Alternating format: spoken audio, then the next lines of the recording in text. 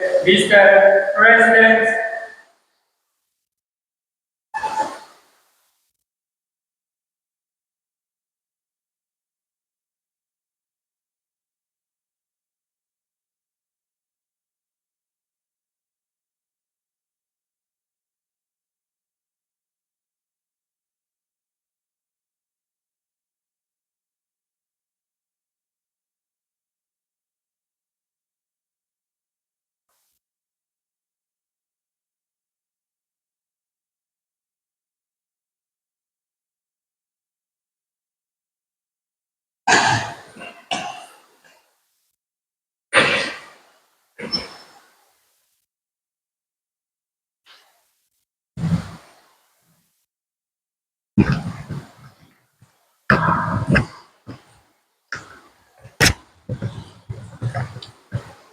Honorable Senators, prayers.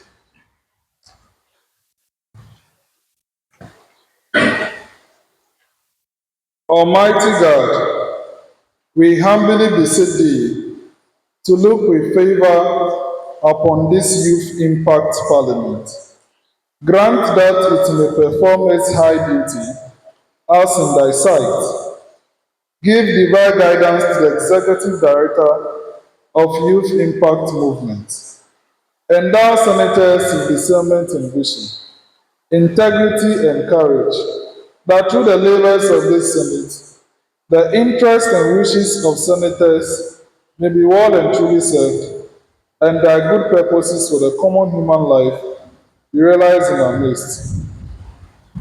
O God, grant us a vision for this Senate, fair as it might be, a fraternity of righteousness, where none shall wrong his neighbor, a fraternity of plenty, where evil and poverty shall be done away with, a fraternity of brotherhood, where all success shall be founded on service, and honor shall be given to the deserving, a fraternity of peace,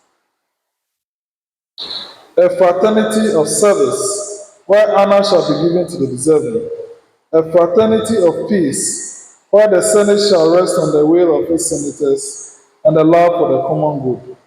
Bless the efforts of those who struggle to bring this vision a living reality. Inspire and strengthen our people, that they may give time, thought, and sacrifice to speed the day of the coming beauty of this Senate of Youth Impact Parliament Ghana and Africa. Amen. Honorable Senators, you may resume your seats.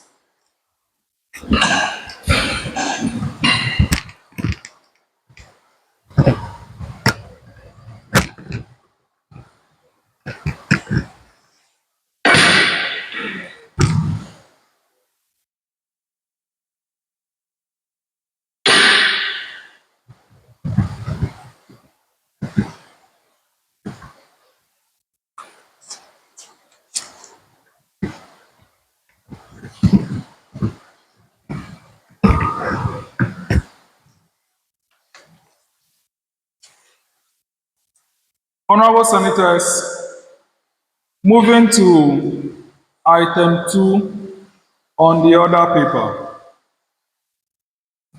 communication from founders. Honorable Senators, distinguished guests here present, it is with immense pride that the founders address you today.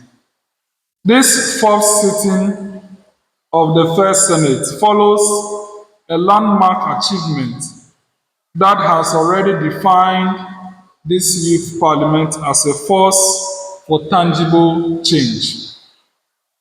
As you are aware, on Friday, 19th September 2025, at 5:55 p.m., Youth Impact Parliament made history.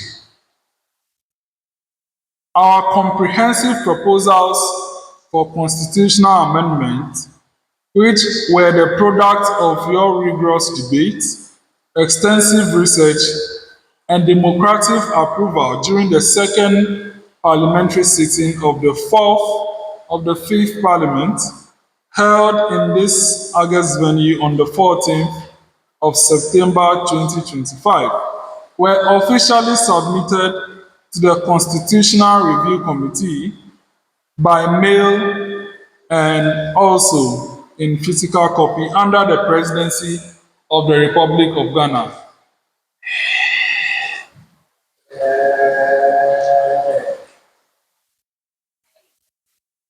Honorable Senators, this is not just a symbolic gesture.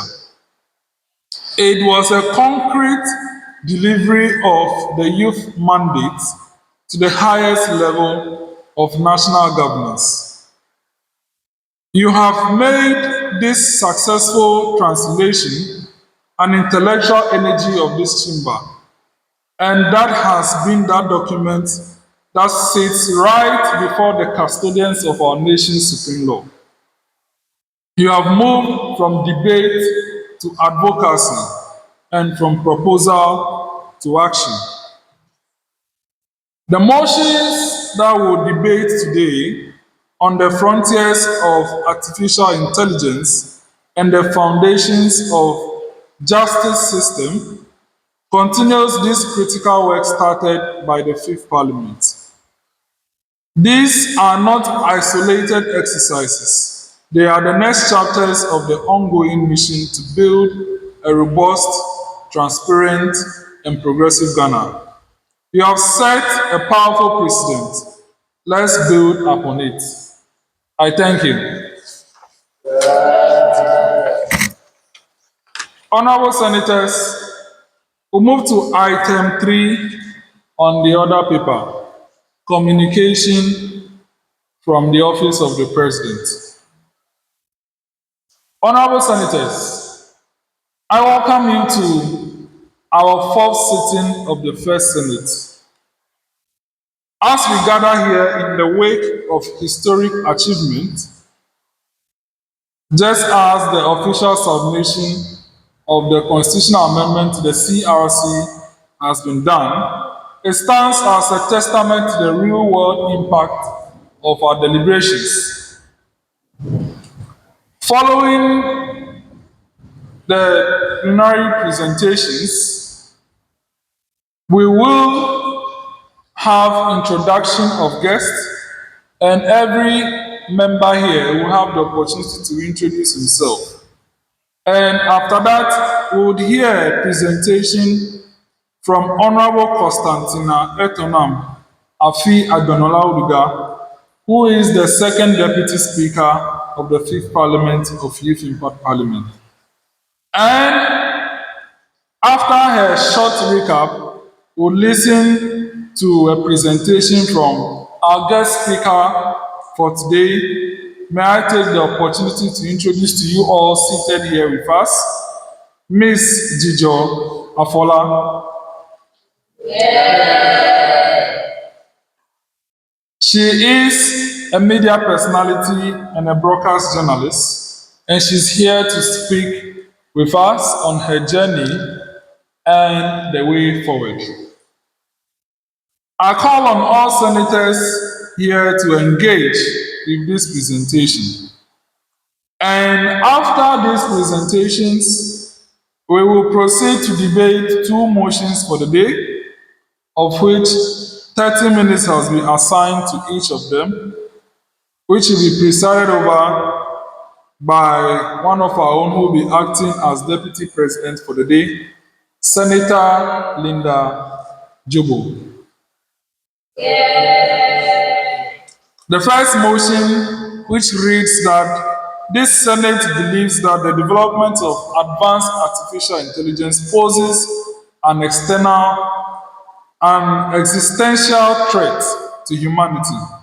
And the second motion is that this Senate would abolish the prison system, and replace it with community service. And we believe that these motions are very important, and our deliberation would also lead to an impact in the real world. And right after that, we'll have statements and adjourn for the day. The clerk will take notice, and record the minutes as such. I thank you. Honorable Senators, we'll now move to item 4 on the order paper, official introduction of all senators present. Before we move to the senators, which you will all do at the podium, let me just introduce my clerks at once. We have the clerk to the Senate, Ms. Aseye Imelda Oseifua. And then with her is an acting deputy clerk, Miss Elinam Ajay. Now, I will direct that honorable senators here present would humbly go to the podium and introduce themselves, in exception to our guest speaker, of which she needs a special introduction. So, in exception to her, all senators seated, including the marshals, will take turn at I'll call it our dispatch box. The podium is our dispatch box, and introduce themselves. So let's start with our chairman of our publicity committee, Senator. Since you are the information guru for the house, I would call on you to start, and then we'll go to Eric, then to the minority leader, then we'll come to Pamela Constantina, Senator Linda, and then we'll end with Cyril. Then the camera on them. 2 billion. 2 billion. Yeah, speak. Is it too loud? Yeah. 2 million. Speak. I want to find out if it is loud enough. Oh, don't worry. Just go ahead. Please, before you start, thank you, Mr. President. Before I start, are there the specifics in our introduction or a general one that? Just as we do it, your name, constituency, if you are holding any committee portfolio, and then you continue. Okay. Thank you very much, Mr. President. Greetings to the Honorable House.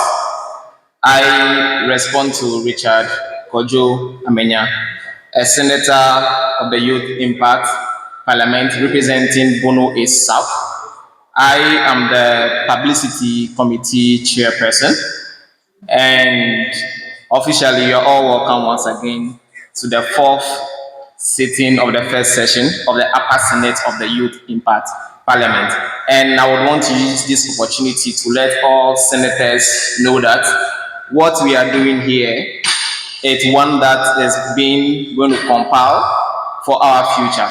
Whatever you do here, whatever you say here, however you go about your senatorship is something that will come together, and in the future, as commonly said, your works will follow you. And also, as a publicity chair, I'm entreating all of you that the publicity of this movement, youth impact movement, lies on all of us. I repeat, it lies on all of us. And I'm very much grateful to Mr. President and appointing authorities for giving me this mandate. And I want to assure all of you that get on board, let's ride and promote youth impact parliament together. Let's get the whole of Water region, the whole of Ghana, and the whole of the world to get to know youth impact parliament, what we stand for, what we do, because we are going somewhere to happen. On this note, thank you very much, Mr. President and the Honorable House for the opportunity. Thank you. Yeah.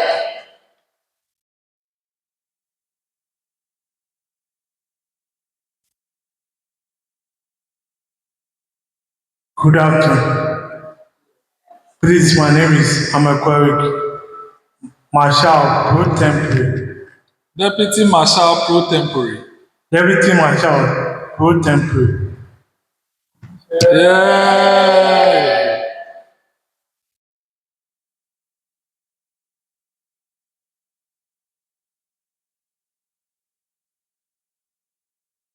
Good afternoon, Mr. President and the House.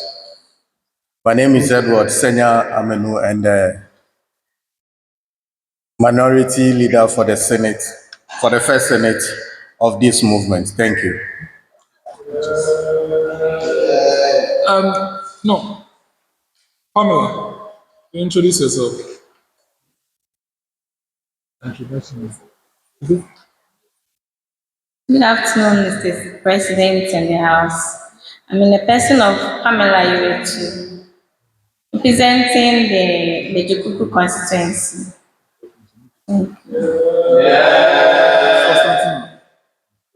Yes, every person get it. Good day, dear Senator, Mr. President. I am Constantina Tonamafia Gunolauduga, Second Deputy Speaker of the Youth Impact Parliament, and today I'm here to share a little story. So, you're welcome. Yeah.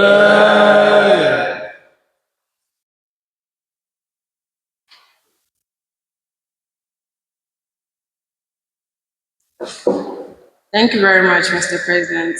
I'm in person of Senator Linda Sewornu Dzobo, Senator for Eastern South Senatorial seat. And today I am the Deputy President of the House. Thank you. Yeah.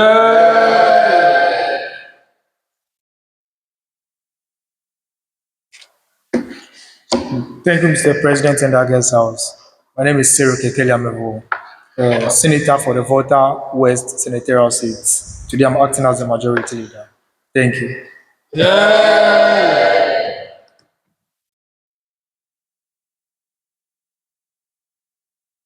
Thank you, Mr. Speaker in the House. My name is Esemenu Moses. I'm the Marshal to the Senate. Yeah. Thank you very much, honorable senators, for introducing yourself. And we are all happy with the passion you have for this group. Leader of the House, Leader of the Senate, Leader of the Business Committee statements ready. Honorable senators, let's take item 5 on our order paper, Business Committee statement to be given by the acting Majority Leader of the Senate, Senator Cyril Kekeliamevo. Thank you, Mr. President and the Guest House. I rise to inform the House or present to the House the committee statement, business committee statement for today's sitting.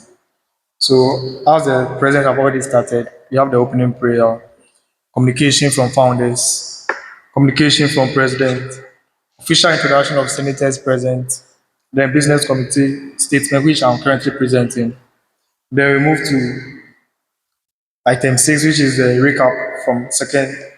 recap by the second deputy speaker of the fifth parliament of the Youth Impact Parliament, Ghana, which will be presented by Ms. Constantina Etonam Afi Agbenolauduga. Then we move to presentation by Ms. Dzidzor Aforlah. I don't know if I'm getting the name right. She'll be presenting to us. She's our guest for today's sitting. Then after that, then we'll zoom into the first debate for the sitting, which is this Senate believes that the development of advanced artificial intelligence pose an external threat to humanity. Then from there, we move to presentation by the Deputy President Pro Tempore. Then we move to the second debate for the sitting, which is this Senate will abolish the prison system and replace it with community service or hard labor in government farm. Then we now move down to questions, statements, and petitions.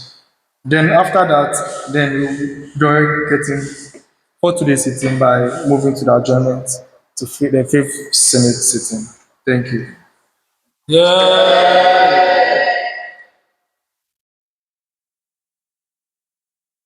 Thank you very much. Thank you very much, the acting Majority Leader of the Senate. Honorable senators, any comments on the Business Committee statement? In the absence of any comments, I declare the business committee statement as the business to be transacted at the fourth sitting of the first session of the first Senate of Youth Impact Parliament Ghana, dated Sunday, 12 October 2025. Honorable Senators, we move straight to the commencement of guest presentation. Honorable Senators, if you may all remember, on Wednesday, that was the 8th of October, right? Was that the 8th? On Wednesday, the 9th, either the 8th or the 9th of October, we held the 29th virtual leadership seminar, and the guest was Ms. Constantina Etonam Afi Adbenolauduga. She spoke on the brand called Me, and today we are giving her 7 minutes to give a recap on her presentation that she gave to the entire of the world using the Youth Impact Movement platform. So I will now, with all due respect, call on Miss Constantina, or let me call you Honorable Constantina Etonam Afi Adbenolauduga, the second Deputy Speaker of the Fifth Parliament of Youth Impact Parliament Ghana, and who is also a voiceover artist, to give a recap on her presentation at the 29th Virtual Leadership Seminar. Thank you. Thank you, Mr. President, and thank you, everyone. First of all, I would like to thank you all who made time to join the session online and to listen to me. And today we are all gathered here to have a little recap. You gave me 7 minutes, but I'm sure I'll use less than that. So on Wednesday, I spoke on, or we all deliberated on becoming the brand called Me, the intersection of mental health, authenticity, and purpose. And I must say, I'm not only a voiceover artist, I'm someone who is also learning. Yes, I'm learning to becoming. I'm a student here at Polytechnic University. Hopefully, in the next academic year, I'll be in my final year studying Bachelor of Technology in Information and Communication Technology. Above that, I do other things we call volunteerism. People say it's Yakubu Egba. Volunteerism, yeah. So I started by sharing a little of my story, how growing up felt like being trained up by street parents and feeling isolated at points, and discovering myself one time to another, and today I am here becoming, in the process, not so good, but then I am so happy. I am doing my best, and surely, slowly but surely we'll definitely get there. So a recap of everything that I said on Wednesday is, as young people trying to live our purpose, as young people becoming, one thing we need to take notice of is the authenticity in our becoming, the realness in everything that we do. We don't have to show up online as great people, and when people see us offline, they see different people altogether. When people see us online, they should be able to see the same person offline. So if we say becoming the brand called Me, what do people say about me when I'm not around? What do people say about me when I'm not even here? That should be the legacy we are leaving behind, not just people who show up all great online. It should be people who make impact even in our offline presence. So talking about this, when I come online and I say, I have been here. I attended this event and this and that was what I learned. I should be able to implement that in my offline presence. I shouldn't just post online that I was here and this and that went on. No, people should be able to see those words in action in my offline presence.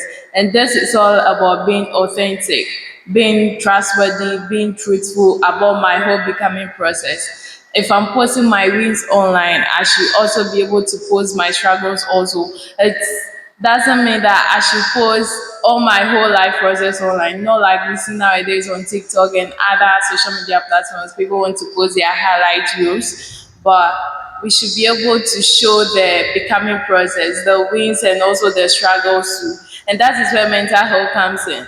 If you are not mentally fit in everything you are doing, it doesn't mean you should come out openly and say, I am breaking down. No. That is why I use storytelling. I turn care into words. I'm a mental health advocate. I do this by turning the situations into a story. That way we feel much better to read or to listen or to even watch. So how best do I tell my story? That's also one part of being authentic. You don't have to lie, you don't have to fake it, just be real about whatever is going on with you. And mental health also tells us that as young people becoming, we have to take our time to rest, to breathe, to have time to journal, to take walks into nature, and to write. When your boss is stressing you at work, feel free to tell your boss, oh, boss, please, this week, dear, calm down for me. I need to rest. I need some 2 or 3 days off. That's totally fine because we can't have it all figured out. As young people, one way or the other, even those at the top, they sometimes break down here. But how are people able to gather around us and feel us and be like, oh, you are actually doing well. It's not just about the wins. People get to see us beyond the wins. So that's why I keep on saying we have to show up in both our wins and then our struggles.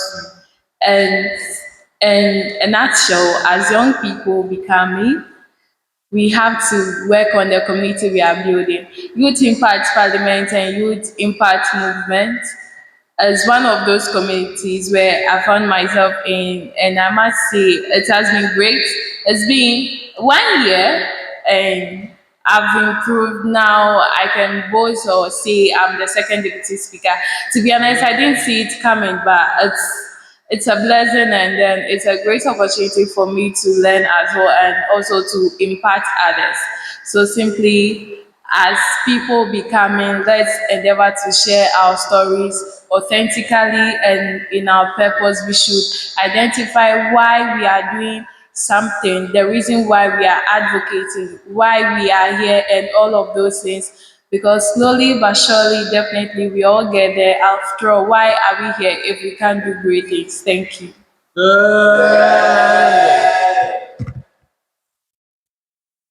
Thank you very much to our second deputy speaker of our fifth parliament for the recap. And this is to all members that all of you have a story. Even you are publicity chair. I think it's high time you sign up for one of our virtual leadership seminars. It is an opportunity for you to express yourself and speak to someone. You are not too small to make an impact. You are not also too big to touch a life. So please, colleagues, anytime you are ready and you want to speak on that platform, just notify us and we'll make arrangements. And we'll make arrangements for you to share your story. So the recording is on our social media handles. Let's go and check the entire presentation. Let's go and check the entire presentation. So thank you very much. Honorable Senators, we will now move to the next item on the order paper. To our newcomers here, the clerk will share the order paper with you. I'm sure there are some remaining. Are there some remaining, clerk? Yes, so please give it to your deputy to share with them. So, honored members, this is the moment we have been waiting for. A moment to hear from our big sister who is a media and seasoned journalist. Journalism is that a lot of people envy in the sense that it's like, wow, they are there. But it takes a lot of confidence to deliver on such a platform. We have here with us a beautiful lady who is single and searching.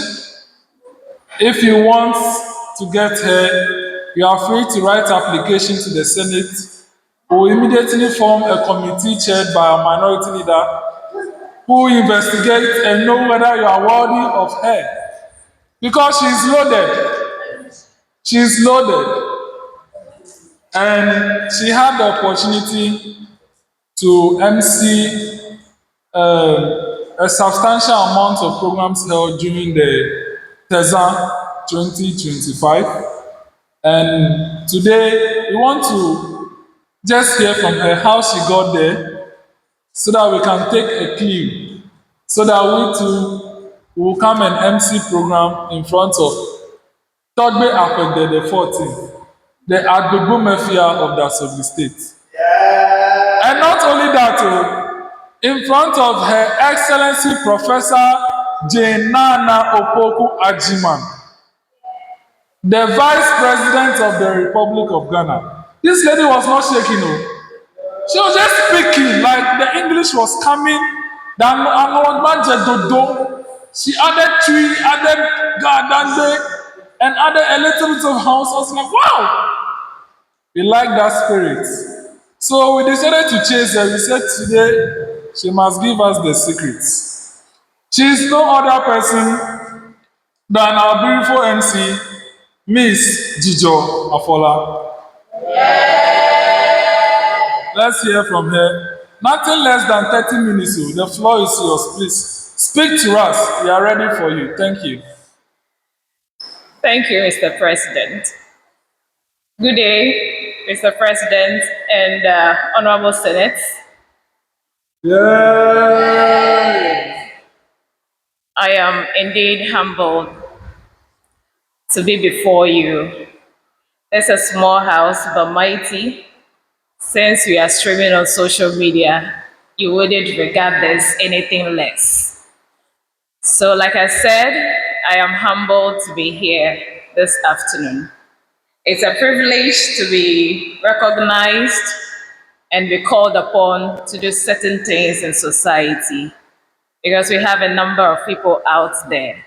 And for you to be singled out, you should deem it as an opportunity being done you and to live up or give up your best. Thank you. Yeah. I think you have already introduced me. No, we didn't. Please reintroduce. All right, so my name is Joyce Dzidzor. Yeah, Aforlah.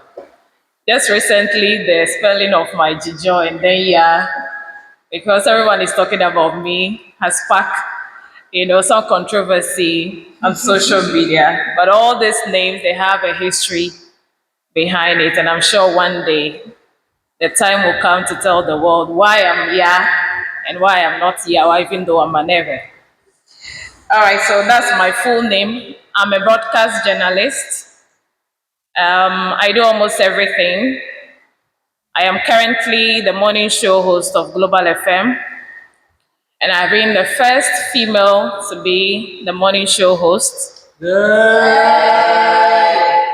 And 3 years in a row, uninterruptedly, I've been hosting that show.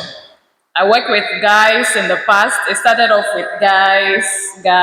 At the point, we had one lady to co-host. And when it was my time to join, I ran away.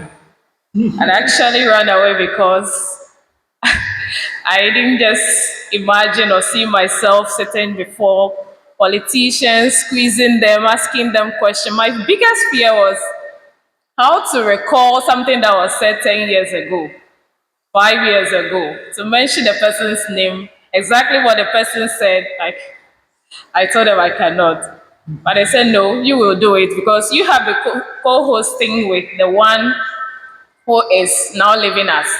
So we can't go out there and bring just anybody. So you must just tighten, get your loins and sit in. Well, since my colleagues have given me the support, I decided to go ahead. And this is where we are. I have been doing this, and I'm in my 10th year, a decade now. Wow. This year, June, I was supposed to at least do something to mark my 10th anniversary, but we are still planning it. It's not too late. It's been quite a journey. If I really want to detail the journey, I am sure that we will not continue with the business of the house. But if you wouldn't mind, I'll touch on a few of them. That is how we grow. We learn from people who are trying to, defy all the odds to get to where they are going. I'm currently the SRC secretary. We call it the GS. That's the General Secretary of EPUC. Wow. That's, my level 400. Congratulations. Thank you. So I attended, let me just start from my senior high school. I'm Fuegan Senior High School. Some other conversations are ongoing on social media about my school is 20 years, my school is 75 years. Some of us, we don't want to talk about school now. And my school will also be 60 years, but we would, celebrate or have our anniversary next year. It's supposed to be this year, but we had a few issues, and I'm supposed to be their MC as well. All right, so like I said, 10 years in a row. After senior high school, I went on to have few months training in journalism. And that would be about 6 months. And after that, I went to one of the radio stations in Akachi called Shine FM. That's where I had my attachment. I was there for 18 months. Yes, I was there for 18 months, and I left after the 18 months to come to Ho. Why do I have to leave? The story of a journalist, they always tell you, these people are not paid. These people are not rich. These people are this and that. At Shine FM, that was where I started. I've never worked anywhere. I've been helping my mom sell her wares. She was selling secondhand. My late mom, blessed memory, she passed on 3 years now. Supporting her in the market, and she has been one of my biggest support system. Even to get the form to go and do my journalism course, she bought it for me and brought it to me in the market in a brown envelope that I got a form for you.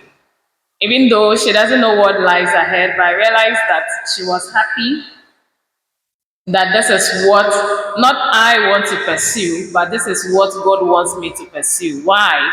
Because we went to church, and then there was a prophecy that God says you are going to work at a radio station and a television station. Okay, so we accepted it. And what next is for you to go to the school. So they say prophecy, when they come, you don't just leave it there. It's a homework. You need to be working on it. So how do I work on it? After 3 years, the prophecies came after 3 years before we started taking steps. And this is where we are today. And indeed, the first television station to come to the Volta region, that was the V1 TV. I happened to be the first female again to co-host with Etonam. And then Selali and other people also came in. So at least I have worked not in one of the biggest media stations, but the first television station to come to the Volta region as V1 TV, been established by the late Minister for Transport, Honorable Jifa Akuativo. So my stay in Akachi, I have to come down to the city because we were there. Indeed, things were tough. We're supposed to just do our attachment for about 6 months or even 3 months. And after 3 months, we realized that we have not absorbed anything. I went there with one of my friends, Gifty. We've not absorbed anything. We just go to the studio, you stand behind the host, you'll be chilling, And then yours is just to be ushering people in and out. So after 3 months, we decided to stay on the 6 months, and we wrote to management that we want to stay for another year, if only they will accept us. And lo and behold, they gave us the go ahead, they accepted our letter. And that's how come we ended up doing 18 months instead of just some 3 months. And then, so we realized that the zeal was there, the passion was there to work, to actually see what am I supposed to come or become of me being a media person. All the people I've started with, they have left to join other professions. Why? This is not paying. You have to send something home at the end of the day. No need calling daddy, no need calling mommy to be sending you money and all of those ones. So they have to leave and have to stay on, going through all the hassle. And to cut their catchy story also short, because I'm just doing 30 minutes, I have to come to home. Someone came to me and was like, there's a radio station at Angologa that one of the lady is living Mauku. So I should fill in her space. I said, no, I can't remain in the south. I want to come down to the city, at least Volta City. I think it will be better off here. So I wrote my letters, I circulated them, and fortunately, Cool FM, which is, we don't have Cool FM anymore, it's been sold. So Cool FM had to invite me for an interview, and they decided to for me to work with them. That was somewhere 2017, April 2017.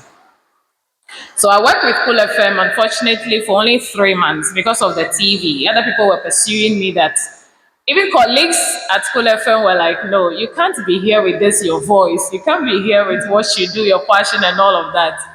Global FM is this and that, and they are here with the news station, so leave. My own colleagues at Cool FM encouraged me to leave, and let me say shout out to Blessed Soga, who is now with Joy News. He was one of the people who advocated that please leave this place. It will not help you here. At least go back to Global FM. Maybe from there, you might want to see yourself as one of the bigger platforms. And so I did. I applied, and Global FM. So actually, I went because of the TV, not the radio per se. So I was accepted. We went through all the auditioning processes, several trainings we had, because we've never done anything TV. And now we have new television, and we were just raw talents picked by Madame. That was her purpose. That I'm going to deal with people who are not really vested, but I want to nurture this talent. I want to bring out something from them. And this is where I want my TV to be. I'm not taking it to Accra. So 2017, 2018, 2019, I think that's when the TV started. And before I joined the TV, I was with the radio because I was with the news team. I like reading. So I've been with the news team all this while, and they roped me to the newsroom. I've been helping with newscasting, midday, and also in the evening. So that's how come I joined the radio in the first place. So from radio, TV also started. That is our main program, Aguje. And then I was handling the Minyo segment, where we talk about social issues. So this is how it all started. From the radio side for some time, and then we moved to TV. So I stayed with the TV, we did our programming, and all that is expected of me. And at a point, I was told that I have to join the Ever News team again. Well, I gladly accepted. We also did that for a few times before, unfortunately, the TV would have to go down and have to, move to the radio side permanently. That's how come I've moved to the radio side. And before I moved, the proposal came that since you are doing the morning show on the TV, then you have to join the radio morning team. I stated earlier, or I indicated earlier, that my fear, my biggest fear has always been, because politicians can be mean, especially when they realize that you don't even know what you're about. You're not on top of your issues. They can be very mean. So I'll be running away. I go to work actually. I go to work, dress, I just sit at the reception at 10 o'clock. When the morning team is done, I'm gone. So one day, the host then, Randy Ahaji, who is now with Wezo TV, came in. It's like, you can't continue like this. You put talk to Dzidzor. She's not supposed to be sitting at the reception. She can then why is she coming to work? She's supposed to join us. Okay, so I've decided to join. And when I joined, now how to put my words together to start speaking like a morning show host was also an issue. It was an issue. He complained a few times that when I throw a question at you, you just say a line or two, then you are mute. What do I don't have anything to say. But we continued. I just have to, psych my mind that this is what you are doing. It's better you do it. You are for it or you leave it. And the biggest day came for Randy to move. You have to step in. I have to consult my mother. She was like, look, how are they? That was what she said. You just do it. You can do it, so you just go ahead and do it. Well, I went back to work. The first day I'll host the show, Randy was like, it was almost time. So I called him. Are you coming? He said yes. It was 6:30, 6:40. Randy was nowhere to be found. Me, I went in, I was playing music. Even the music, the BPM was just in it. It was just, everything was just basa because I don't play music. Mine is just on the mic for me. Let me read and go. Godwin came to the studio. It's like, oh, this is your selection this morning. Anyway, that happened like 3 times. And then there was another meeting that, oh, this time round here, please prepare yourself and do the show. Now I have to start alone. No co-host. I was helping someone to co-host, and it was now my turn. There is no one to co-host with me. Finding a co-host were difficult. And our work, you need to be at work before 6. So latest by 5:30 a.m., you should be at work. Depending on wherever you stay, it doesn't matter. I still have to wake up and be at work. How are we going to do this? Once again, I just have to encourage myself. So the journey has been, when I tell myself that just do it, I'm able to do it. When I get a few encouragement from people, that doesn't convince me until I'm able to convince myself that you can do this. I remember when Honorable Famous, I'm sure that's the name, walked up to me sometime on campus and said, what do you want to do for your school? I'm just here to study and go. He said, no, no, no, no. You have to be an executive. And today I'm the SRC secretary. So it's been tough, but I've had few good people along the way. From Shine FM, my boss has been very encouraging. The first day I appeared to read the news, to cast the news in English actually, I prepared myself for Ever News. And when I went there, they said, no, you do English. And the other person who had prepared herself for English was switched to do the Ever. All right, we all accepted it. The first time I went to the studio, he was like, do you think you're reading a storybook? Come and listen to yourself. Play the audio for her to listen. Tomorrow you are going back again. And if you read like that again, I'll suspend you. Hey, just like that. All right, now I have to sit up. I have to start controlling my breath. And when to pause so that at least it swing just as you are singing. So it has to be swinging where you exert a bit pressure on your voice, where you should calm down and all of that. So now, I'm sure whenever I'm able to, even in class when I'm reading, people are like, do you read all your life? It's because they're enjoying it. At least some people helped me to be able to read for others to enjoy. Now, being a female journalists. I'm just picking a few things to propel us, to encourage us that whatever we find ourselves doing, whether it's paying or not, we should just put in some energy if we really want to do it. If you're not for it, just leave it for someone else to come in. Because all that we do, there is someone watching, there's someone who is paying critical attention to whatever you are doing, and someone that is appreciating it, but you may never know. But when you give up, that is where you shut the door of all those appreciation and recognition. But when you continue to pursue, push harder, one day, all the recognition, the applause will come, just as I believe it is coming, and it will continue to come. A female media person. The space in the Volta region is not so good. We face quite a number of things. Aside me telling you now that, of course, we don't have money. We are not the most paid people when it comes to, we are the fourth arm of government, but Yes. our salary is no near. Fourth estate.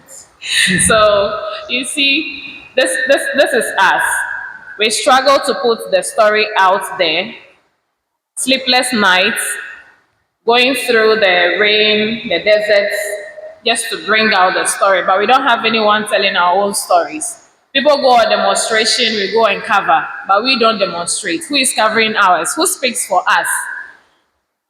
We don't have anyone speaking for us. We are our own voice. Even though we are the voice for the voiceless, we are our own voice as well. It's been a tough terrain in the Volta region. Rising through, you must be consistent, because in this life, if you're not consistent, you will not get it. You will not start today and tomorrow you are doing something else. Like I indicated, if you are for it, just go ahead and go for the crown. So we have been through a lot, and the focus is on me today. The lot that I want to talk about here is indeed a lot. It's indeed a lot of hard times, challenges, difficulties,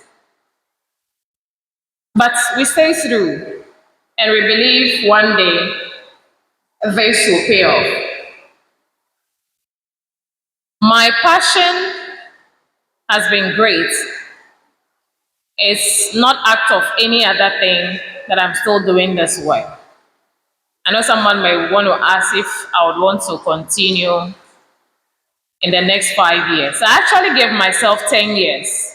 After 10 years, I have to leave the space. And now I am in my 10th year. And I'm in a dilemma now. I don't know whether to continue or to just find a way to quit. But I'm sure God will decide when we get there. So the difficulties came, your acceptance by your own colleagues sometimes, to work with them, to see you as someone who is worthy to sit in for them, to work with, to even, try to critique a few things they do. They don't see you. They don't recognize you. It's been, like I said, it's been tough for me. Sometimes I sit in the room and I reflect on how far I have come, and the only thing that I see running down my cheeks is tears. But that goes a long way to strengthen me to keep on pushing. I wasn't a public speaking type. I was very timid, because growing up, you know how our parents, raised us, iron hand, tough hand. You don't go out. You don't even visit your uncle anywhere. You are back from school, you are staying home. One foot of your mother, the next one is yours. You go out, you are back in. I don't know how to actually, request from things from people, because my mommy raised me such that you are her only child and her only daughter. She doesn't want, in quote, any unscrupulous man, to come and destroy your future. So anytime you are home, she's coming back, she's getting something for you. So I never lack to the extent of asking. And growing up without training and now finding myself in a tough environment where you are working, but you're not getting anything actually. We've worked before 6 months in a row without pay. We worked before 3 months without pay. How do I survive? I only give that glory to God. Because I don't know how I survive. I don't know how I'm able to get people. Sometimes I go to work with only 5 cities on me. And it's a Monday morning. And I'm like, Mau mega yellow. Egbenye kosira ye. We are starting a new week. Let me come back home with something. And lo and behold, I'll definitely come back home with something. Someone is dashing me money in the studio. Someone is seeing you at the roadside and giving you something, or someone is calling you that your thought just came into my mind and I want to do this for you. So this is how it has been for a very long time. Until recently, I'll say that things are normalizing a bit and definitely we'll get there. So my younger ones, I can only use this opportunity to encourage them. We are in an era where we want it quick, we want it fast, we want to get there at all costs. Whilst the life we have, it doesn't work like that. You just cut your journey short. It will just end somewhere. But if you would allow yourselves to go through the process, because it's a process. It's a process. There's no shortcut to success. And success also doesn't just happen. It is not by luck. It is the systemic and the processes that you have followed, the due processes you have followed all the years. That is going to bring you the success and also leading you to the top where you want to be someday. So to my younger ones, my brothers and sisters, I'm sure many of you are my elder brothers and sisters, but at least today it is my time to speak to you and to share something with you. Thank you for your audience. So, as a journalist, I have been through a lot, but let's give that, the chance to pass for now. I have enjoyed. I've traveled to places. I have loved. I have seen people. I have built networks with, had it not been for this space, I wouldn't have been able to stand before certain people, to speak with them, to do anything with them. It has taught me a lot, has opened up my mind so that I have the courage to speak without fear or favor. Excuse me, sometimes when I face you, you might think it's arrogance, but no, I just want you to know that what you are doing or what is about to happen wouldn't help us. It is true this way that has still shaped me to be the woman. I guess this is what I am supposed to be, and I am becoming the woman that God has ordained me to be. I can stand before you and even right before you speaking without shaking. Mr. President stated that even before the vice president, I wasn't shaky. Why should I shake? We will not shake. So I'm sure we have quite a number of ladies out there, women and girls who are doing so well. Let's just rally our support behind them. Working with men. Let me chip in this quickly. When I was at KULFM, they call it girls' hostels at the time because the ladies were more than the gents. But we never had any issue as ladies. We've never fought. I've not seen that yet until I left. And I've also come to a point working with guys, and the story is different. I don't know whether you guys are insecure when a lady is working with you and maybe you might think that I don't know whether you think she's taking the shine or the glory, or you see her to be someone who would do well, so you try to be pushing her aside. There's two things, and I've come to the convention that ladies, we are not each other's enemy anymore. We are helping each other. We are pulling each other along. So I would just want to entreat the guys that if you are working with any lady, please pull them along. We are unique in our own way. Don't try to understand us because sometimes you don't understand it.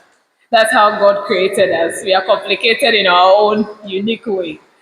So working with both genders, I have my reservations, and whenever I go somewhere, I am able to tell. So ladies, let's love each other. the story is changing. It's not what it used to be. We are not loving each other. We now want to see one lady being at the top, then the rest of us, we are feeling like, okay, we are also there. It is us that is there. So this is what we can do for ourselves as women if only we want to change the narrative. Now, I was on the successes. Being the morning show host, like I said, I have been to several workshops. Sometimes you just be there, you don't know anyone, you receive a message, they're appreciating what you do. And also being the female has given me so much opportunity to go to places just because you're a female. Like, okay, you are the lady doing this. We don't have so much ladies, especially in the region, hosting the show. So the opportunities keeps coming, and I'm grateful to every individual out there who keeps recommending me, giving out my name all the time, appreciating the little thing I do. This work of ours requires so much of your time. It takes so much of your time. You don't have time. If you're not careful balancing your time, you don't even have time for yourself, talk of your family. It requires a lot. It's energy sapping. Today you are here, tomorrow you are there. You're coming back to put all the reports together, to tell people all the other places you have been, keeping people's words, especially when you are writing, quoting people, keeping what people are saying. One of my colleagues back in Akachi will tell you, I'm going to so someone has gone to school, they're speaking their big grammar, and you are here cracking your head to transcribe it into heaven for others to also have a better understanding of what is being discussed. You have to be smart. You have to be energetic. You have to be humble. You have to have that heart to accommodate. Because on radio, someone is just calling, and his first comment or her first comment, if you're not careful, you walk out of the studio.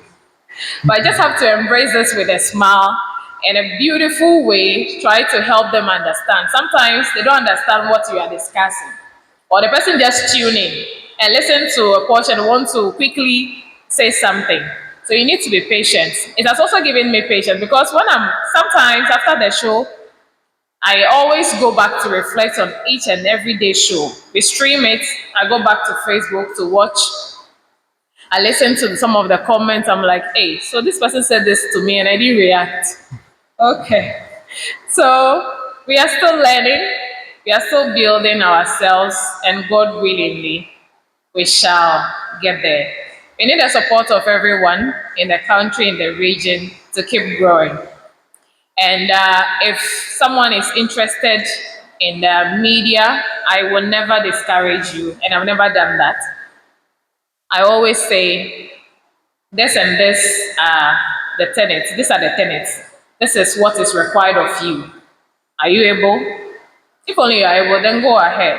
It's a nice job anyway. It gives you nice experiences. It gives you all the exposure. It gives you the fame. You know people. Your family members are falling on you that you want to do this. Call this person. Yes, you're able to call people to speak on behalf of your families, your friends, and all of that. Now, if I go to the hospital, at least the long queue there, I don't join again. By the time you realize I am out. So it gives you all of these things, but you have to also take advantage of all the advantages it brings, all the opportunities it presents to you. You choose the one you think you can leverage on to climb up to where you want to be. Don't just be smiling, all the things will come. The men will come, the women will come. We don't even have more women supporting us anyway. We get much of the support. I get much of the support from the men. Okay, and when the men come, they come too much, other things also want to follow. So you just leverage on what you think you can do. If you want to go back to school, opportunity comes, you're the first person to hear it. So if your cousins, your nephews, your nieces are there, you can quickly also try to fix them there, even for yourself. So you realize that some of our colleagues are no more in the space. People we started with have been able to maneuver their way through, and now they are more comfortable to them more comfortable places. I'm also comfortable where I am anyway for now. So they have more comfortable places. And would also want to say kudos to all the people and at a point I worked with, at a point that supported me to get to where I am today. I have served on some platforms. Again, it's as a result of what I do. The Municipal Assembly Social Audit. I happen to be a member, but it wasn't so much effective for us to call the assembly to order, questioning them on a few things that they are using our monies for. It wasn't so effective under the former MCE. We are hopeful that this new MCE will do something better. And also had the opportunity to be trained as an investigative journalist. USAID sponsored that. We have our certificate, and also had several training in nutrition, other staffs reporting, quite a lot of them that I do not have all of them here today. My first time being called on to speak was last year's International Day of the Girl Child. I was given the opportunity to meet with some children and speak to them. I didn't even go this far. That one, I was just surround my career, what I did, that was all. I didn't even go into details because we believe that these are young minds that we not need to bother them so much with thoughts. As they grow, they'll understand some of these things better. So this is me, Joyce Dzidzor Aforlah, 10 years in the media space. It's been tough and it's also a bit challenging. It's been difficult again. It's been a good one. I like what I do. I enjoy it. Even when I'm sick, I still want to go back to work. When I'm tired and the body is weak, the soul says you have to be there. I miss the studio anytime I'm not around. As ugly programs are taking me away for some time now, and the whole of last week, I needed rest. So I've not been to work. God willing, tomorrow I will resume work and will continue to do the good work we have been doing for Mother Ghana. So this is me, like I said, Joyce Dzidzor Aforlah, and I am sure the little I have shared with us this afternoon, we have picked something. You can't pick everything, you just pick only one thing that we try to build our life around. So this is me. I stated my hobbies. I like reading, I like cooking, and I'm the only one that people don't understand. I say when I cook and I don't enjoy my own meal, I have to throw it away. People are like, how do you do that? Yes, if I don't enjoy my own meal, I don't eat. So I love cooking. I love listening to music. It's only in the dancing that maybe I say it will teach me how to dance. Then I think my life will be completed. And again, my 10th anniversary, like I said, we are planning, God willing, if it's God's will for us to do something this year to mark it. I'm still confused. I don't know exactly what to do. That's what is delaying me anyway. What to do that will be impactful is what is delaying me. But I'm already 10 years and still counting. All glory to God. All that we have learned will continue to impact life. We are using radio to transform the community. We are telling the stories as it's supposed to be told, shedding light on the other things that are hidden to us. So if we don't listen to radio, please, I want to entreat you to start reading, to start listening to the radio. We have quite a number of them, and make contributions. As youth, we are the future leaders. We say that every now and then, but how are we contributing our quota today to the development of our country? What you are doing here today, I have been briefed, and I am happy with what you have started. And I have also seen the gender balance. I love it. So, my ladies, keep it up. And we are not in competition with the men. We are only saying that we have something in us. We can also add that little knowledge we have, share some insights in whatever is happening in the society. A few of you are doing great, pulling the ladies along. Please continue. Sometimes we can just be lazy, or it's just the fear that we don't believe ourselves that we can do it. But just keep pulling us along, and I'm sure we will have well-meaning women, not women that will have the opportunity and they might want to turn it into something else. They'll be calling names, they are arrogant, they are this and that, but humble women, humble ladies who are dedicated to working. So this is it, and I think I'd want to pause here for today. And I'm welcoming questions, maybe a few of them, if only you have any. And I'm here to answer them or clarify on a few things. Please, I am here. You can go ahead and do it. Thanks for the audience. Yeah.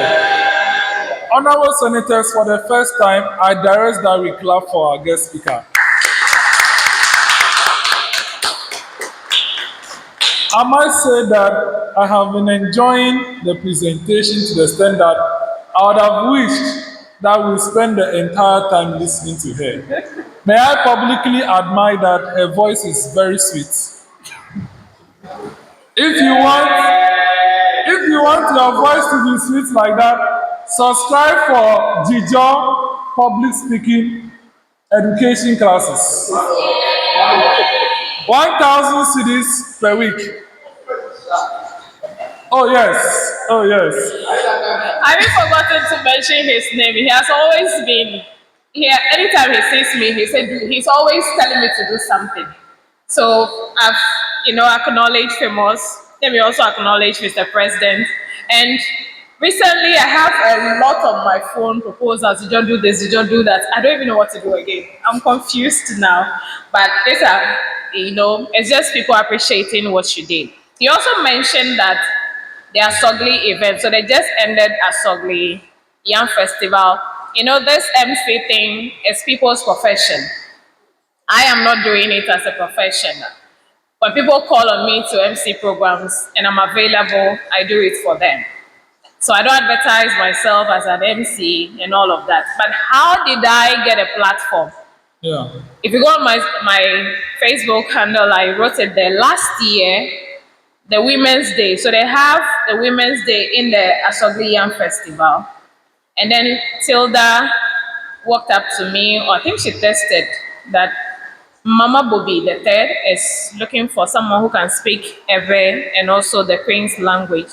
I think you can do it. So I'm giving out your contacts. And she did. We hosted it last year. And this year, we were supposed to do it, the two of us, again.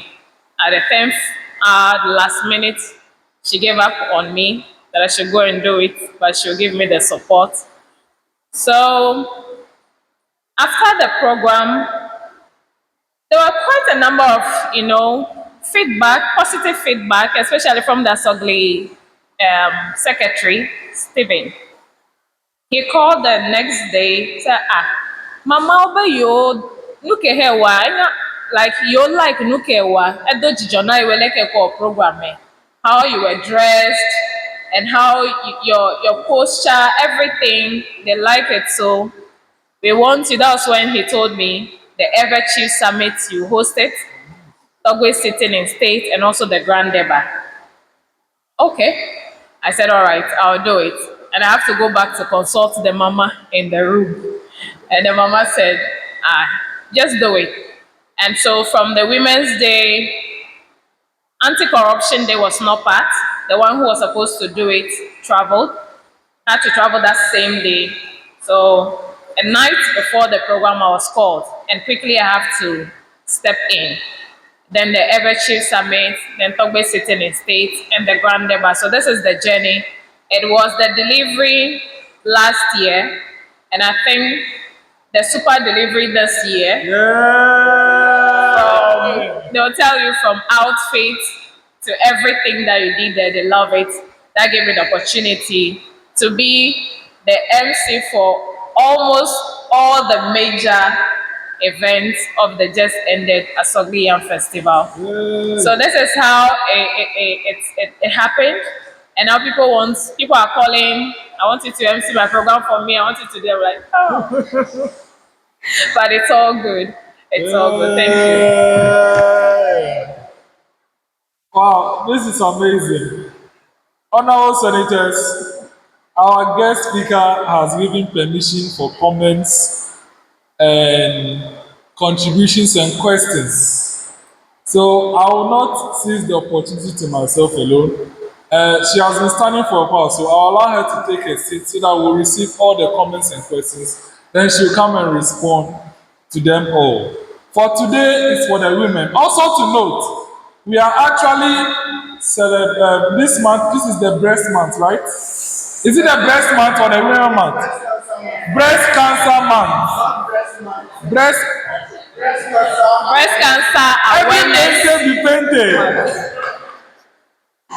Breast Cancer Awareness Month. So I agree with our guest speaker that the women are more. If you want to count, I'm sure the women are more seated here.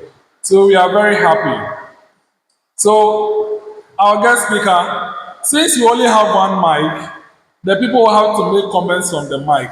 Okay. So I'll allow you to take your seat and take the questions and comments. Then you come and respond to all of them. Thank you, Mr. President. Thank you so much. So please, I want to know senators and members. Anyone here can speak, but I want to know the people who want to speak so that I'll know how I'll call you. So I can see, okay. Please, once others are speaking and want to speak, we'll take them all too. But since Constantina spoke first, she's also like Dzidzor Jr. So I'll give her the first bite of the cake. I'll give her the first bite of the cake. Yeah, so let's hear from Constantina. Then we'll go to, okay, then we'll go to Honorable Cyril, then Honorable Edward, and then Senator Richard. So Honorable Constantina. Thank you, Mr. President, and thank you, Ms. Dzidzor, so much for sharing your story with us. I'm so much inspired. And I'm looking forward to meeting you at Global FM. I do show up there on Saturday for Why Radio Show. Yes, I just want to know your social media handles here because I tried searching for you on one of them. I couldn't find you. Maybe I was not typing in the actual name there. That's all. Thank you. Yeah.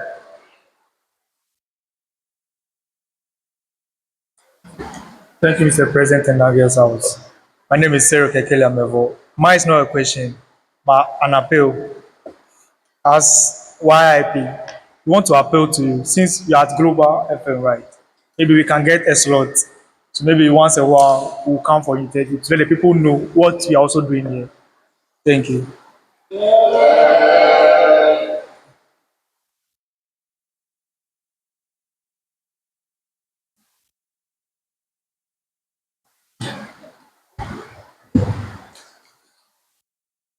Thank you, Mr. President and the House.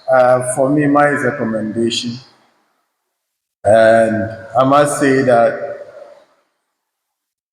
it is not easy for a lady to thrive in the media space. I have been a friend to the media in the Volta region for some time. And I can attest to the fact that it's not an easy journey.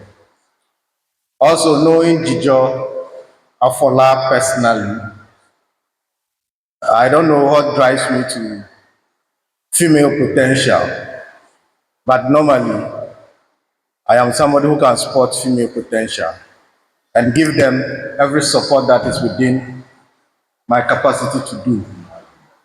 One thing that amazes me about Dzidzor is her command over the Queen's language. I call her my English teacher anytime we had the opportunity to converse. And it has been demonstrated here this afternoon. And Dzidzor, I just want to say that I am proud of who you are becoming and who you will become in the future. Now, I think your rating has appreciated. That is why maybe our sister looking for your name on social media is not trying to get it. So you have to give us the new names on your handles. Dzidzor, we would also like to appeal to you that this house will need you. not only just what Honorable Cyril said, but as a member of either the parliament of this movement or as a senate of this movement. We will appreciate your contribution, and for my information about the movement, it is a youth-driven movement that is supposed to change the narrative the top and the older generation have about the youth. And you as a youth leading the charge in the media space, I think it will just be appropriate that we extend that invitation to you this afternoon to be part of this movement and still contribute immensely to the development of the Volta region and especially inspire the female generation of this movement.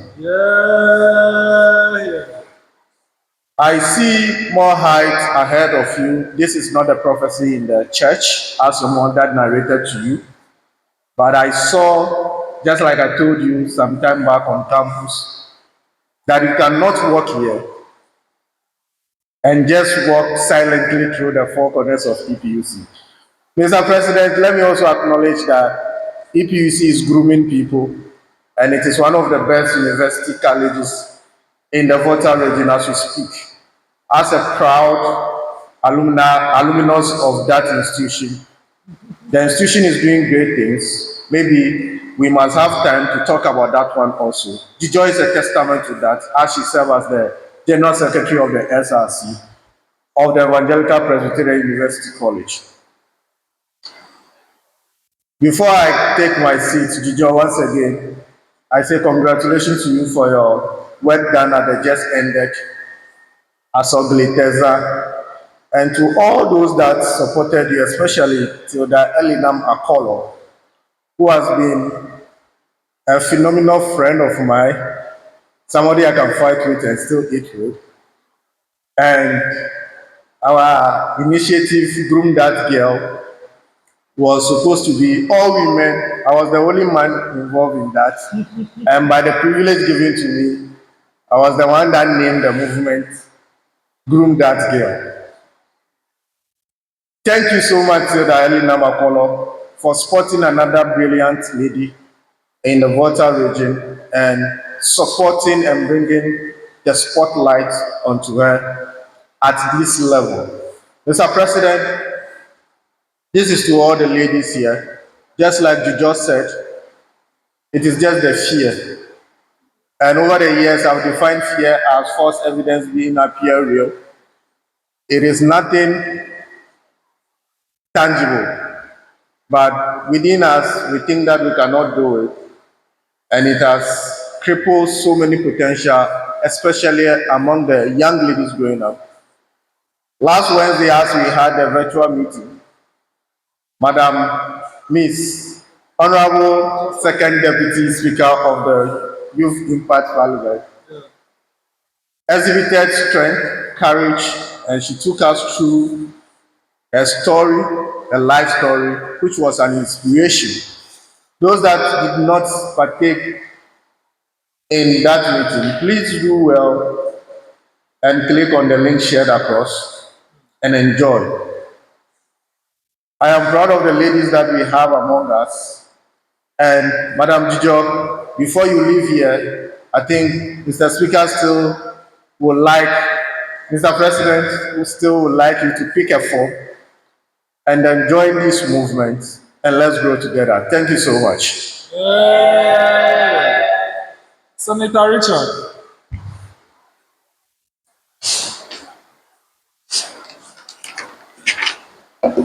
Thank you.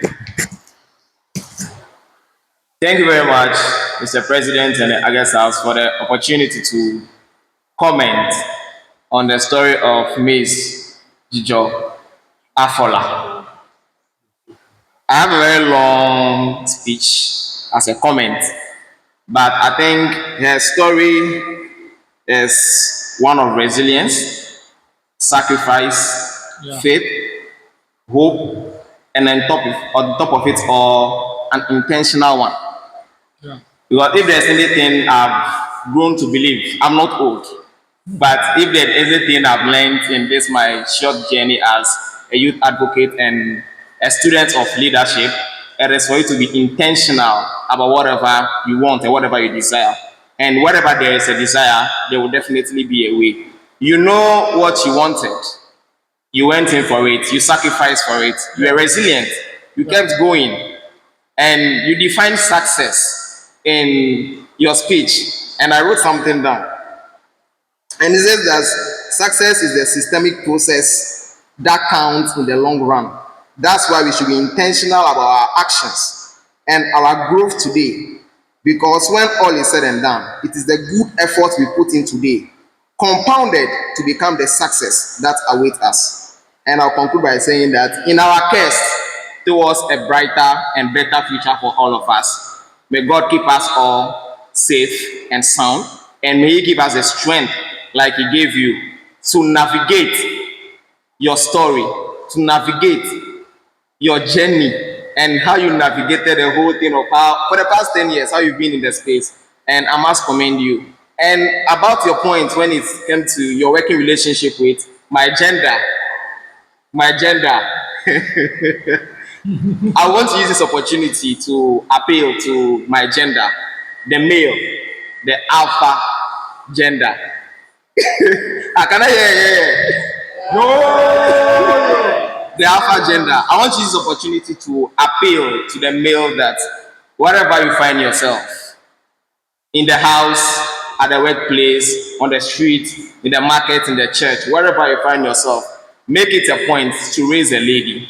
There has been this disparity for some time now that the male have dominated every space. And in a way, she made a point that she doesn't know whether the male take female that are coming up as competitions. But I would actually advocate for an environment where we thrive on collaboration over secret competitions. If you help a lady to rise, she is not a competition, because automatically you are the alpha male. So you are just helping that person to collaborate for you to foster a common growth or a common development in the community. I don't see the lady growing to get to the level where the men are and they becoming threats to us. So if you are under the sound of my voice, as we mostly say, if you hear these words, harden not your heart. Go out there and help raise a girl child. Go out there and raise a lady. Coach them, give them the opportunity, and let them grow. Let them grow. Once again, Miss Dzidzor, I'm supporting the call of Honorable Edward, as popularly known as the famous, the CEO of Famous Kitchen, opposite God Day.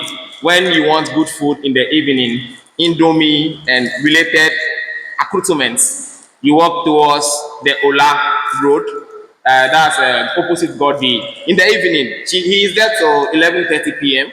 You would probably get a very good Indomie, spaghetti, and stuff to enjoy from his kitchen. So once again, thank you very much for your inspiring story. And by the time you leave here, we expect you to put your name down and become a member of this Senate. And Mr. Speaker, I've used this opportunity to say that I'll be in her DM.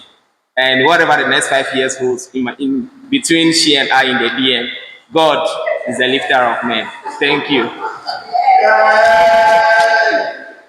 Thank you very much, Senator. We hear from our clerk to Parliament. She has something to say, whether a question or contribution.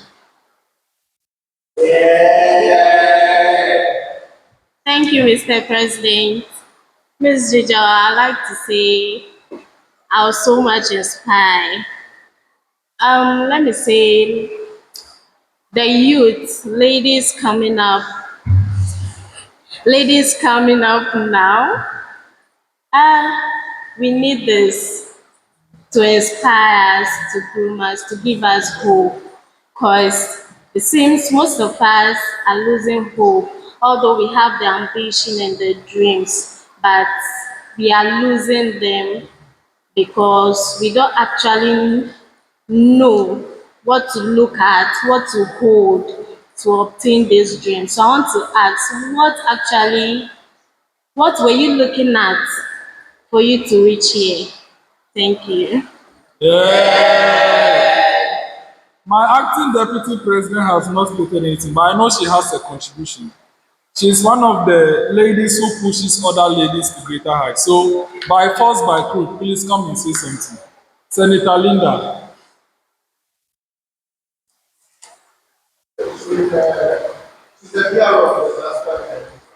Yes, yes.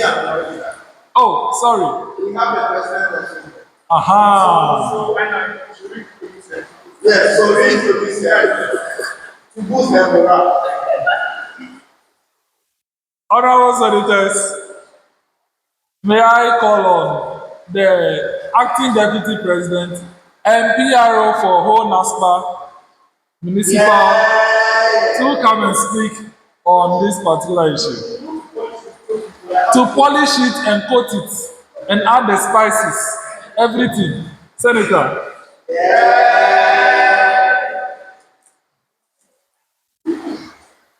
Thank you so much, Mr. President.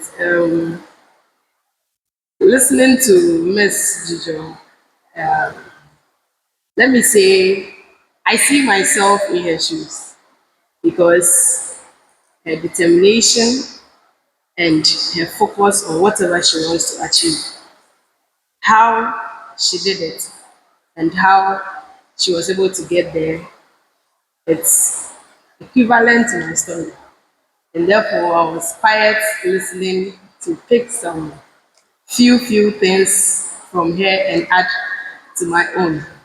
As a youth activist and also someone who empowers women, I think I would have to, with the permission of Mr. President, I would like to host her in my club as I did with you last weekend. And the title of that program will be My Journey, My Story. I came up with all this when I was sitting there listening to him. So, Ms. Dzidzor, from here, I'll get in touch and we'll take it from there. Thank you very much. Our guest speaker has already gotten the first gig. First gig. As she prepares to address us, as she prepares to address us, the Senate has propoundedly, the grammar is not coming, but they have proposed that I use my powers to send, with all due respect, by the power vested in me, I direct that the clerk writes an invitation to Ms. Dzidzor Aforlah to become a member of the Senate. You want to end the parliament? This is ambush. Okay, I direct that an invitation be sent to her and she will decide whether she will join the lower chamber, which is the parliament, or the upper chamber, the Senate. So that invitation will come to her. She can also speak on it. But at the right time, she will let us know which of them she wants to join. Thank you. Can we now hear her response? Thank you all once again, Mr. President and Honorable Senate. I want to appreciate the comments. I'm very grateful to all the he for she's in this house. We love you. Okay. Most of them were just, were not questions, but comments. And I'm glad that my invitation and honoring your invitation, at least someone has picked something or two. And I'm very grateful for that. The first one, my social media handle, as a media person, we must stop laughing. I am not the social media freak. Thank you. Recently, when we celebrated our 9th anniversary at Global FM, 25th of July, that was when I created my TikTok account. And even that one had to be done by a colleague compulsory by force. She has to take my phone to create the account.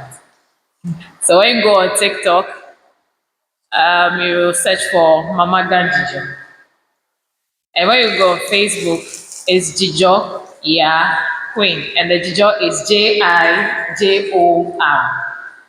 So when you're searching for the normal Dzidzor, you not get it. People are complaining why Aneva is having Jijor as Dzidzor.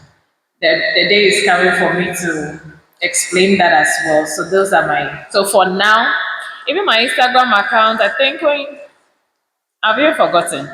I'm not so much active there, but I'm on Instagram as well. Well, just pardon me. I think I have to go and look for it. But recently, it has been more of Facebook and a few times on TikTok for now. So as for X and the other ones, I am yet to, because all the people around me wants to have all the social media handles. So I'll try and work on that. I'm not really the exposure type, so we are getting there small. So I think I'm doing well now. Amos, right? Okay, so that is it for now. What kept me going? And also, before I do that, the airtime. We are always open to give airtime for courses like this to educate.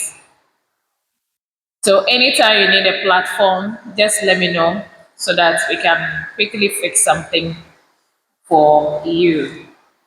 And I'll spearhead that. Thank you. What I've been looking at to get to where I am, do I know? Maybe yes, maybe no. But I think the theme I was trying to even give my 10th anniversary is resilience, focus, and determination. It's only these three things I'm trying to build the 10th anniversary on. Because if you look at it, if I narrate the story to my own self, it's nothing but resilience. I just want to continue. My eyes has been on this thing, nothing else. I wasn't looking at any other thing. I don't look at any other thing. What kept me going, even if I'm hungry, I'm going. I'm going to work. I'll bath and go to work. I don't know what I was trying to, what was I looking at actually? I don't know, but I know that I am going to get somewhere. My prayer has always been this will not be in vain. One day, the story will be told. And my prayer has been that God give me a big platform to tell my story. Because it's just a part of it that I have shared with you. When I was putting it together, my mama guy in the room said, it was too detailed, you have to take out some things. So it means that the day they will allow me to actually tell every detail, you get to hear more. But I was just hopeful that something good will come out of this journey. Nobody was giving me any extra money. Even at a point, some of my colleagues were thinking that maybe Madam was giving me money behind because they don't understand. Maybe Madam was calling some of us at the end of the day and be giving us more money. No, you don't get anything anywhere. And it must not always be about money. Because the money comes and we don't even know what we use it for, especially if you don't have plan for it. And money is such that if you are looking for it, you have so many plans for the money. Now, when the money comes, the money will now tell you what to use me for. Please, use me for this, use me for that. So I think it has just been resilience and the grace of God. And I want to believe that indeed that prophecy that was said 2012, yes, the prophecy that was said 2012 wasn't a lie. So I think I was just looking up to that God, this is what you said I should become. So however it is going to be, I am for it. I've given myself to. So he has sent me through. And so that has been, if we are pursuing any career, let's not leave God behind. Our strength alone will not take us there. You also need the grace and the favor of God. I call on that all the time. I pray every day before I go to work. I don't do long prayers, but I always believe the short prayers. It works for me so much. God, let your grace speak. Anything before I go on air, before you even go on air, every day I become anxious. Before I, flip the fader to speak and say, hello, good morning, welcome to the Global Morning Show. Until that is done, I'll be nervous. Because what to say, it must make sense. You must say something and somebody is accepting what you are saying. It's not been easy. The mind working, everything working. So let's put our trust and hope on God. And all that appeals that have been made so far, I'll make myself available for any meeting, any opportunity you want to give me to join any of your programs, if only nothing comes up. I'll make myself available to continue inspiring my women, my ladies, and the girls. Thank you.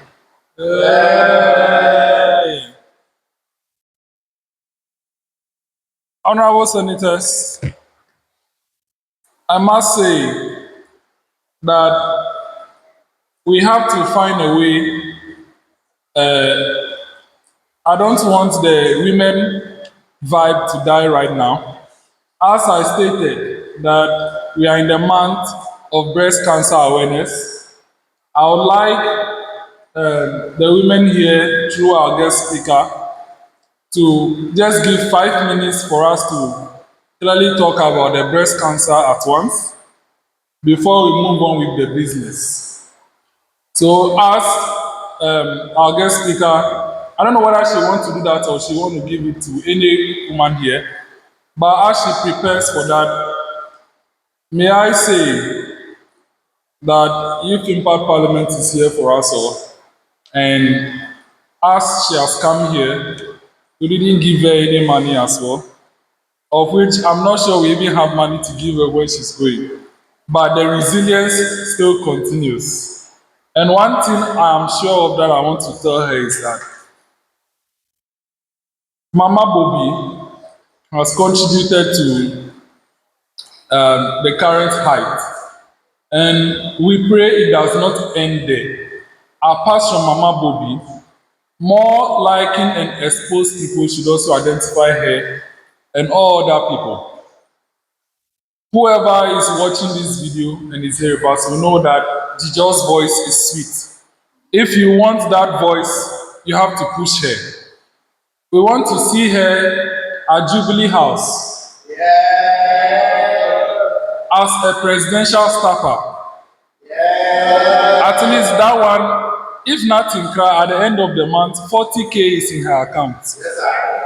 Yes, we want to see her there, not only at Jubilee House, but at the United Nations, going to ECOWAS and every other place. Because we see Dzidzor going far.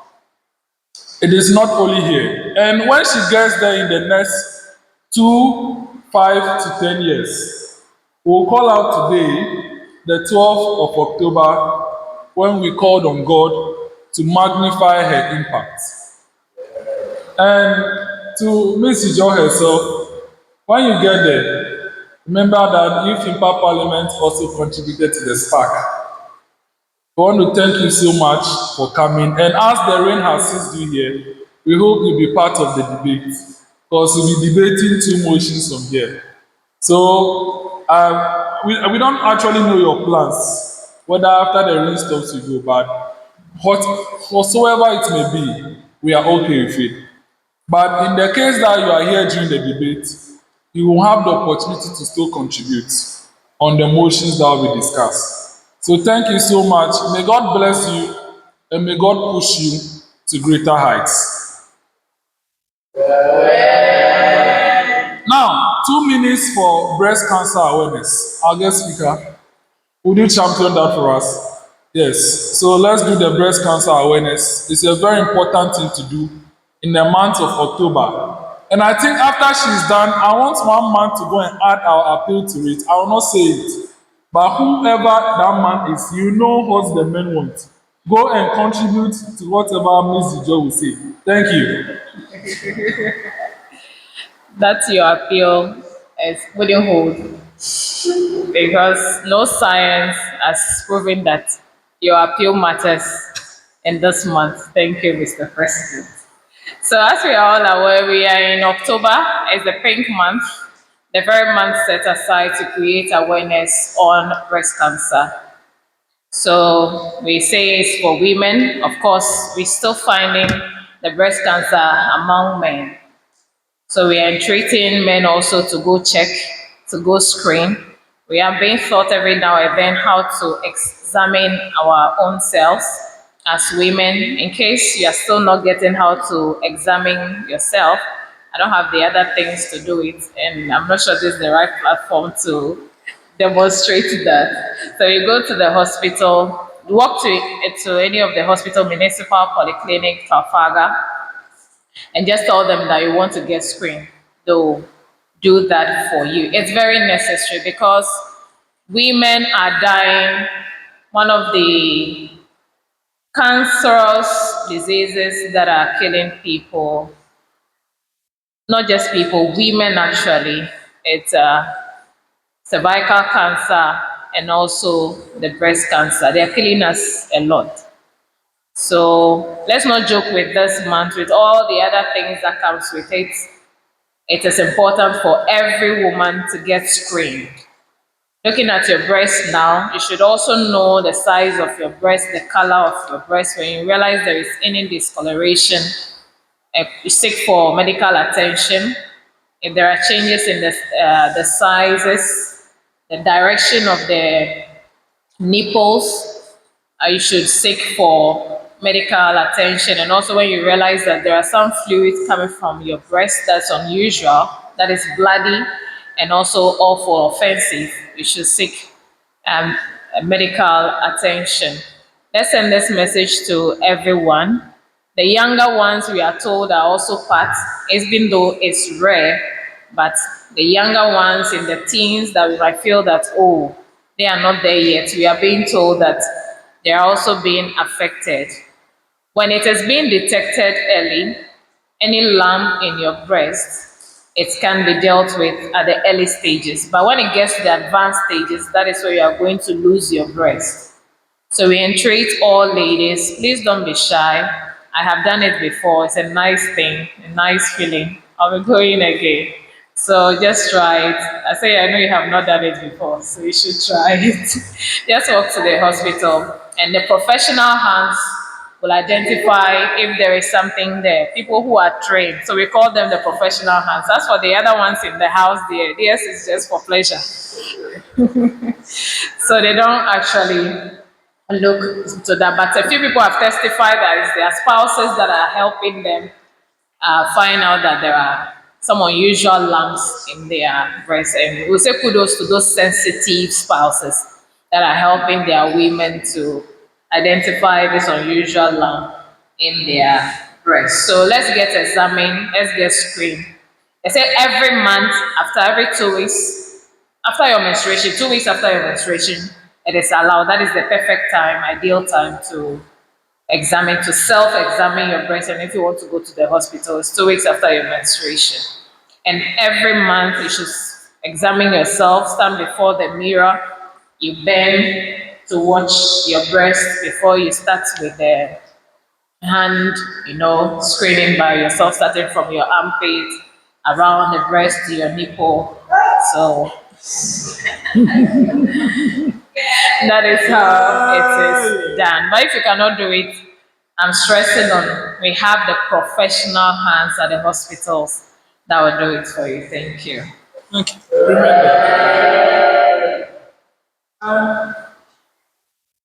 Honorable Senators, let me break parliamentary protocol and come here. Before she takes her seat before the debate, we have here the Constitution of Youth Impact Movement, brochure for the inauguration of the first Senate, brochure for the inauguration of the fourth Parliament, and our fourth anniversary. These documents contain enough detail about Youth Impact Parliament, and then we want to share it with you officially in our space.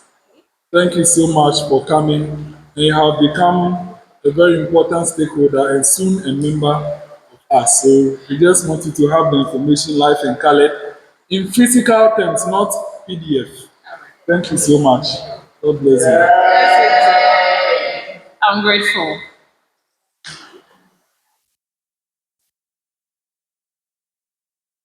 Honorable Senators, I hope you enjoyed the session.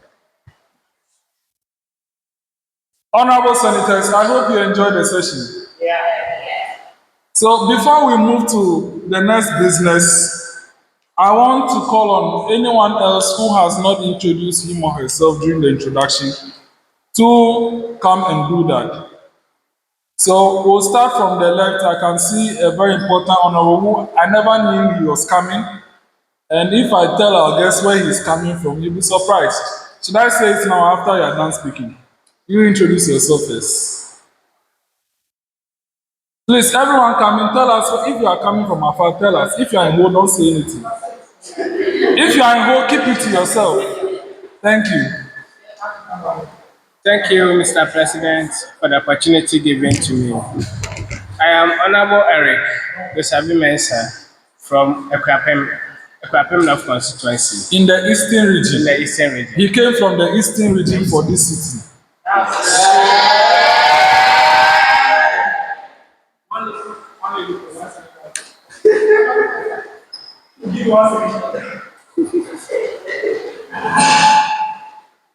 But please, anyone else who have not introduced, you all have to go to the podium. So we'll take, yes, let's have you. Then after that, we'll have Daniel. And then the two ladies here, and Mark. So please, you'll be introducing yourself. I'm Mensa Vanessa. There. Oh, but Mensa, where are you from? Where are you attending? Are you attending school?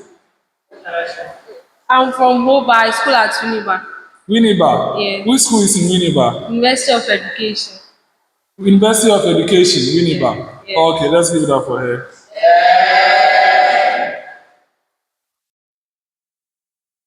Yeah, I'm Mensa Daniel, and then I'm from Hu, but I'm schooling in the University of Cape Coast.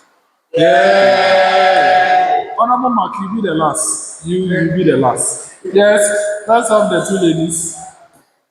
It's important because it's going to crown the entire introduction in his remarks. So he'll be the last. I'm in the person of Rosalind Atta. I'm an entrepreneur and an event organizer.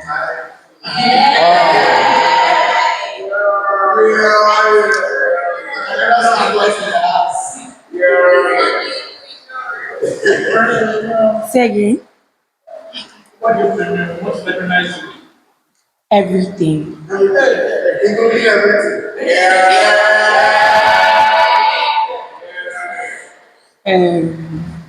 I'm also the secretary for Shiken Foundation. We empower women and we help the girl child. Thank you. Wow. Please, are you part of Youth Impact Parliament as well? Then you have to join. Constantina will sort you out. Constantina, sort her out. Yes, very important thing. I'm Bososena Nelly, a student of Whole Nurses Training College and a project manager for Jean Monique Foundation, where we cater for girls and anything concerning girls.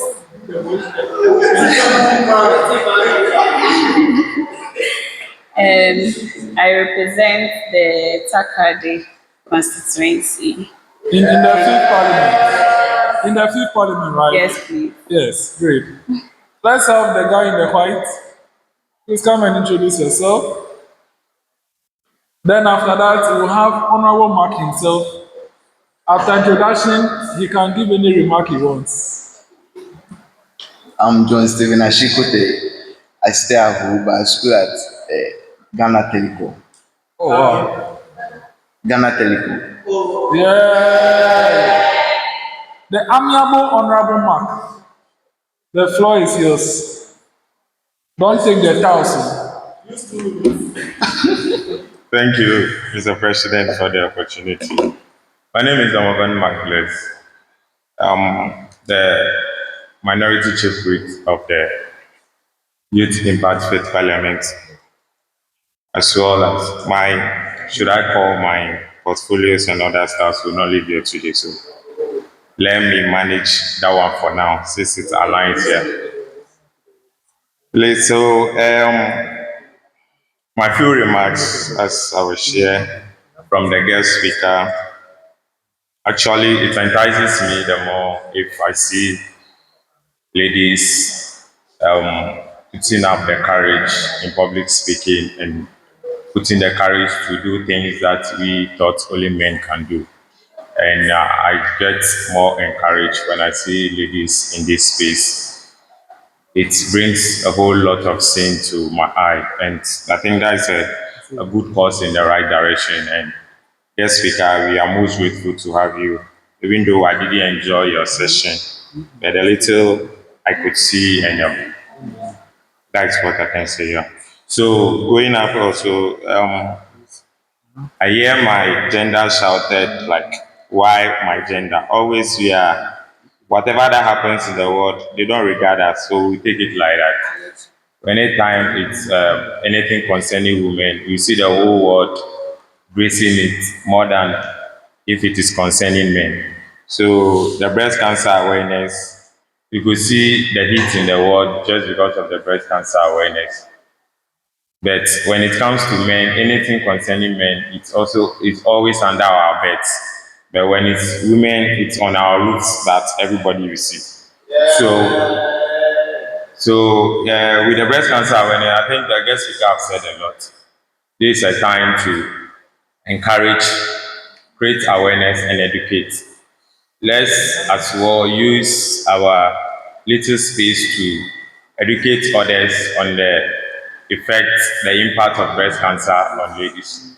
Let's encourage the ladies, our sisters, our wives, our mothers, our relatives to do the regular checks, to do the regular breast cancer checks on themselves so that they will deprive themselves of any infections later on. So, and also let's support initiatives that regard breast cancer so that our ladies, as we all know, they are, do I say, don't get the courage we have in society. Let's use these opportunities and mediums to encourage them so that they will also feel within. So without much ado, thank you very much for the opportunity. Yeah. Yes, Honorable Cyril. Senator Cyril. Thank you, Mr. President and the House. I rise to make another appeal to the House. Since we are in the month of breast cancer awareness, I want to use through your office as a president to Ms. Jifa to help us get maybe from Trafalgar so we can partner with them to examine our ladies as part of initiative from the YIP.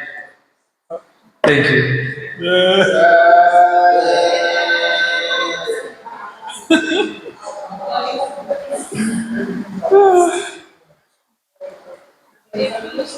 Honorable Senators, I think that was a good one before we go to the next business. I would have personally loved to appeal that for the senators and members here who have partners, please, after the sitting, allow your partner to examine it. Allow your partner to examine the thing. Those of you who are single, I can allow those of you who are single, the only partner I can propose for you is AI.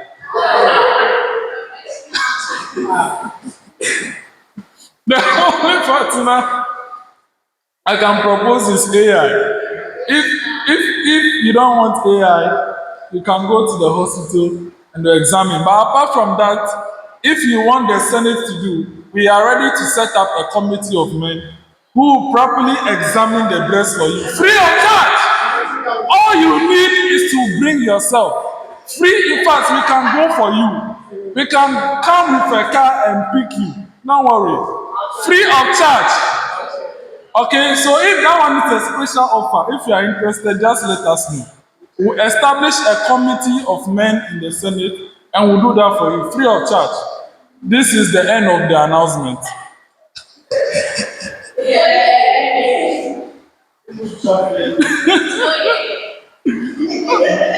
Honorable Senators, I think this is a good start for the second part of the session. I will now call on the acting deputy president to take the chair to preside over the debate for today. Acting deputy president to take the chair.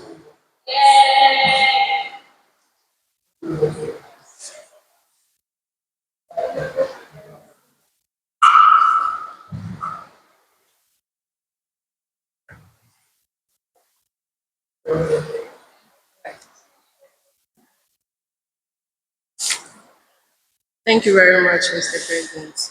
Commence, Commencement on debate and presentations. Item 8, general debate on first motion. This Senate believes that the development of advanced artificial intelligence poses an existential threat to humanity. I will call on any senator to move the motion for the first debate to commence. Majority Leader.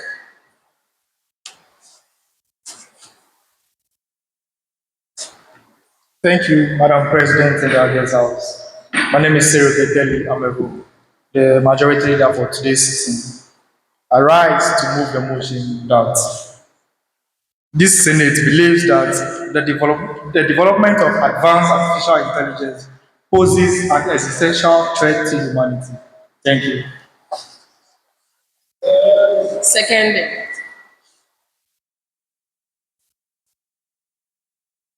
Thank you, Madam President and the August House. I love the debate, the topic, the motion that is to be debated.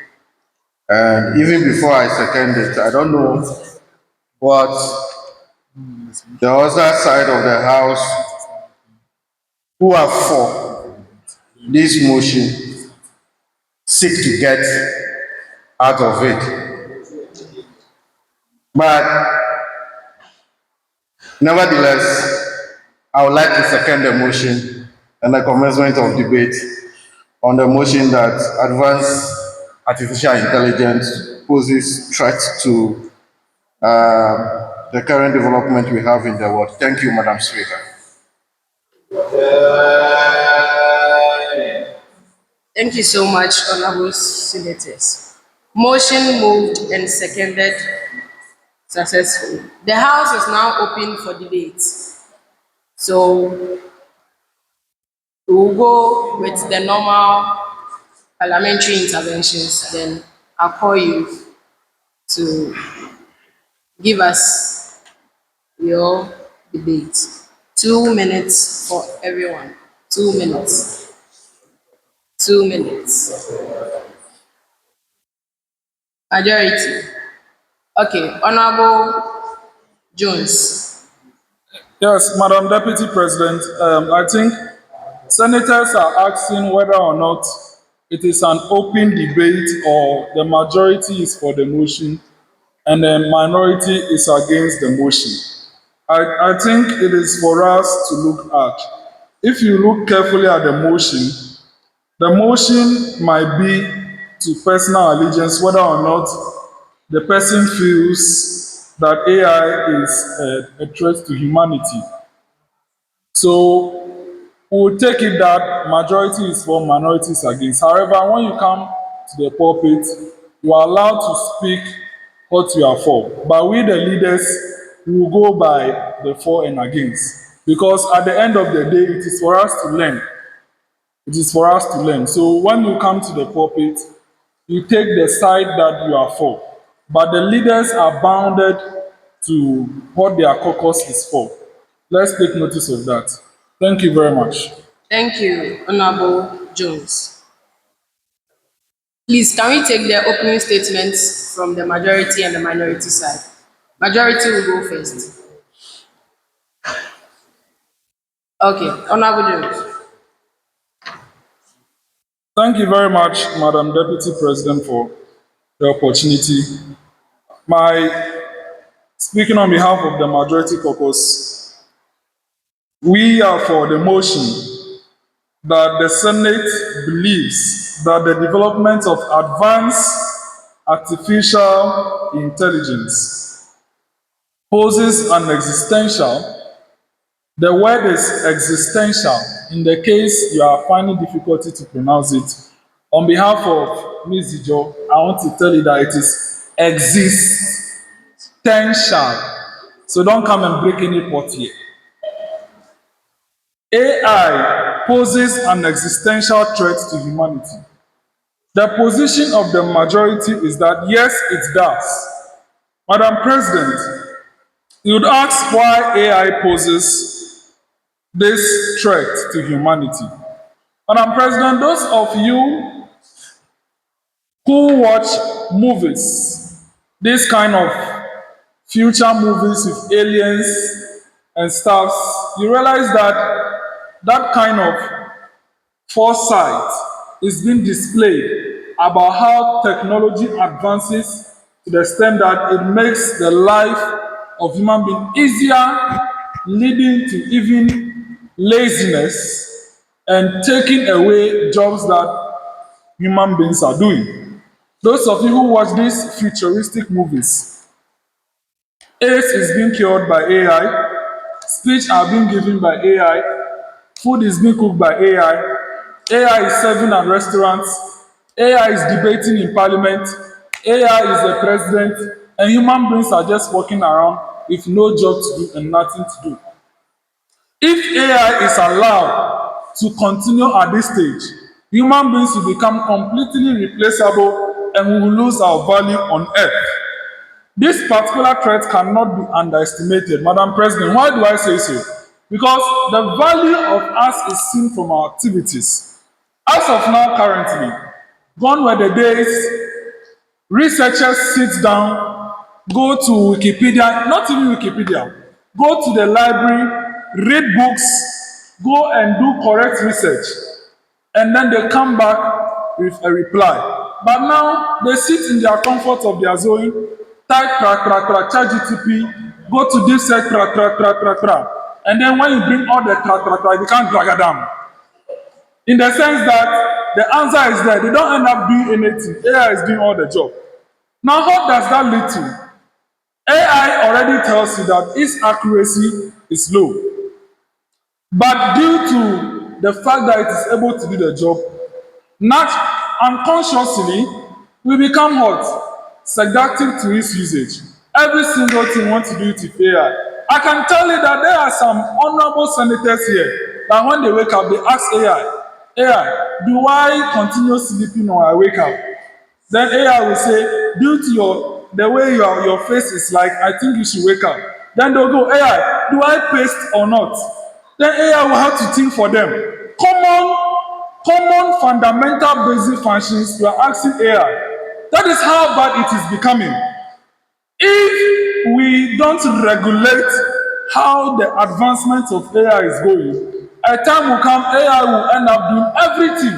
As I stated, we might even have AI robot being president of the country, AI in parliament debating, and human beings are left doing what? The jobs that AI cannot do. In fact, those ones machines are doing it. We'll just be there. It might even be hot. That terminology of what? Removal. Obliterated from the earth.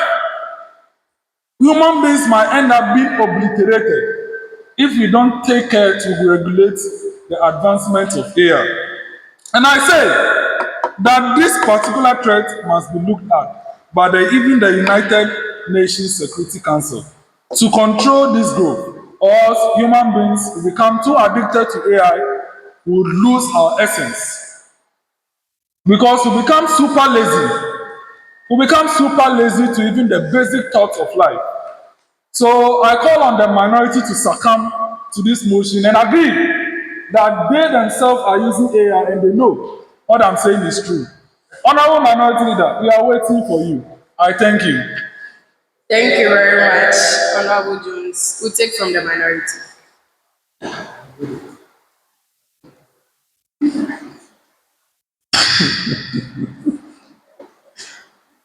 Madam President, I'm laughing because it seems our majority side want to just throw dust in our eyes. I would like to be biblical, and please permit me to be somehow religious bias. The ancient book tells us that in 2 Peter, chapter number, I think chapter 4, verse 3, that God has given us all things that pertains to life and godliness. And my emphasis is on all things. All things to life and godliness. Why do I start with that one? In the olden days, there were no cars. In those days, people travel using horses, camel, etc. But because of the existence of that scripture, the thinking ability of some people metamorphosed into things that we have today as means of transport. We now have something heavier than a car that can fly in the air. God is not a retrogressive God. He is a progressive God. In that sense, the sense and wisdom he has granted mankind is to make all things that ease the pressure of life in our lives.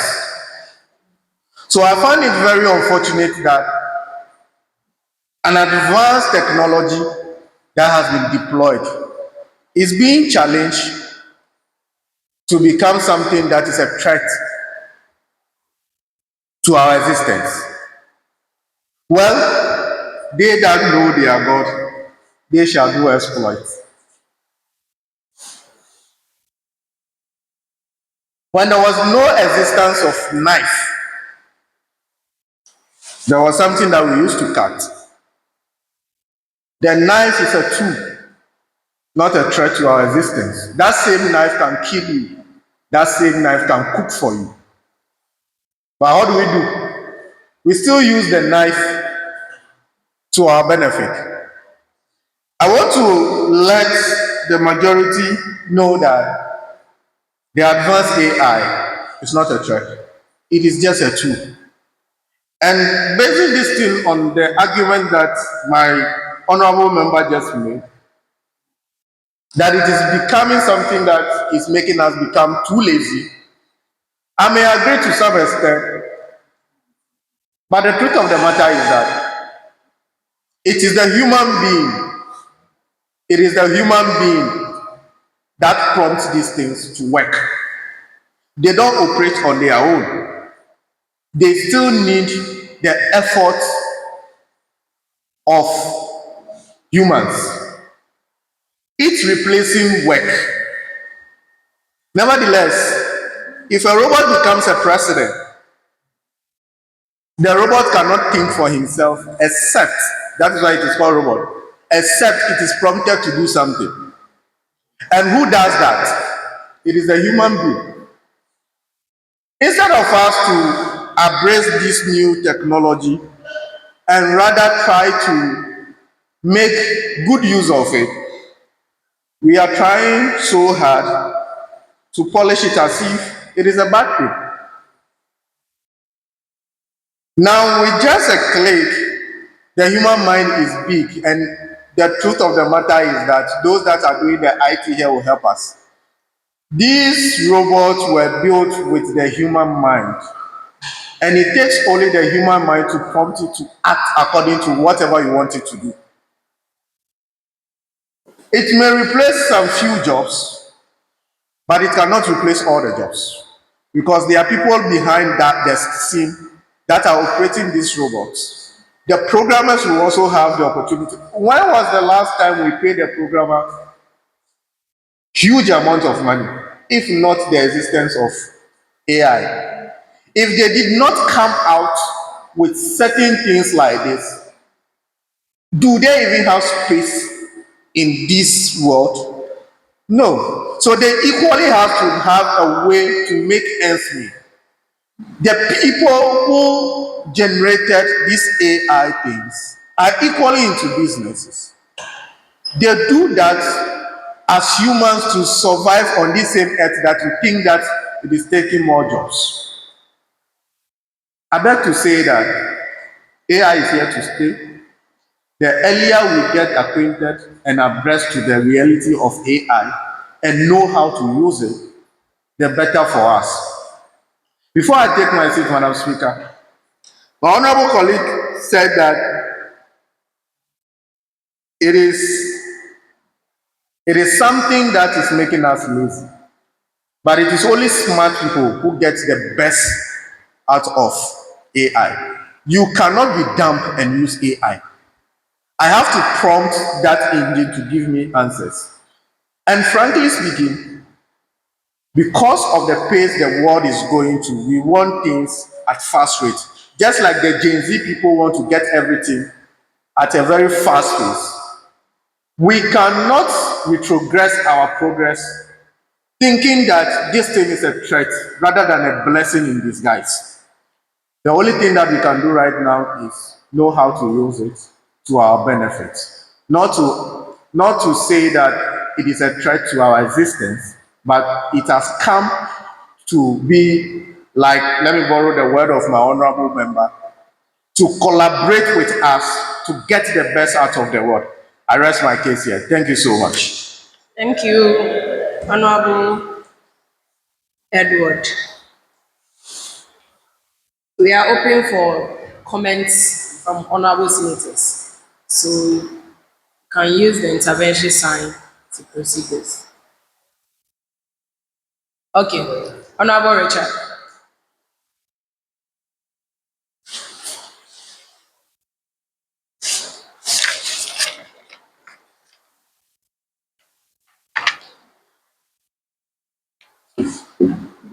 Oh.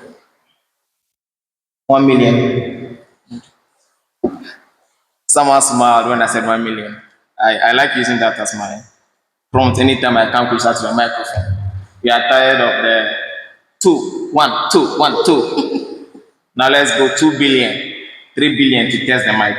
Thank you very much, Mr. President and the August House, for the opportunity to comment on the motion for the day, which says, and I read, this Senate believes that the development of advanced artificial intelligence poses an existential threat to human beings or to humanity. Advanced AI poses an existential threat.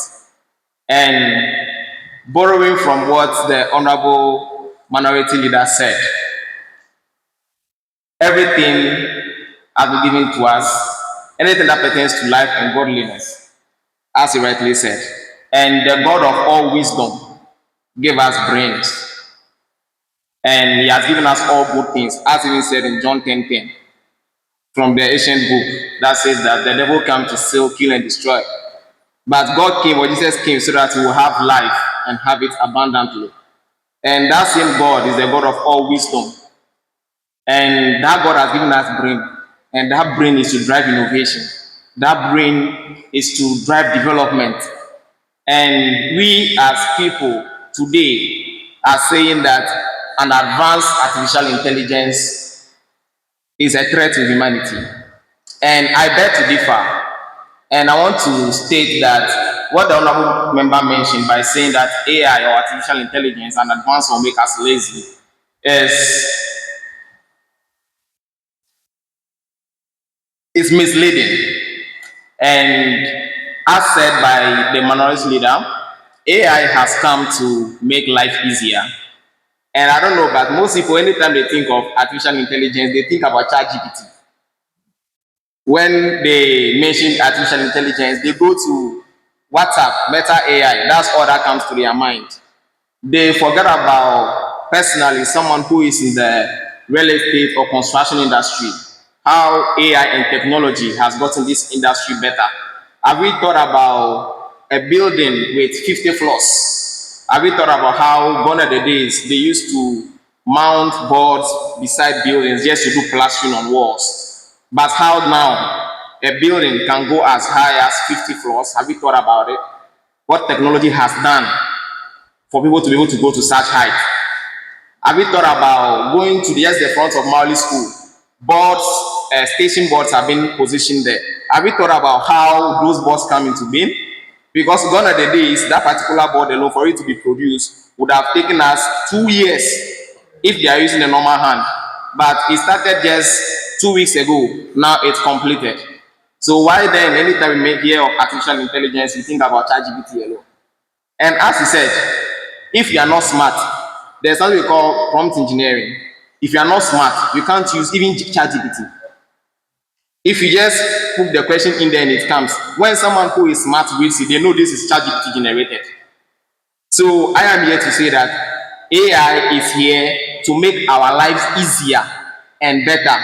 Just a few days ago, I read a comment on social media of someone who is using smart fridge, smart refrigerator. And he mentioned that just that day alone, he went into the fridge and took about cheese, 3. And later on, when he was going again, he picked it and the fridge prompted him, "You've taken 3 of this today already. The 4th one they're going to take is not healthy for you as a person." And he took the comment of like, he didn't know that his fridge is that smart. And that is the doing of AI. So had the fridge not been a smart fridge, that person would have gone to take the 4th and even take the 5th, and even take the 6th, which poses what? Threat to that person's being. And I have something here to read, which is an example that AI can assist us in managing our health and well-being. It will assist us in managing our health and well-being. And an example is fitness trackers and health monitoring apps. They use AI to track our physical activity, sleep patterns, and nutrition. AI-powered health assistants can provide personalized recommendations. When I say personalized, that means that when you put in data into the system, or like an artificial intelligence system, it tells you based on the data you have fed into it, this is what is good for you, this is not good for you. But human beings as we are quick to pick the negative part of every growing thing than pick the positivity. And I am here again to say today that with the industry I operate in, an advanced AI is good for us and must not be kicked out. But what we will need is regulation. We will need a framework around the advanced AI that will guide how people build it. It will replace jobs, but it will create more jobs whilst replacing some. Yes, get better and learn. Get better, learn, and know how to use the artificial intelligence system that is coming into play. As he said, you have to learn how to prompt it for you to be able to know how to use it. So that also is good in a certain way for all of us. We have to learn. And as humans as we have to continue to learn and learn and relearn. And if anybody is against an advanced artificial intelligence, I must say the person is not ready for growth, because where we have reached now, AI has come to stay because it is making life easier, especially in my real estate or construction industry alone.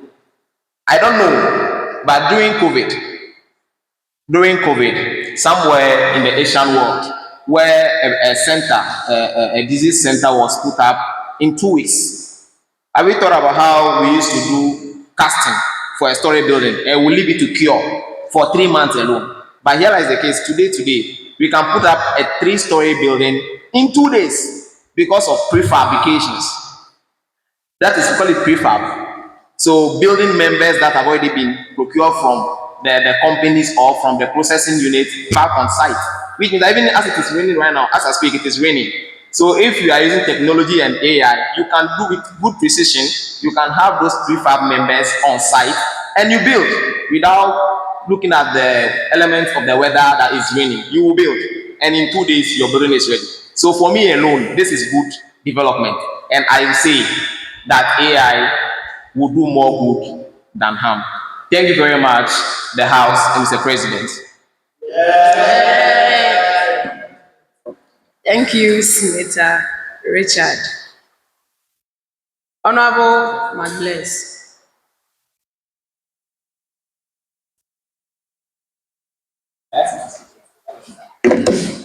Thank you, Madam President. As I'm standing, some people are confused whether I'm for or against the motion. These people are for and these are against. But sorry to say, I'm an IT student and I can't stand against technology. Yes, that is a fact. I can't stand against technology. So, with the introduction of artificial intelligence, as we all know right now, it's doing a whole lot of good to us. Some people might see it as threat to job displacement and other stuff, but it's doing a whole lot of good to us in various aspects.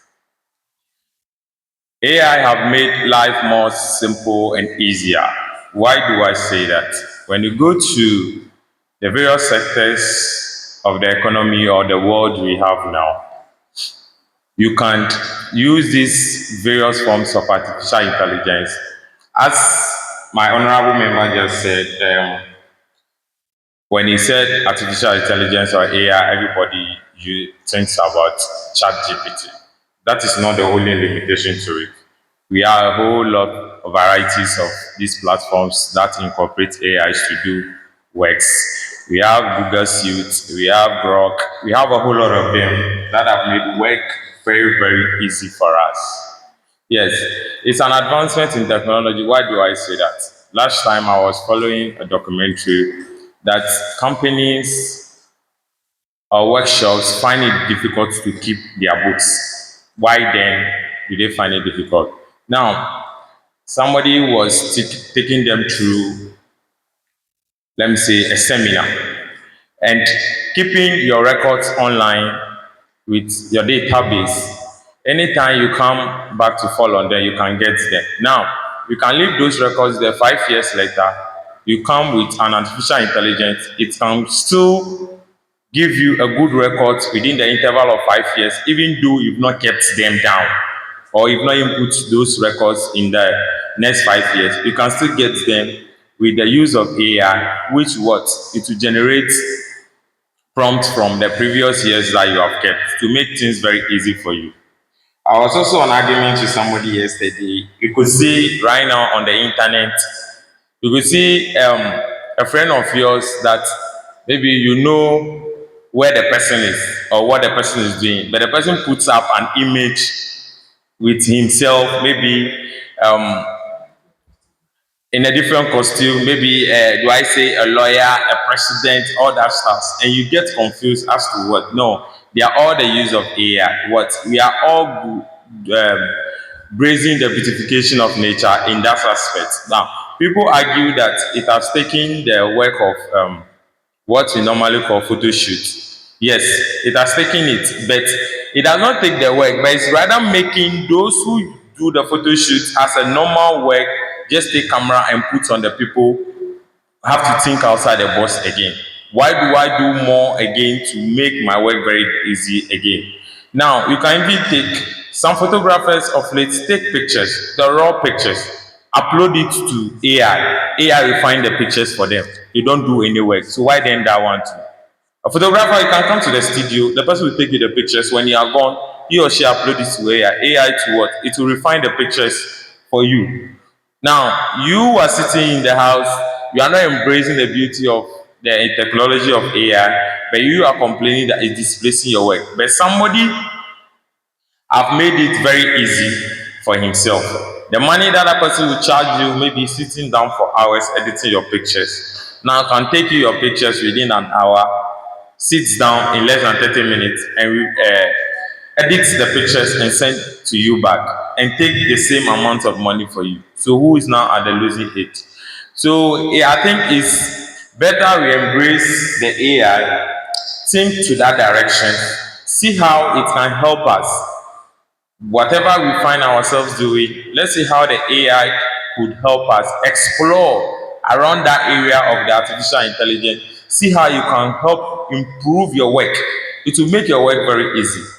The stress you go through to do various works it will make it very, very easy for you now. Let's embrace it. Let me end by, we are students. I think during my final year projects, I asked myself, so those who completed before us, is this the stress they go through in the project work documentation? Because sometimes you ask yourself, you do this one, your lecturer said no. Where are you going to get the next information from? If shouldn't it be artificial intelligence or AI that is there to help us? You go there, you prompt it to give you something very different from it. It will give you. But when you go to Google, Google will give you limited resources. But these have helped us a lot, and we have to embrace this change in technology. It is not causing harm, but rather making us grow. Thank you. Thank you, Honorable Magbless. Any other comments? Honorable Constantina.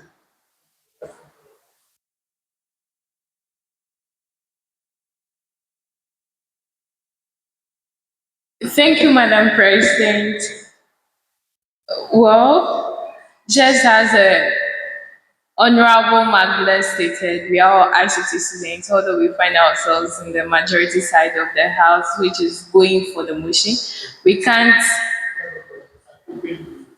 Yes, thank you for reminding me. It's an open debate, so no matter where I'm seated, I'm free to say my opinion.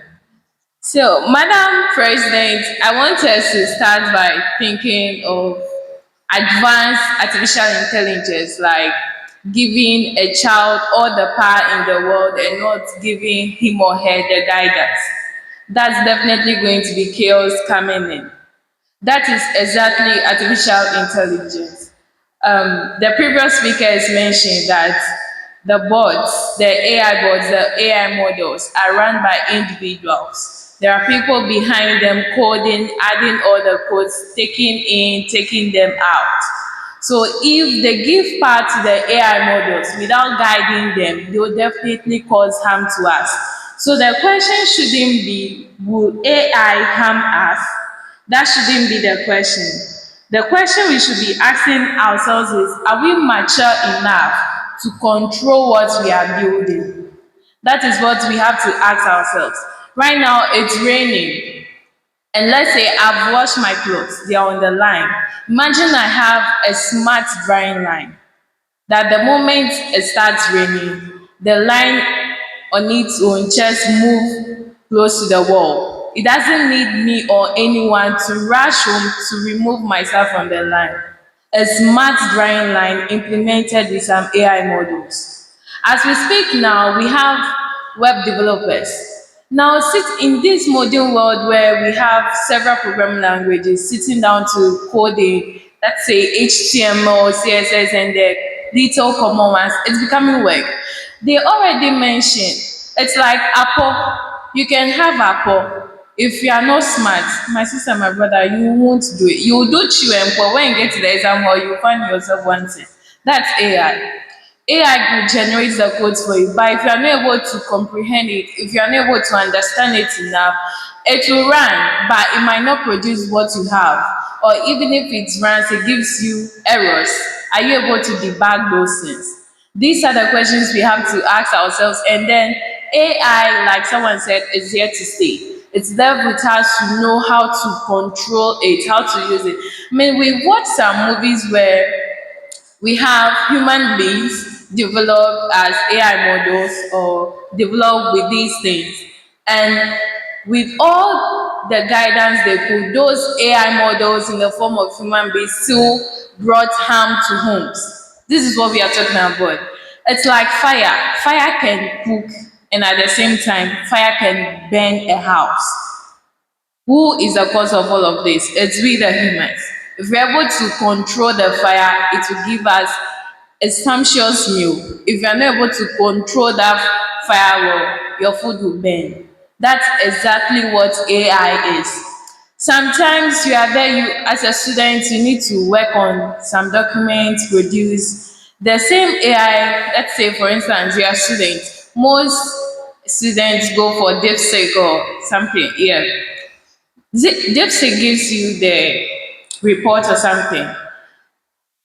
Let's take, for instance, two students, one that is smart, one that is not smart enough. The smart one will use DeepSeek to generate the documents, everything, and use, let's say, copy AI or a different AI to paraphrase that text to humanize it to look like natural and real. The other student who is not smart enough will copy the exact same thing DeepSeek has given him or her and submit. At the end of the day, he'll get low marks. While the two of them will be like, we both used AI. Is the smartness here? So the main question is on us humans.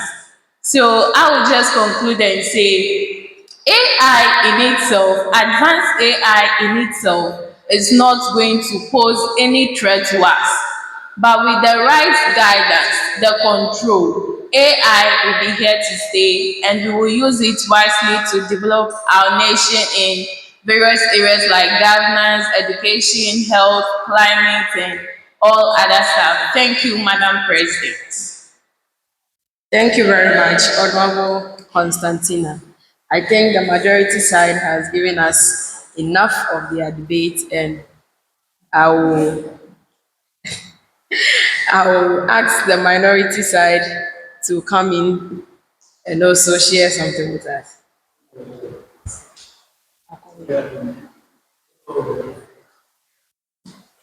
Okay, Honorable Edward.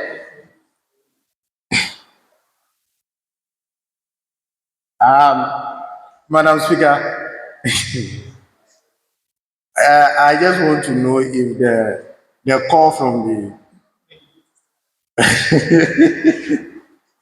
just like active majority leader is saying, I just want to know if it is a one-sided debate because I just had one negative uh, for the motion speaking so far.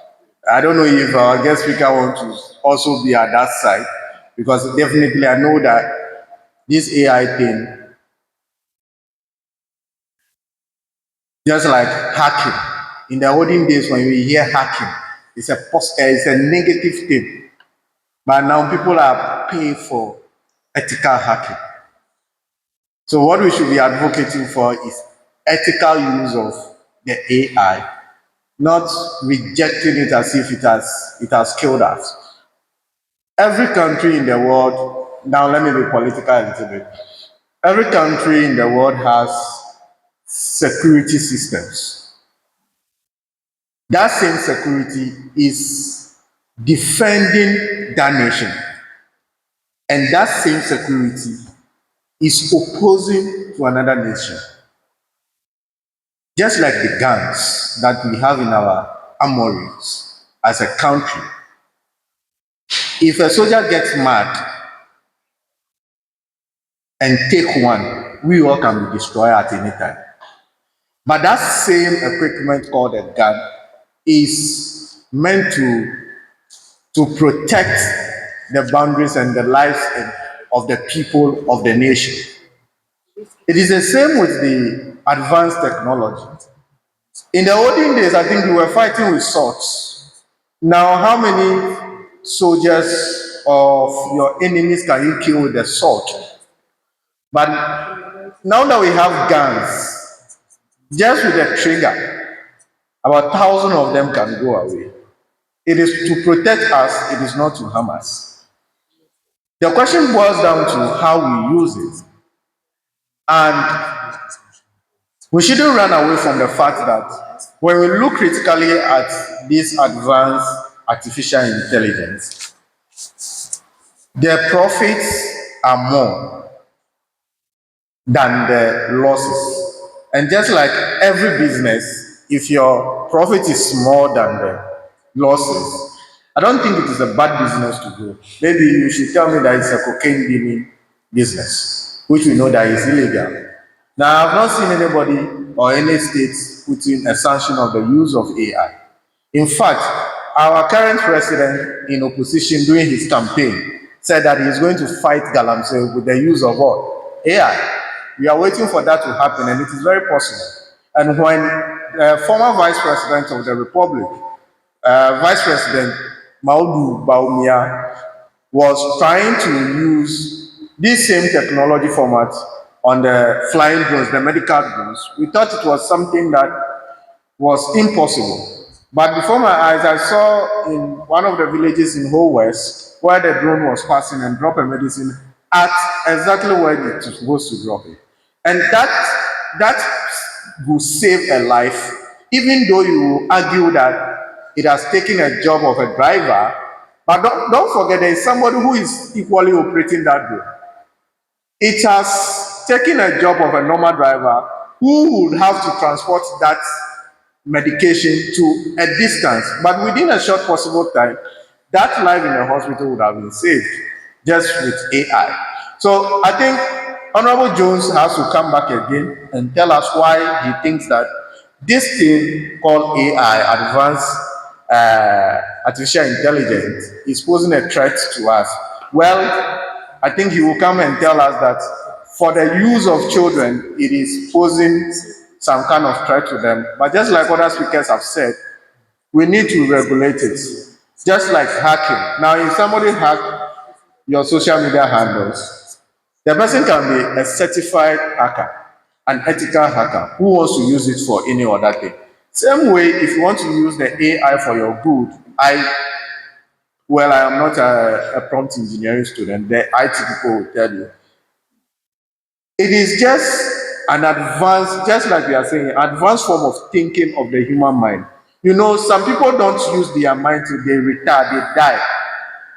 But with this one, they have been able to program it to the extent that it can think what the man is thinking in an advanced level. Something that you have not even now processed or you are finding it difficult to process. These machines are meant to help us to see into the possibilities of things. Rather than it being a threat, I think we have to adopt that. We have to know how to use them and to our benefit. I thank you, Madam Speaker. Thank you very much, Honorable Edward. I was just encouraging the minority side to join in the debate actively. It was like the majority was overshadowing the minority side. That is why I called for the minority. I'll call on our guests, then the majority leader of the House will come after her. So, Honorable Dzidzor. Now you are an honorable member of this house. Not yet. Thank you for this opportunity. A lot has been said already by the honorable senators. Indeed, we cannot just brush off any new invention for the sake of, or for the fact that it's coming to destroy or is being introduced to create more harm than good. Artificial intelligence, of course, if I want to take it from the perspective of my work, storytelling, for it to be that humanized storytelling, for people to feel that indeed this is written by AI or a human, there are differences. When you use your own brain to write the story and you try to use AI to also write the story, there are differences, great differences, but they are encouraging us to use it, not for it to take over our ability or our own writing skills, but to enhance us. Not too long ago, the Media Foundation for West Africa, trained all the ladies in the Volta region on how to use some of these tools, AI tools, to advance our work, timeliness and all of that. And again, 2 days ago, there was this conversation, and we were told that we should not let AI think for us. We should rather think for it, because this popular saying that garbage in, garbage out, it depends on what you feed it and what is given out to you. And you must also know what you want. Whatever you ask AI, it's able to provide at least something. There are times it's able to tell you that it doesn't have enough information on this. And sometimes they deceive us a lot. It's not factual, or it's not always accurate, as they always disclaim that you need to fact check. So we cannot say that AI in itself, it's going to take away the human resource. I do not want to believe that, because now we are going to have consultants, now we are going to have training centers, now we are going to have experts in the field of AI and all of that, giving us more talks about how to use some of these tools. But we need to be careful also with the information we feed it, how we can use it accurately as students. I'm sure we are being taught, and we are learning, and also as workers, especially those of us who write a lot. It can help you, but it always has a structure of writing. So when it gives you that write-up, you should also fine-tune it, try to take out some of the lines, fixing your own lines, and all of that. So to add to the earlier speakers, we cannot say that AI coming in now, there wouldn't be any radio again. AI coming in now will not have actors, in our movie industry. They're using it to compose songs, but you still don't feel there is this difference between the natural way of singing and then the AI composure of songs. I don't know if the IT people have noticed that.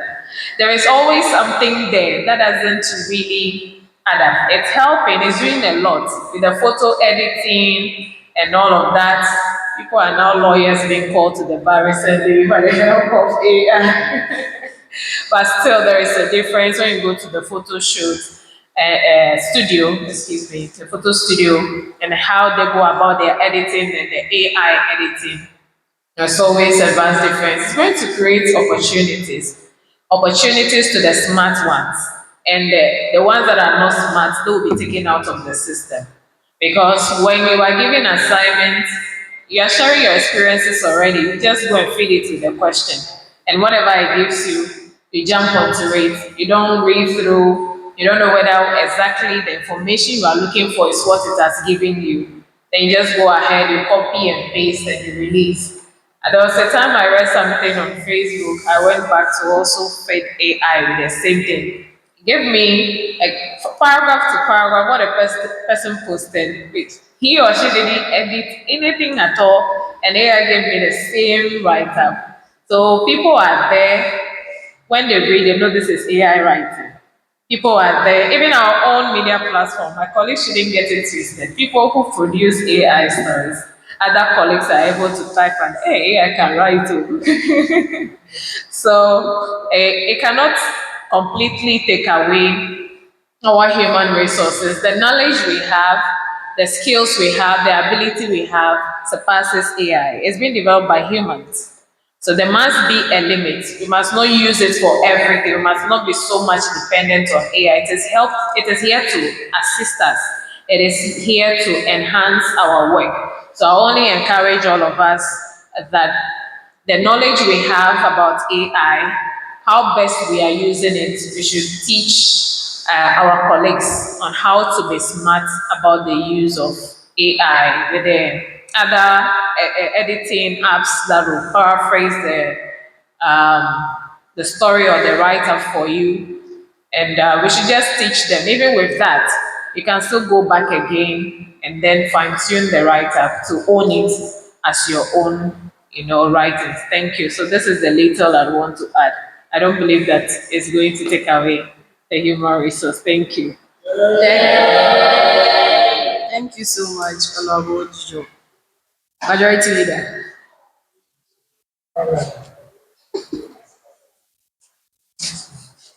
Thank you, Madam President in the August House. My name is Cyril Kekeli Amevo. I rise to speak as a former art student, not a majority leader at this moment.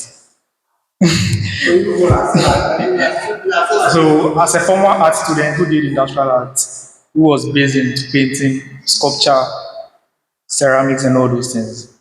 Last time I was going through my TikTok and I came across two different human beings. One using the AI, and the one using the manual one. So they gave one a charger for it to read what is on it. Mostly there's a rating, small rating on the charger. When you buy it, the voltage and all those things, they used to write it on the charger head. So they've given it to the normal human being to identify what is in there. And he said the things are too small for him to read. Then they gave it to the other person. With the help of the AI, he was able to just detect it within the shortest possible time and was able to tell the person the number of voltage that the charger can consume to the phone. So with this, as an art student, let me base it on the sculpture side, which group is clay work. Gone are those days that we learned that in the ancient world, they used to use clay, then the artist would sit, mold bit by bit, prepare the clay, leave it down, go and come, water it small, bit by bit by bit, till the final project. Even after the final project, you have to wait for it to dry small before you go and fire. But right now, there's a system with the help of AI.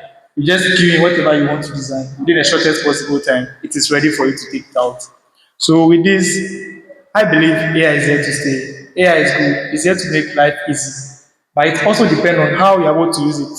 As Honorable Jafar said, garbage in, garbage out. Whatever you put in, it is what the ChatGPT will give you back, or what the AI will give back to you.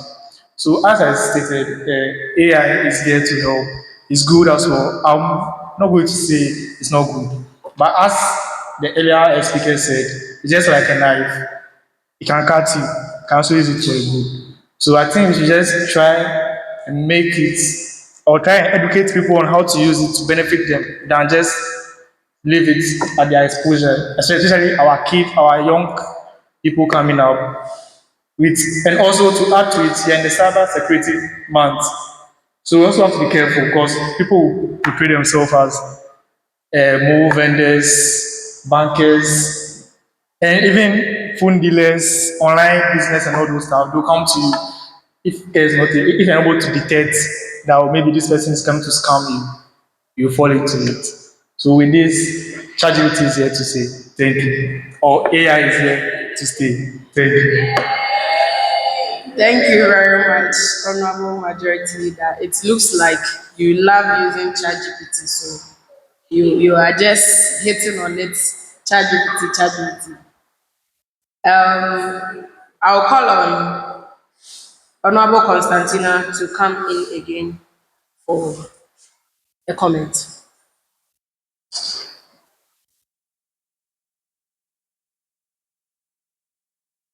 Thank you, Madam President. So I just want to say that since we are talking about advanced artificial intelligence, and before we all heard of AI, although it's been in existence since Google that we normally use is giving we students the opportunity to use the Gemini Pro for free for a whole year. So if you're a student here and you are in, you can see me after here. And also, since we are talking about advanced AI, which is all in the tech space, we are in the cyber security awareness month. I want to use this platform to advise or urge all of us to be cautious of what we post online. Like Honorable Richard Amenya mentioned earlier on, we should be intentional about what we post online. We know of KSS. Recently, we know what happened to Scanty. When we were going through the appointees and all of that, we saw what happened to Honorable Okujeto and Honorable Sam George and the like. So let's be intentional of what we post online and setting our passwords. Use strong passwords. Combine the symbols, the letters, and the numbers. Ones that you can keep in mind, and also be intentional. Thank you. Thank you so much, Honorable Constantina. We'll take the closing remarks from both the majority and the minority side, but the majority will go first. Thank you very much, Madam Deputy President. I'm sure my minority leader has missed me because I'm coming to hit him again. I have some big AI bombs here that I want to use to hit him. You know, he started when he came to give his banter in his opening remarks for this motion. He quoted a verse in the Bible. Was it Deuteronomy or AI something? I'm sure that one, if he googled it with AI, he asked AI to search that particular verse for him. This is what I'm talking about. Madam Deputy President, a couple of members coming here to talk against AI used AI to browse what to say against AI. How? Madam Deputy President,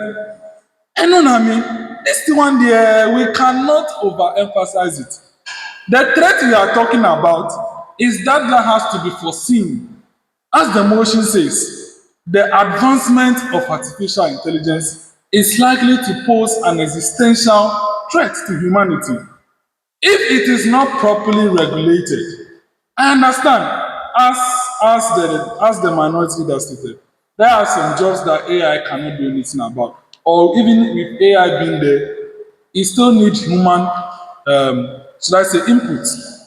But there are some, human beings now want AI to do it. Of course, they are looking at ways that AI rather go and do the mining without human beings. Or may I say that robots are also AI. Now let me explain. Robots use something we call programming. IT students are here. It is programming that they use to work. And Android, do you know what Android is? Android is more like a robotic human.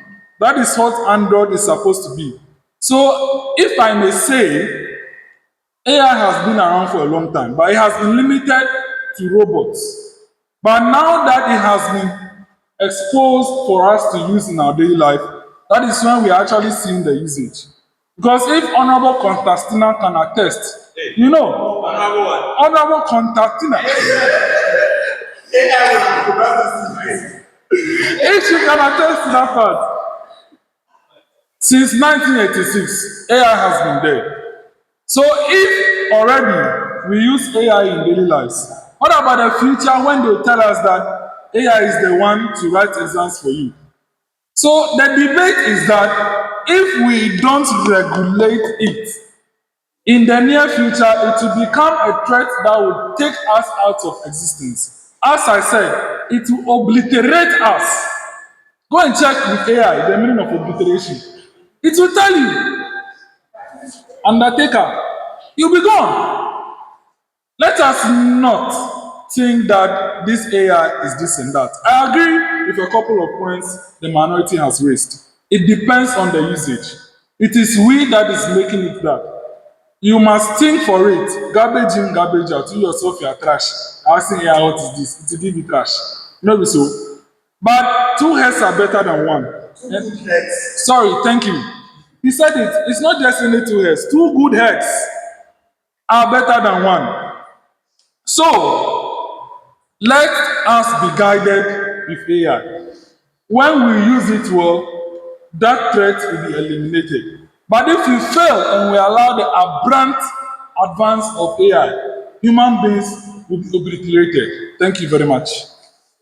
Thank you very much, Honorable Jones. We'll take from the minority.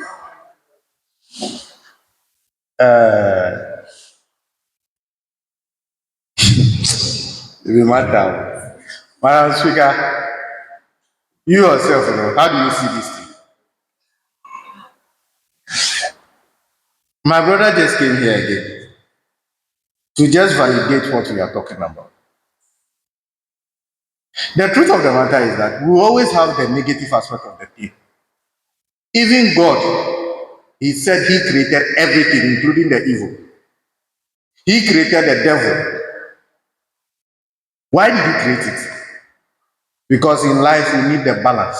And accounting will tell you that You have the positive, the debit, and the credit to make an account balance. He said I use AI to Google to get the verse. And in fact, everybody will attest to the fact that my phone was being charged there. And I came here without a sheet or anything that you think that I've written on it. The truth must be told. When we first were introduced to the gun, this was the reactions that we had. When we first were introduced to a new revolution of transport, this was the reaction. But in all these things, we have come to realize that these things are supposed to help us advance our living, not to be a threat. Why didn't we make the same argument when cars were not used in the olden days but camels or horses? We were crying for the animals. Where would they be? What would be their use? Now we have found use for them. Just like my other people from the majority side, the IT people said, sir, ma, you cannot do anything against the advancement. Even the Bible said it. You cannot do anything against the gospel. It's either you are for it or you go your way. I want to let my honorable member know that even your thinking, something has to feed your thinking before it produces something. If your imaginations are not clear enough, you will not have a right pattern of thinking. And if your instinct does not prompt your soul to communicate to your mind, you cannot think properly.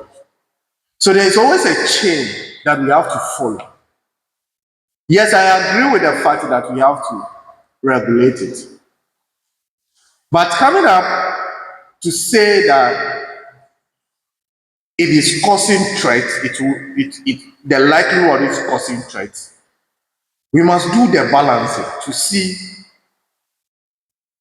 the profits and then the losses. Then we can make a fair argument. To conclude, artificial intelligence. And now, let me tell my brother that the word is artificial intelligence. Artificial intelligence. And if you can go back to your religious and moral education, what is artificial things? Artificial things are things that are created by men.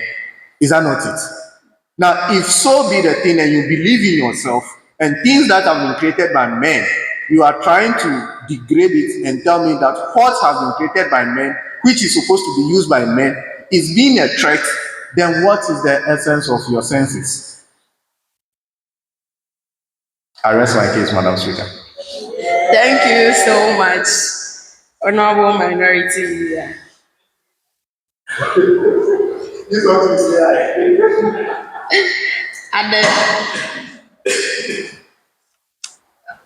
Okay, I've heard all your debate comments and the conclusion of this debate.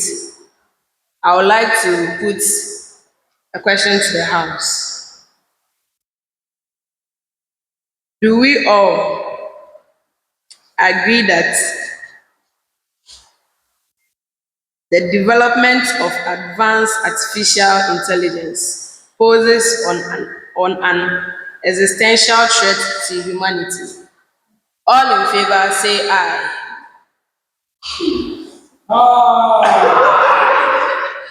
Those not in favor say nay. The nays have it. We will take the second debate on our order paper, and it states, this Senate will abolish the prison system and replace it with the community service or hard labor in the government farms. Can a member move a motion for the debate to commence? Honorable Minority, can you Thank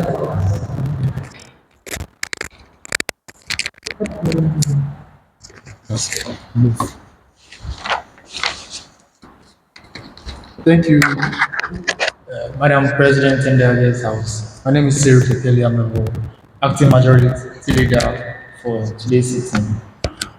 I rise to move the motion and I read, this Senate would abolish the prison system and replace it with community service or hard labor in government form. I read again. This Senate will abolish the prison system and replace it with community service or hard labor in government form. Thank you. Secondment.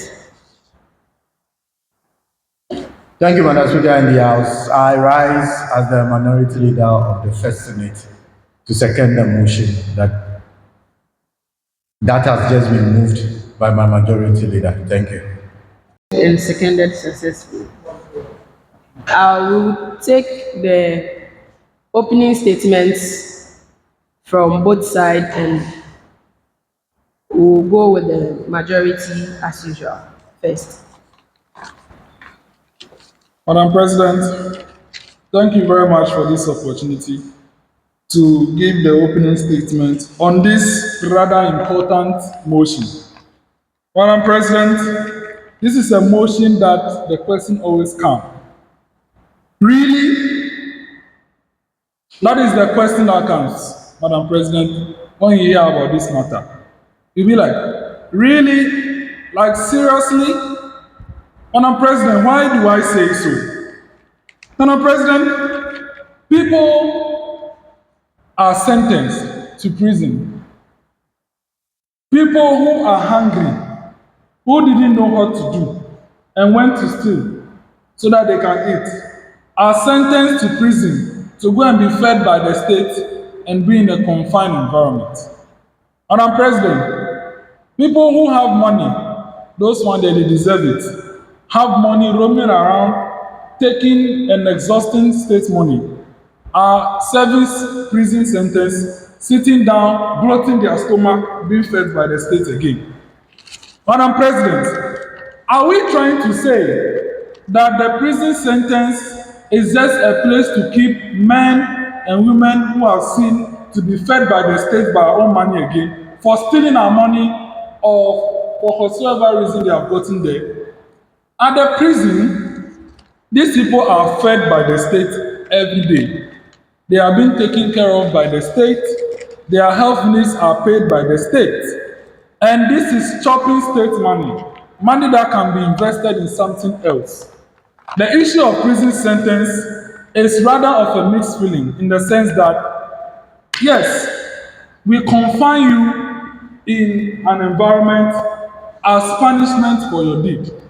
But within that confinement, what is even happening that is even paining me is that after we are feeding them with our own money, this scamming that we are seeing, media scamming, WhatsApp scamming, bundle scamming, it will shock you that inmates are the ones doing it. After feeding them, the prison officers give them phone, and what they do the whole day is chatting random people, trying to scam them of their money. If they were giving community service, they wouldn't have the time to be doing that, or to be eating and their belly will be going big.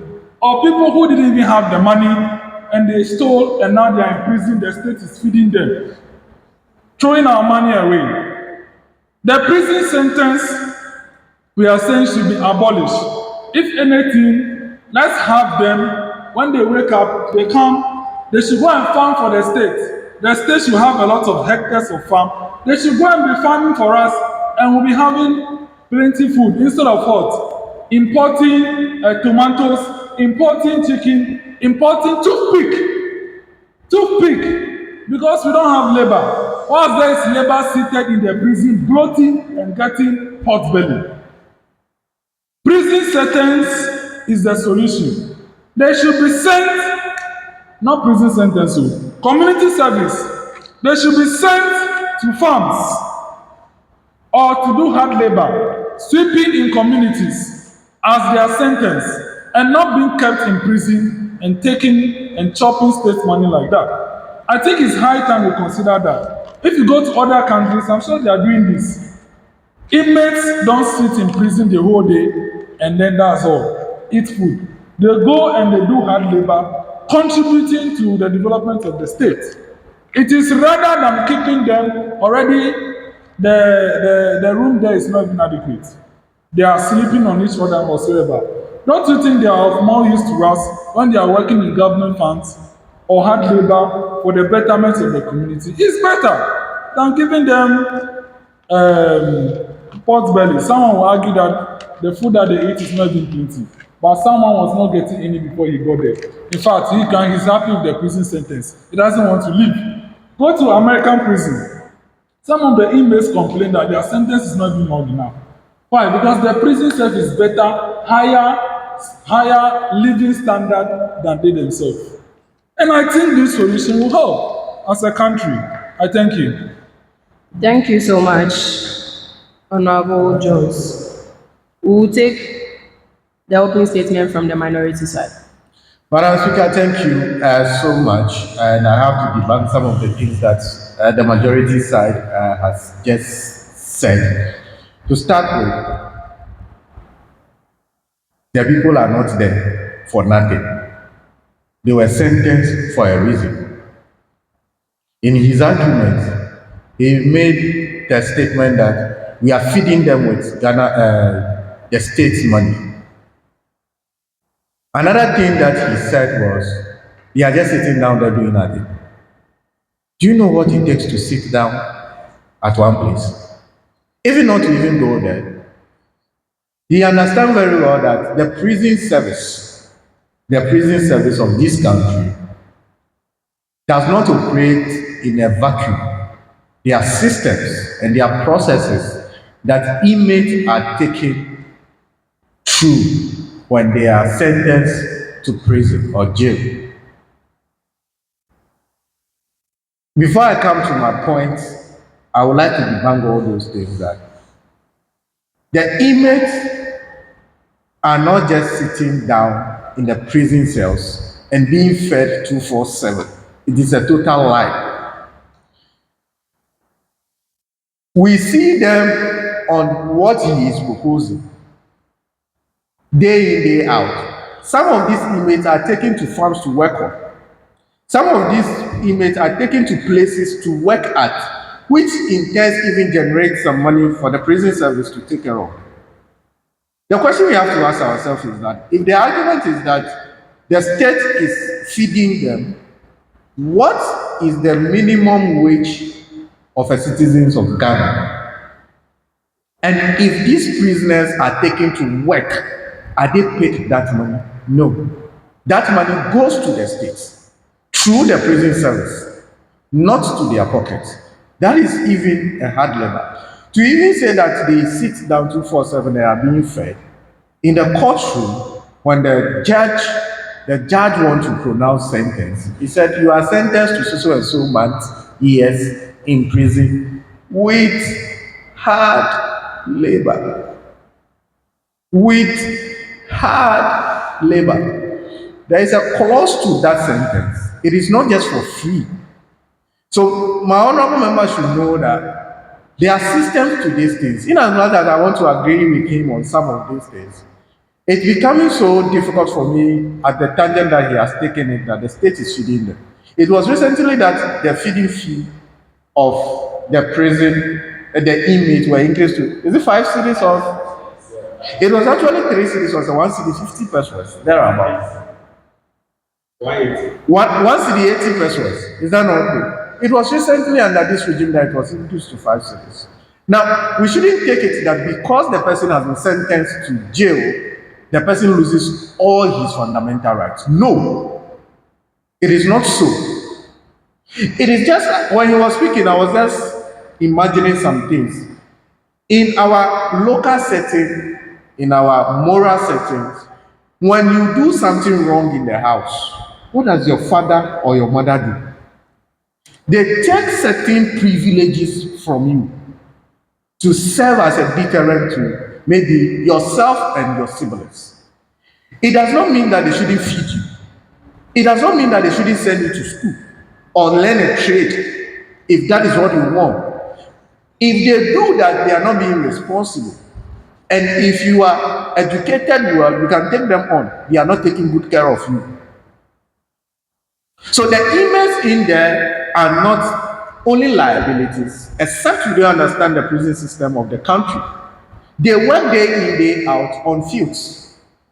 And what the release of these people, per what the majority side is saying right now that we should go by, is rather a threat to social safety and the protection of human lives and property. Look, somebody who is a murderer, you are telling us that we should release that person into the community. A hardcore armed robber who didn't think about anything to do to profit himself, rather takes the gun and starts robbing and killing people. You said when we get hold of such person and the sentence has been placed on the person, you want us to send the person back to the same community that the person has caused the harm? I beg to differ. It is rather a threat.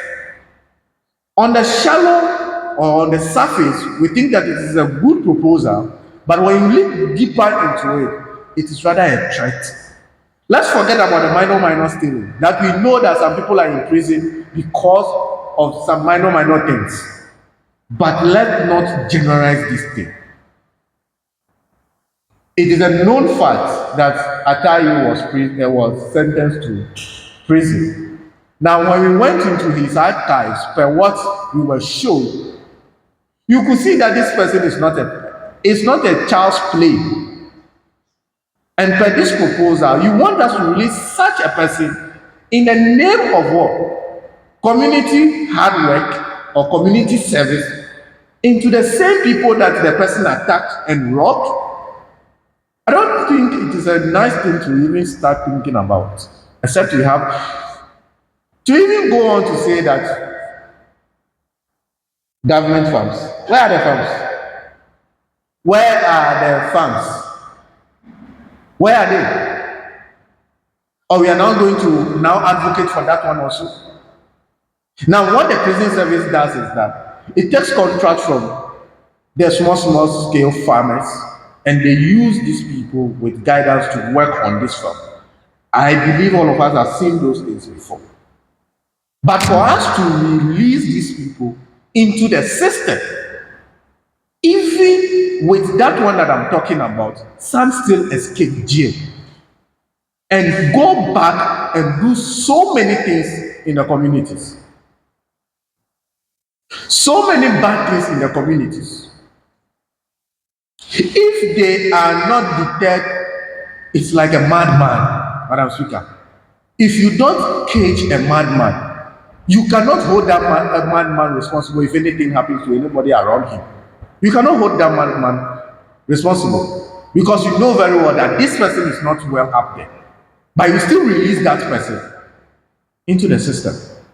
Why do we have psychiatric hospitals for the mentally challenged people? Why do we have it? Because we want to have them in a place that can work on them. So the prison service also is a training ground for reforms. Now, he made a cogent argument that the officers there infiltrate these prisoners or inmates with gadgets that they will use to cause another harm. Do you blame the inmate or the prison service system? You don't blame the inmates. If that privilege is not given to them, I don't think they can embark on that venture. So, before I take my seat for the first session, I would like my brother to rethink again on this proposal. Thank you, Madam Speaker. Thank you very much, Minority Leader. I'll take comments from senators, and it's strictly 2 minutes for everyone. Strictly 2 minutes. Comment. This should be a very serious debate. This should be a very serious debate. I wish I was in your shoes because I have a lot in my heart. But I want to be on the majority side. no. Yes, sir.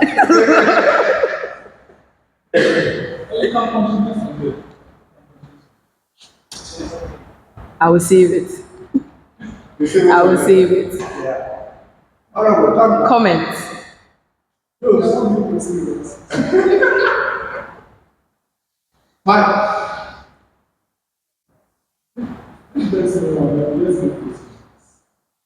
Minority. Well, stand. Yes. I don't want to break your. Honorable Samson. We'll take a comment from Honorable Samson, please. Majority, they are afraid this time around.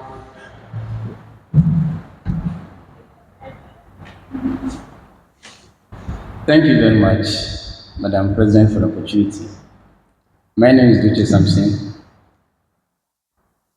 Youth MP for Kwama Completion in the lower chamber. Before I move on further, I would like to use this opportunity to register my sincere appreciation to all senators that made it to Jackson University College SRC celebration.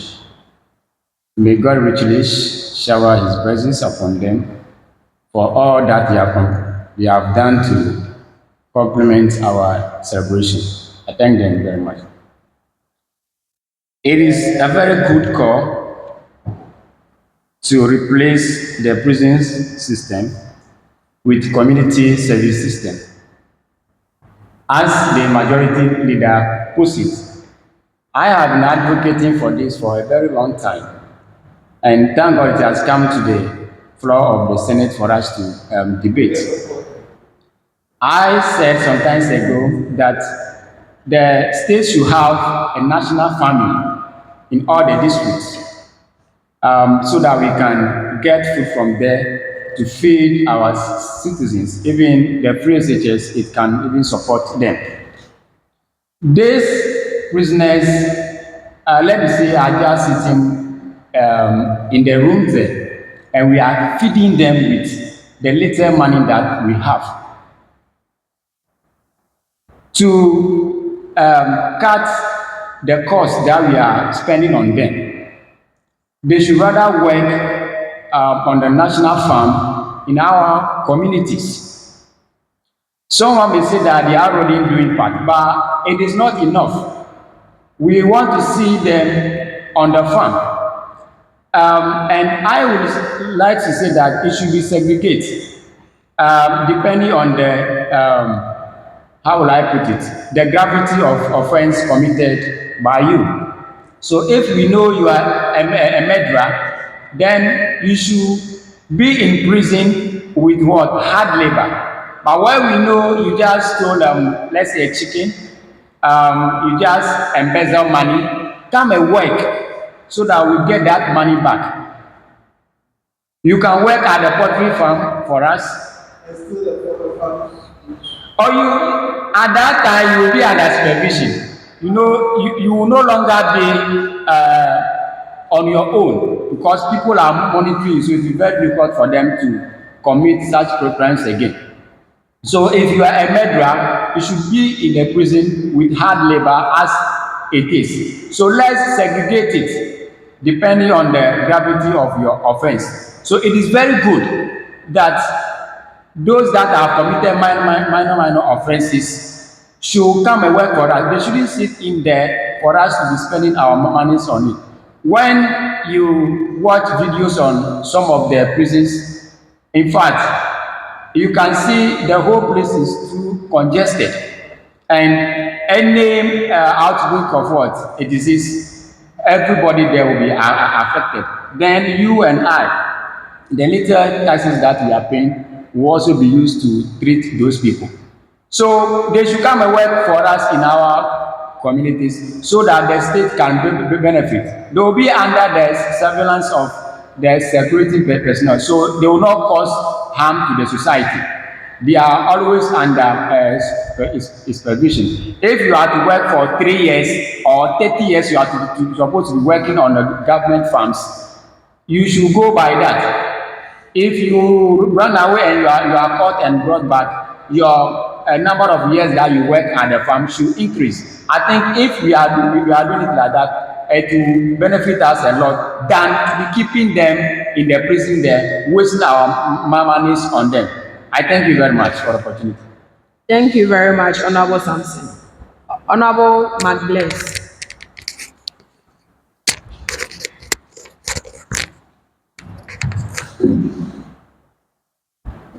Thank you, Madam President, for the opportunity. My name is Norman McBless, Youth MP for Southern Constituency for the lower chamber. Thank you. Madam President, this issue is a very serious issue which carries a whole lot of agitations in various angles. So, looking at it as using the prison as a medium of community service, rather than the original goal of it to, let's say, punish criminals, seek for justice, and other stuff. To me, using it as a community service might cause a whole lot of harm to us. I don't buy into that idea. So, speaking against the motion, I'll focus on three things. First one is public safety. Now, somebody have committed a crime. We know there are some crimes that we might see as something very normal. Maybe somebody stole a chicken, and let's say somebody who killed a fellow. There are two different crimes with, let's say, they carry weight in some aspects. But a crime is a crime. So when you are guilty of the crime, the sanction should be aligned to you appropriately. So, public safety. Now, somebody have committed a crime, you've taken the person out for justice or punishment, and you are sending the person back to a community for service. So, what is the convincing factor there that that person will still not go and commit that crime wherever he or she finds himself now? Now, two, I'll talk about accountability. Accountability in the sense that prisons serve as a medium for making individuals know or realize what they've done, it's not good or it's uncalled for. So they should be accountable for their crimes and must learn something good. If should they go out, they portray a good behavior. And the last one to talk about again is what? Justice for victims. Now, somebody have committed a crime. You've sent a person to do community service. Now, whoever that is the crime, that crime affects, happens to get nothing from that because the person is already sent to go and do work for the nation or for the country, anything that. So the person who is a culprit of that crime happens to get nothing for whatever happens, no compensation or nothing to yield from that. Or even if he or she is not benefiting any goodies from whatever being the justice is, should the person who commits the crime be given a punishment, he or she feels like, yes, at least something has gone out of that person and he or she will portray a good behavior. So, sending these people out for community service is a good initiative though, but it should be looked at in some aspects. For now, I think the prison should serve its purpose so that we don't compromise to whatever that the person have done, sending the person back to wherever he or she may find himself to render that service or anything might cause a whole lot of harm again. So for now, I think the prison should serve its purpose either than a community service. Thank you. Thank you very much, Honorable McBless. Honorable Sir.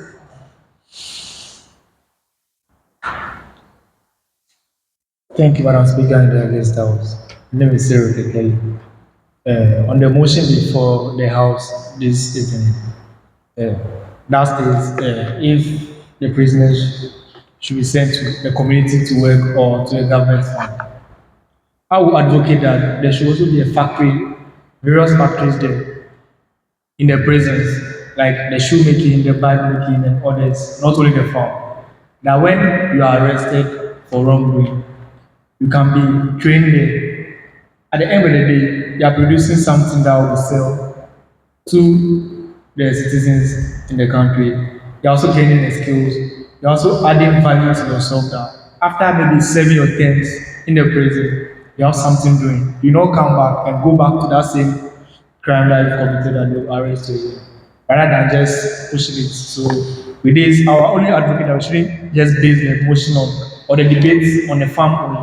Because we have other aspects of the this that we can channel the energy to really help us all. Thank you. Thank you so much, Honorable Zero. We will take the closing statements from the majority side, then we will later take from the minority. Madam President, thank you very much for the opportunity to digest this motion as closing remarks. And I think this debate has actually helped us to refine this particular matter. From the contribution of colleagues, it has become clear that there are some couple of people who deserve to serve a full prison sentence. But, Madam President, you bear with me that there are also a couple of people who should not be punished with a full prison sentence. And looking at this, it is not the prison that actually sentenced the people to itself. It is the court with the verdict from the presiding judge who does the sentencing. Perhaps we should rather look at writing to the Ghana Bar Association or the Judicial Council to call for the consideration of misdemeanors not to have sentences. I'm sure they have a fully clarified system about to guide judges in sentencing or doing their verdicts. But however, it is still up to regulation by the Judicial Council. There are some people, the sentence that is being given to them sounds unkind for what they are being sentenced for. Perhaps their judge, their barrister or counsel was not good or didn't do a good bargaining or defense. For instance, we heard about someone stealing just some small garri and then something, and then is going to prison for a year or two. That thing should be a misdemeanor. The verdict should have just been, should I say, community service. But as to how the counsel for that particular person made the matter, we don't know. And the judgment ended up being a full prison sentence. Perhaps the Judicial Council should really look at it and encourage judges that regardless of the circumstances, we all know that some of these crimes or atrocities do not need prison sentence.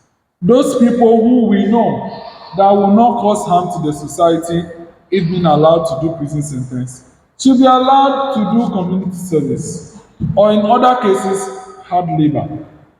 I don't believe that everyone in the prison right now deserves a prison sentence.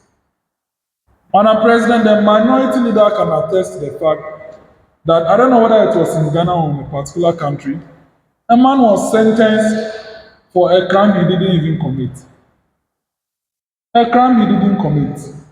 And after years of investigation before he was released and compensated with some few millions, his entire life was wasted. Why? Because his barrister could not do a good job during the court hearing.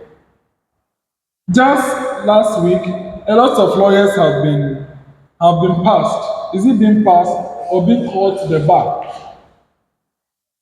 I think we have enough lawyers that anyone who goes to court, whether a defendant or plaintiff who does not have a counsel, could have the opportunity to have these good brains to speak for them so that people who do not deserve prison sentences will not get prison sentences. People who actually deserve get the best of lawyers, pay them $1 million, and they go scot-free. Whilst the innocent is left to rot at prison. So we are calling. I'll say for this particular motion cannot be about majority or minority, but we can call on the Judicial Council to appeal to judges regardless of how the counsel for the defense or plaintiff makes their case. Obvious misdemeanors should not get prison sentences. In the worst case scenario, should just be hard labor and community service for a number of years or months. Some cases are that obvious that this person does not deserve prison sentence. But I know they are limited to evidence produced at court.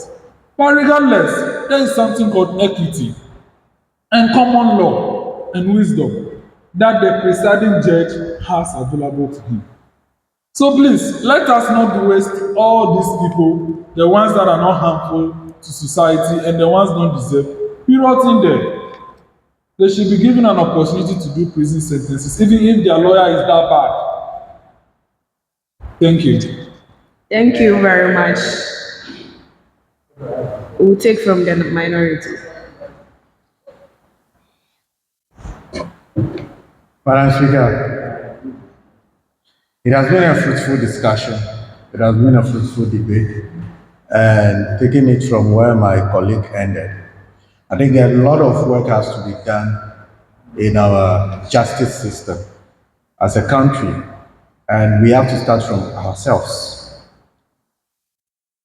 Our behaviors must be looked at as a country, as a citizen of this great nation. We must also eschew evil against ourselves. He made the point that it is not a matter of majority or minority, but I think he deviated a little bit from the subject matter. The motion before us is to look at those that are in prison, whether they should be used to do communal labor or not.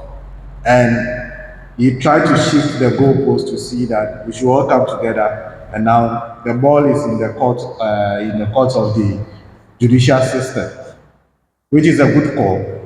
But we pay these judges also to do their work, and they must do their work based on evidence that are done there, are presented in court. They do their work according to those. It is for us to rather think about a structure that can solve that common or moral phase of the judicial system, even before it gets to the apex court or the appeal court or anything. Because when it gets to that level, the constitution of the country mandates them to do their work. They cannot jeopardize with the justice system, even as we have some few things that we have about the justice system in the country. So his suggestion is okay, and I must commend him thinking that direction. But I think the more appropriate thing that we have to do right now, if we want to use some of these people to do communal labor, and even as such, is this something that we should be, is it something that we are trying to do to encourage the practice of those things again? Because to you, you may use your moral eyes to see that this is nothing. But a little drop of water, what does it make? It makes a mighty ocean. The person might steal, what is the name? A chicken today. But tomorrow, do you know what the person will steal? The person might be convicted forcefully today. But do you know why the person is there? A police friend told me that sometimes when they come to arrest you, it's actually for your safety. Because with the police, you are guaranteed safety. Because if the mob justice is released on you, it's rather dangerous than for you to go to the police and be safe. Because that place, some of your rights, even though are curtailed, not all of them are curtailed. You still have, because a mob will not wait for you to call a lawyer. But we have that right in the police cell. So let's look at our behavior. It's a behavioral change campaign that we have to lead rather than calling for the structures that we have put together to work for us. And if we are able to work on the behavioral change of the, you cannot just disgrace yourself by stealing a cock. A thief, they say, is a thief. What led to that stealing, we don't know. Whether he harmed somebody before going there, we don't know. We only know that the person stole a chicken or a fowl. So, in as much as we see these are small ones, I think it is very important for us not to dismiss that these are crimes. And when we try to use the human face to pamper these people, it's only communicating that I can do it next time. But before then, I wouldn't like us to appeal to the highest judicial system, but we should be able to appeal to the police service system that if there can be a way that these people will not be arraigned either by before a court, then we can now propose to Parliament to pass this as a more or less like a lower chamber of conviction of these minor crimes, for them to go to the labor front and do what they have to do in the communities. But it is still a risky thing that we have to think about thoroughly before implementing it. I thank you, Madam Speaker, and I thank my majority leader for this engaging debate on the motion. But I think we have to sit down and then have a thorough discussion about this once again before we take any step. I thank you, Madam Speaker. Thank you very much, Honorable Minority Leader. At the end of the debate, I've listened to both sides, but I will still throw it to the House to decide on the benefits of this debate. So I'm putting the question before all of us here, that those in favor of the debates, those in favor of the just ended debates, say aye. Those not in favor, say nay. The nays have it.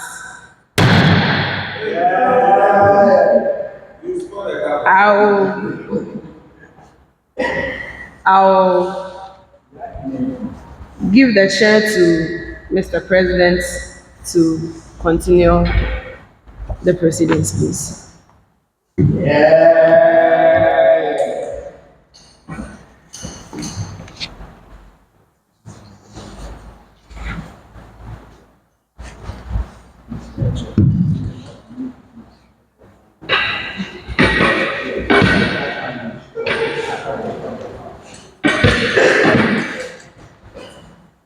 Honorable Senators, I hope we have had a wonderful time debating these two motions. And I must say it had really been a fruitful discussion among peers. Congrats to us all. And may I, on this platform, use this opportunity to congratulate our acting Deputy President who presided, I wanted to say impeccably, but maybe I'm going too high. Fantastically, fantabulously. Let's give it up for Senator Linda Sewornu Dzobo. She's learning, and I'm sure she'll do good if she's one day elevated to the office of the Deputy President. Honorable Senators, moving on with business for the day is the commencement of private business. Item 11, questions, statements, and petitions. Are there any questions, statements, or petitions for the attention of the Senate? Yes, Senator Linda.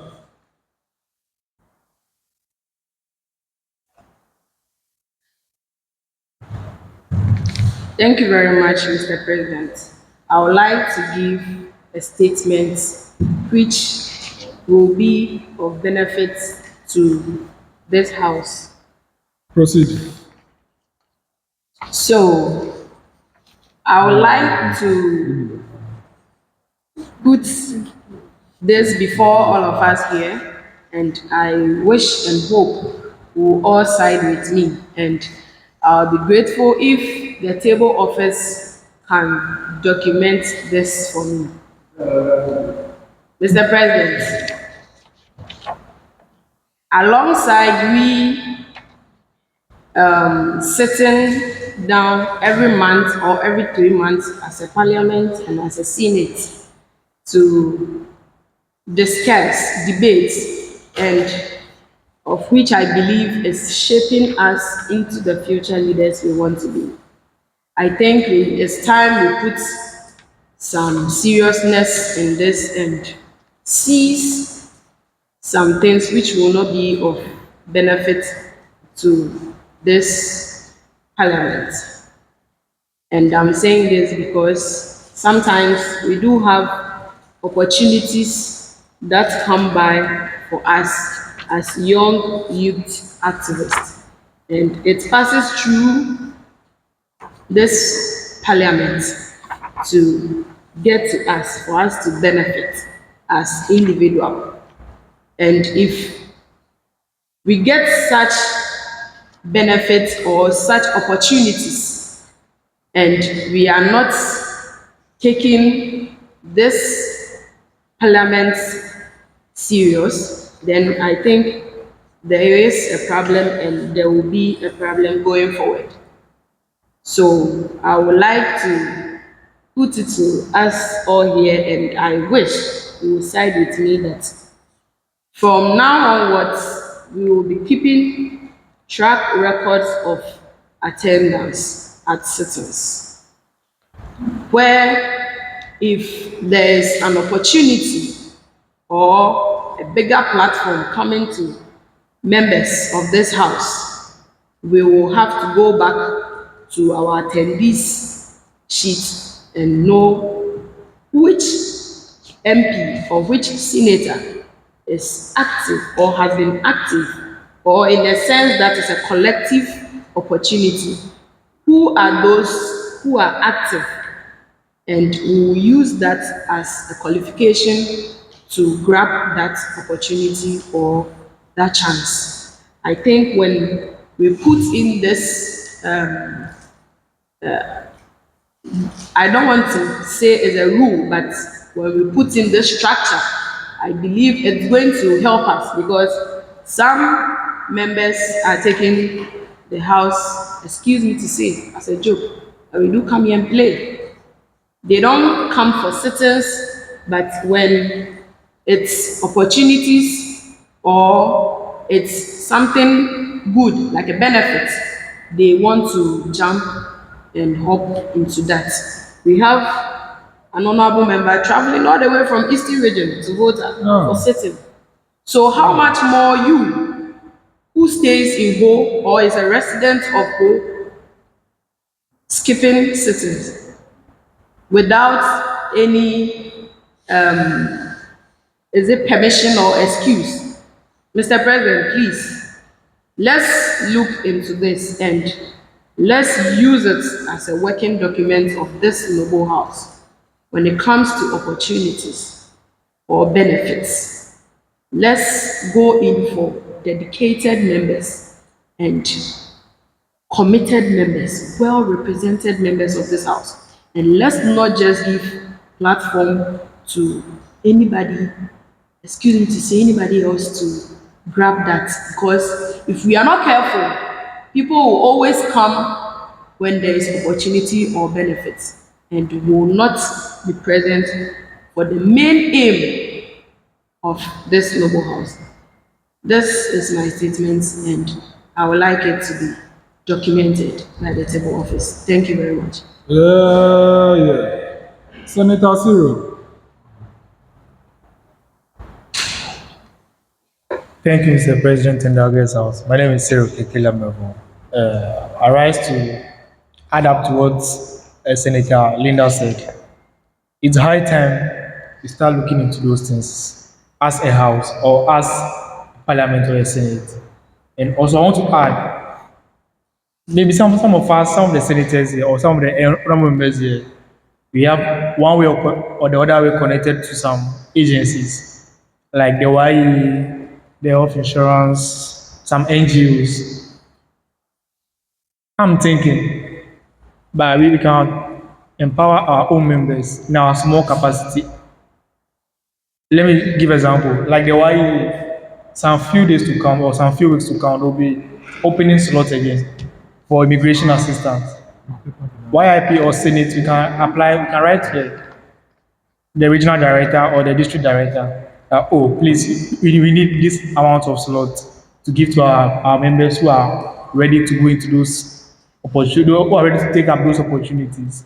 And also, the health insurance like this, we can also partner with them once a while. They will do free renewal for our members, but it should be to only those who are committed.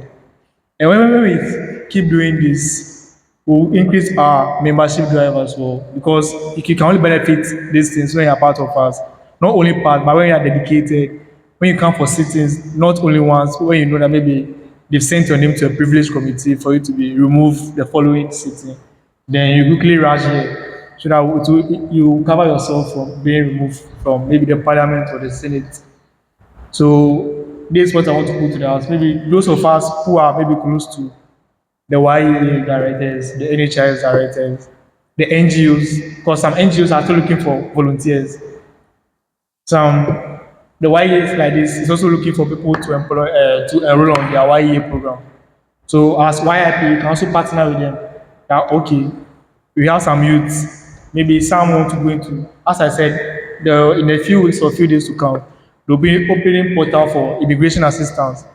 So all of us, maybe those who are interested in that, we can apply through the speaker. Then we'll send it to the YA director that, oh, these are our committed members, and we want to assist them. In a few weeks, or maybe not now, months or years to come, remember that it is through the YIP that they're able to get those slots. And that is why they are where they are today. And a day will come, we'll all come back to YIP. We'll come back as a family and be like, through YIP, I was able to get this job, I was able to connect to this person, I was able to get this. So please, let's take what we are doing here serious. And there's a future for YIP. Thank you. Thank you very much. Senator Edward.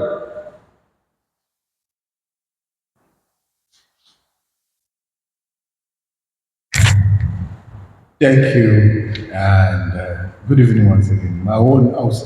Sorry. Please, the drink is not good for me. I'll start with commendations, and I think I have something to add to what my colleagues just said. I think we are not celebrating ourselves enough, and then our visibility also has to be a collective effort. The movement has produced leaders in various capacities, and it's just appropriate for us to go by the proverbial saying that charity begins at home. If we don't celebrate these people, who will do them for us? On this note, I want to commend Honorable Cyril, who happens to be the NASPA president in the municipality, and he's able PRO for leading the association to where it is today. It is worth noting that these young people did not just rise to that level, but it is through determination and resilience, which we always preach here, that has pushed them to that far. I've been part of the beginning of the administration, and it was not an easy thing. but they fought through and they are here today. They have done what Napoleon couldn't do. It was because they had a limited time. They were 6 months or so into their service before their election was held. And since then, they have not rested. They are doing what they think that is good. And it is building their capacity, has built their capacity. Some of them went ahead to go to the regionals, but unfortunately couldn't turn out well for them. For me, I just want to commend them for the great work that they have done. There is no little success. If you people were supposed to fail, they will trace you and come back to this house, and it is all our failure. So if they have done what they have done, I think they deserve some commendation to motivate them to do better things for us and raise the banner of the movement high. Now, I think some of these things has to be off-camera discussion pertaining to taking the house serious. I don't think the public will need this one. It's a house matter that we have to look at.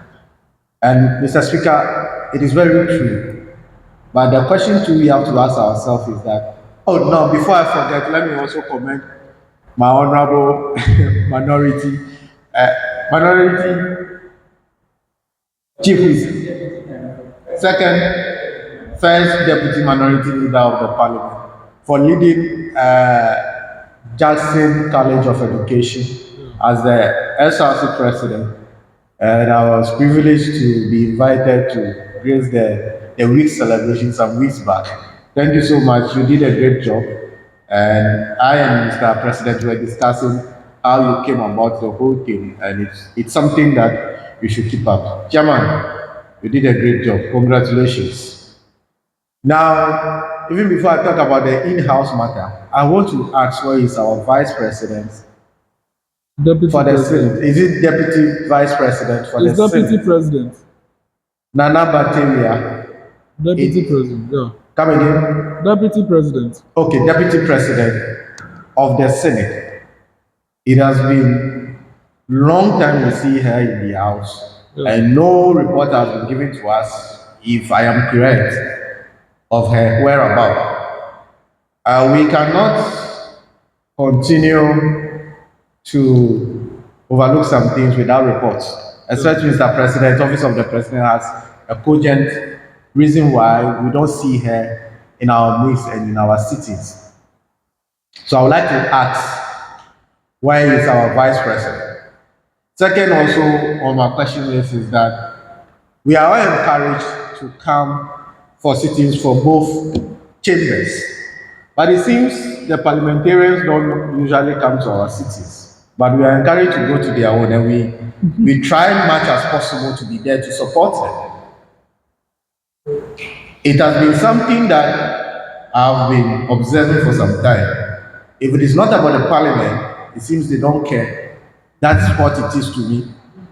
It's only few of them, because we know very well that they constitute much number, and they coming in to support tells us that, oh, we are one. But if they are trying to do that one, then it seems that there is kind of, this one does not really concern me, this one does not really concern me. So if their vice speaker, the deputy speaker is here, this is a message to them. We want to be seeing them in our midst, even though they are not senators, they can come as guests or temporary senators as well. Since I took office as the minority leader of the Senate, I have not seen my deputy before. And it goes back to what He my colleagues have said. came the last Senate sitting, he was there. I didn't see him. He was seated there. Oh, okay. He was seated And it goes back to what my colleagues just said. We need to structure the things that we do. I agree perfectly, but there is a problem. And I have always been an advocate of this problem and giving solutions, but people want the fast thing, so they don't want to take advantage of it. You can give people opportunities, but how prepared are they? How prepared are they? That is why the opportunities will flip up to people who don't actually deserve it. We are young people here, but we are not prepared for the opportunities. We are in a world where we should be thinking about diversity. Because you read IT, you think it is only IT jobs that will come. People, as at this stage, has graduated from a university, teacher training college, don't have their CV together. Some of them even don't have best talking about trying to do the passport. And when the National Service Personnel Association grants them the opportunity, they then try to insult the leadership. So you ask yourself, the people you are trying to help, how prepared are they? It's a tough thing that we are dealing with.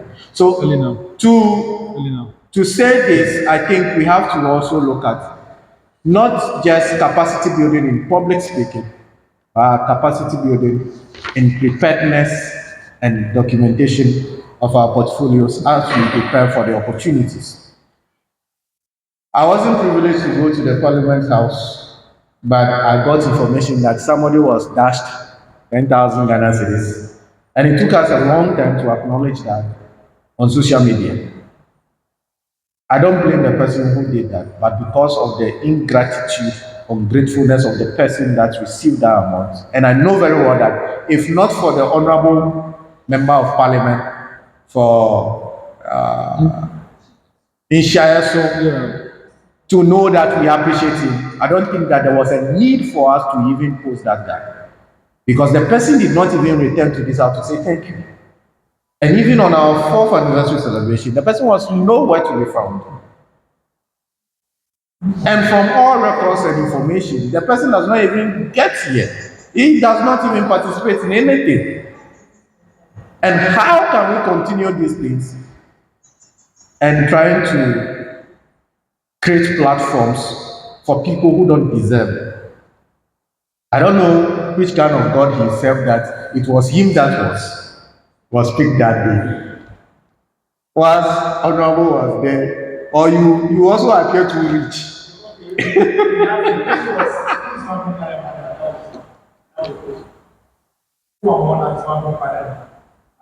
Oh, okay. You see, so even if we look at that, I don't know the intervention we can put in to solve that problem. Because the person giving out the team has given a caveat. How do we solve that one?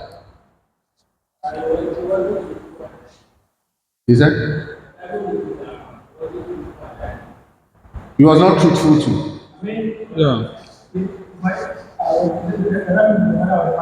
So I think as part of our forms or the registration forms or the application forms, we should be able to include that so that that record will be in the system of us. So Mr. President and the table can also take notice or no, if the person is speaking the truth, we should be able to identify quickly that you don't have a father or a mother.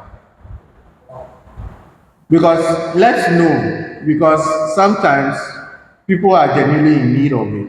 And the psychological aspect of it is something that we cannot overlook. But are you doing what deserves to be done for you to be helped?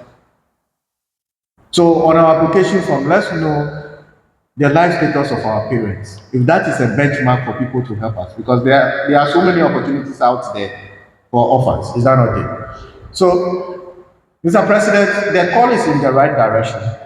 So even if we do that, we should be able to have capacity building for ourselves, CV writing, searching for opportunities online. Maybe those that will come will know the essence of it. And when the opportunity comes, we should give a caveat to some of these people that even if these opportunities come, our leaders must be consulted first before it is going out to anybody. Because Johnny just cannot come and benefit. It's not fair. It is never fair. I have never seen Linda absent herself. It's not as if she does not need anything. But at the end of the day, somebody who is toiling and promoting the movement is not benefiting, not reaping the rewards that is supposed to give, but rather somebody who takes it as a playing ground. And I don't think it is something that we have to go by. So I'll propose and support the idea that we should first of all take attendance seriously. We should secondly put in a structure that will build us. And this one, I don't want it to be online. Honorable, I wouldn't like it to be online. Oben ke hele vivere na mede, beveze mo diele. I am currently an MAE officer on a project sponsored by the Norway government. I didn't do MAU, but I have to learn. And as that one was, I was doing that one. I think 2 calls came that they are looking for a marketing person. And few people that I called are not ready. They don't even have their CV together. Is it not sad? And we claim that we are looking for opportunities. So please, as an initiative, let's build our capacities. And also, just like he suggested, maybe we can have 2 or 3 slots from agencies. For national health insurance renewal, I think some of them take it that it is not expensive. Let's look at mental health, which is a major thing. Let's collaborate with the health practitioners. Let's assess our thinking. Because the last time I checked myself, they told me that my depression is going high. But I am working freely. Yes, I'm working as if I'm okay. But the same as stress, my depression is high. So I should check it. I should have enough rest. We are trying to be workaholic, but we are causing more harm to us. So instead of the health insurance renewal, for them they think that it is so cheap. It's not 23 cities. So instead of that one, let's have a clinical psychologist to have a one-on-one with us. Because truth is that after school when you are not doing anything, you run into depression. So do you want to run into depression before you renew your health insurance and go to the hospital? So I think we should look at those ones. But majorly, I think the capacity building in preparedness for opportunities is key to me as a person. Let's try to empower those that are available and ready. And let's also have a roadmap, and anybody that will engage for opportunities, the opportunities to be channeled to our leaders, not just unpick anybody. I thank you so much. Honorable Mark.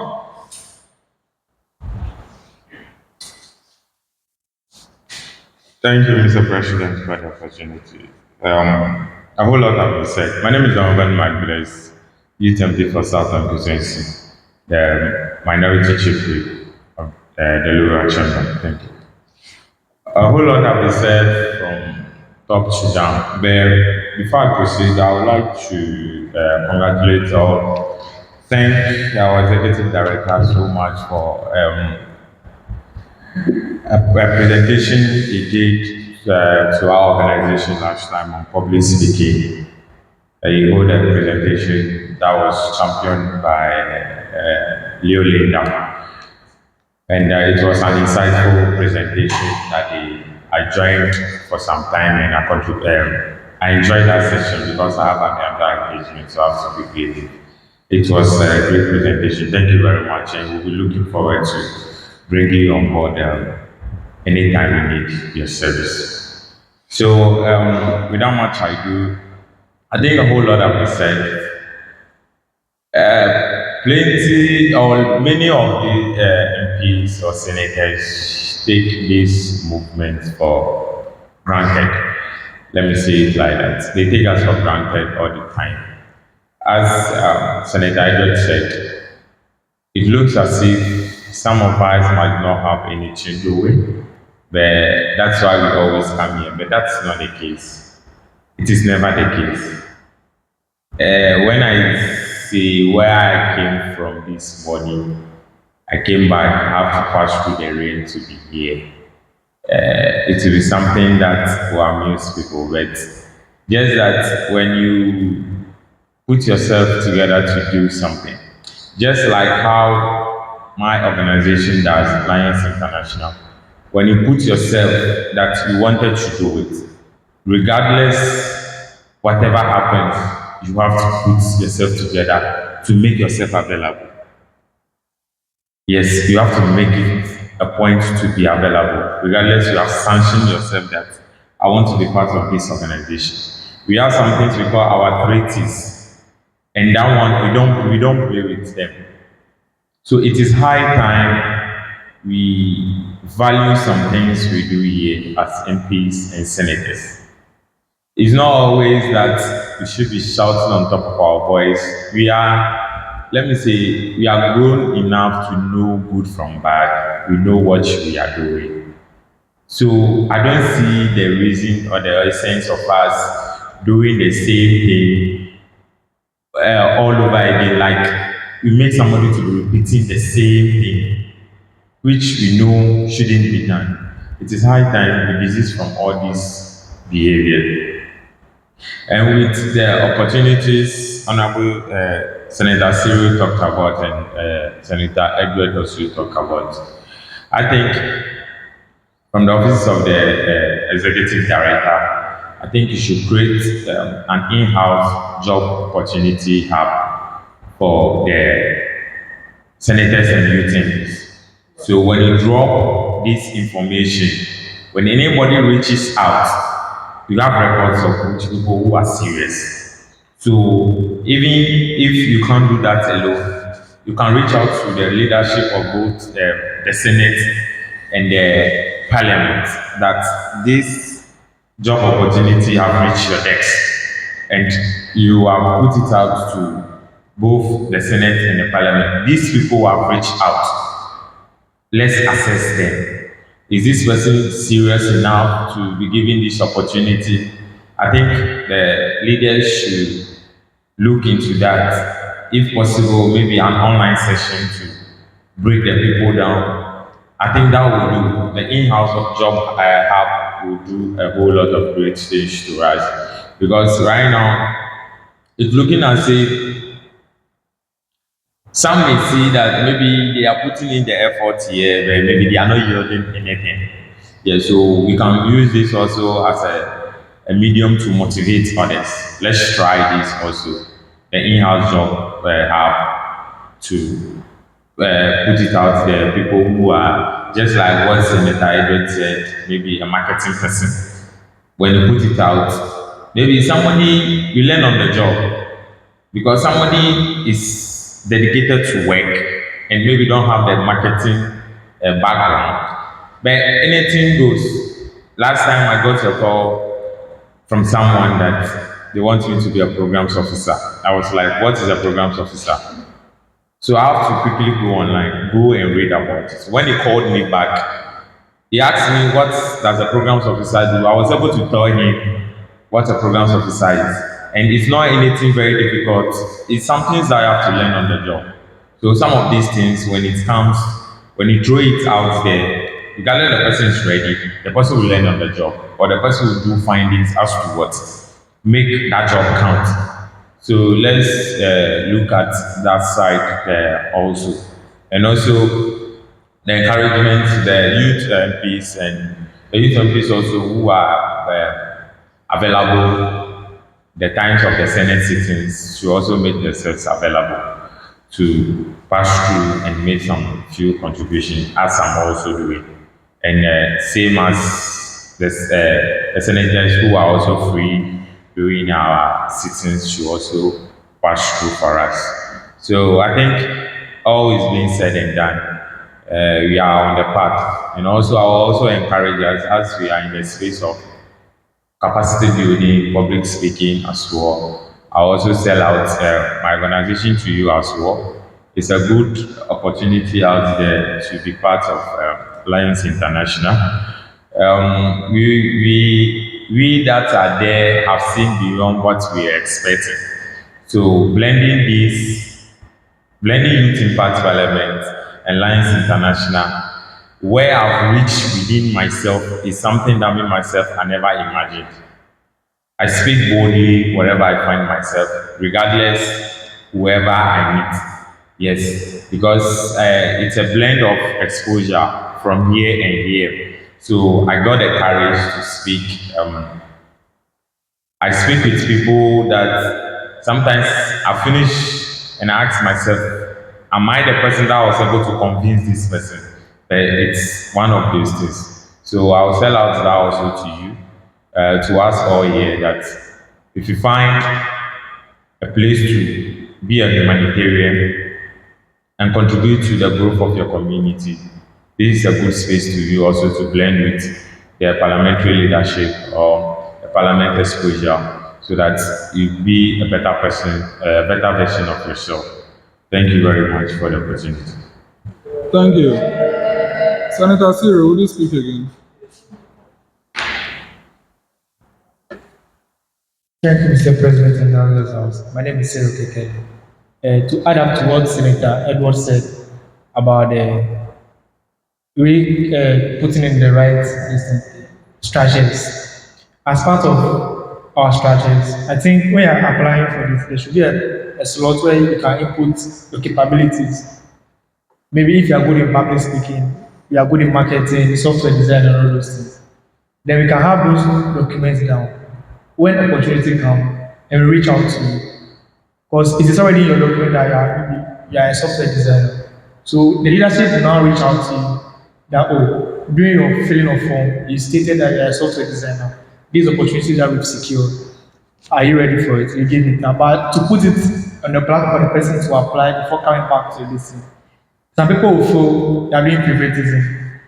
Meanwhile, they're forgetting that what they refuse to be punctual when it comes to sitting. They don't show that commitment and that dedication to the movement.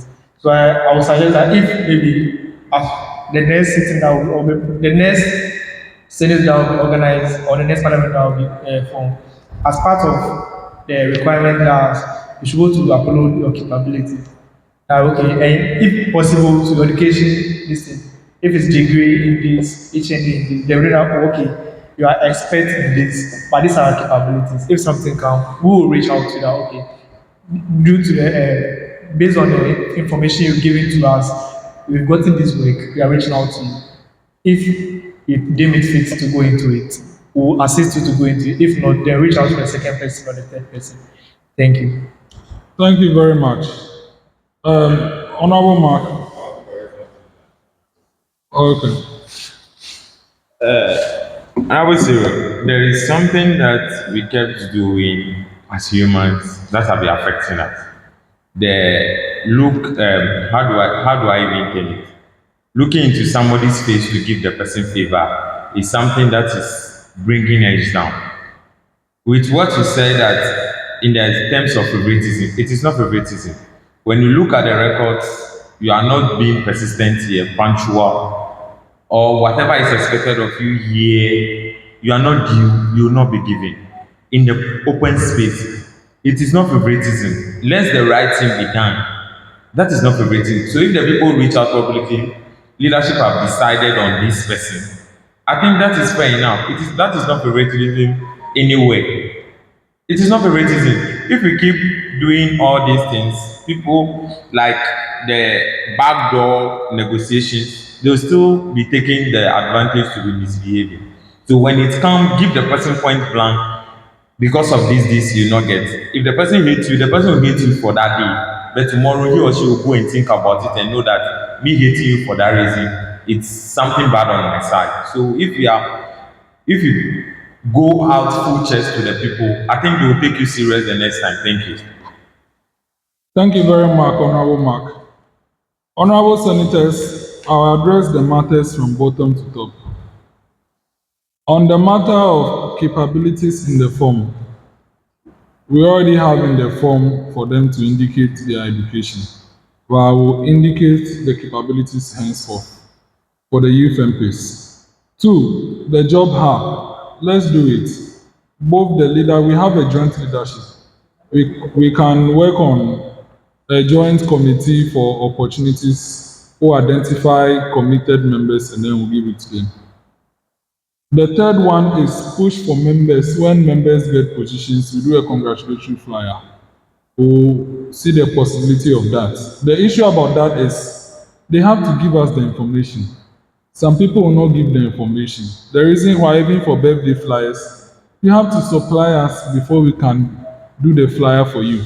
Some people will not supply, and if we don't do it, they think we are doing favoritism. That is why we share the notice that if you want flyer, give at least 1 day information.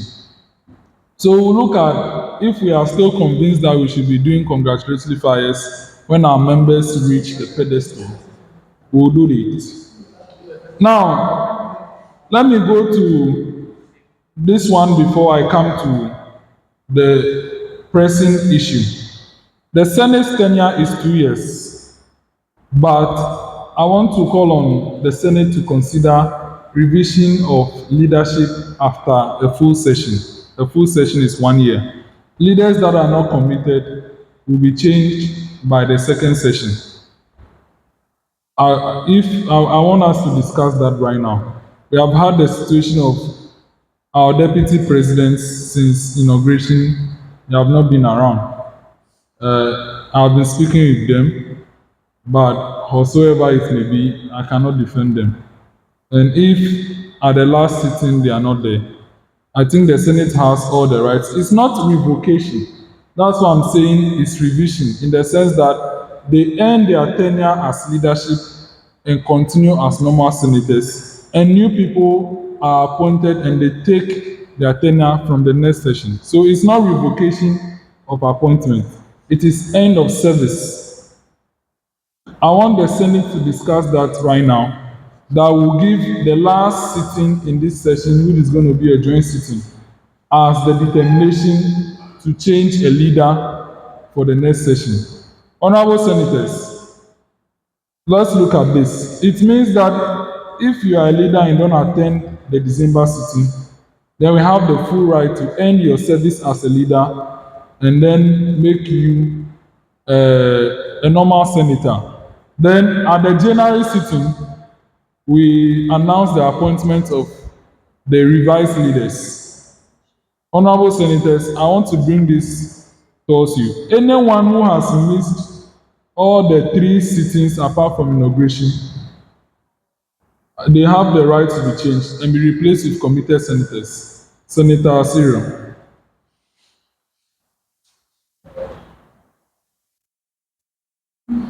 Thank you, Mr. President in the House. My name is Senator Linda Sewornu. Pertaining to the matter on floor right now, to me, I would suggest there should be some ad hoc committee that monitors how dedicated senators are.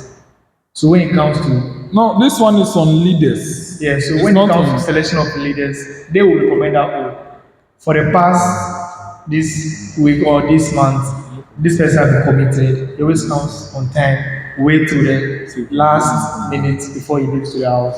Rather than because if we decide to leave everything to you, or maybe make it more open. Oh, no, wait, you are running faster than the horse. First of all is for us to agree whether or not we want to revise leaders. Okay. After we agree before we discuss the modalities of doing it. Okay. So don't jump the gun. I think it's a good idea that we make it a year. Maybe after 1 year, you might have gotten a work somewhere which will prevent you from coming maybe the following year to be punctual. So Yes. I think that's okay. Okay, thank you. So you have accepted it. Senator Edward, what do you think about the idea of revising leadership after 1 year? The tenure is 2 years, but we revise leadership after 1 year. The tenure of a senator is 2 years. Yes. Then what of the leadership? Leadership is also supposed to be 2 years, but I think we cannot have ineffective leaders spending 2 years. So after 1 year, we are not revoking your appointment, but we end your tenure as leader and you continue as senator, and then we appoint a vibrant senator to the role. I think that will work because per the constitution, beside the president, the deputy has to act in the absence of the president. But what we see at the Senate sittings is that we are calling on other senators who are not part of leadership to mount that office, which may be, I must commend Senator Linda for doing a good job today. Yeah.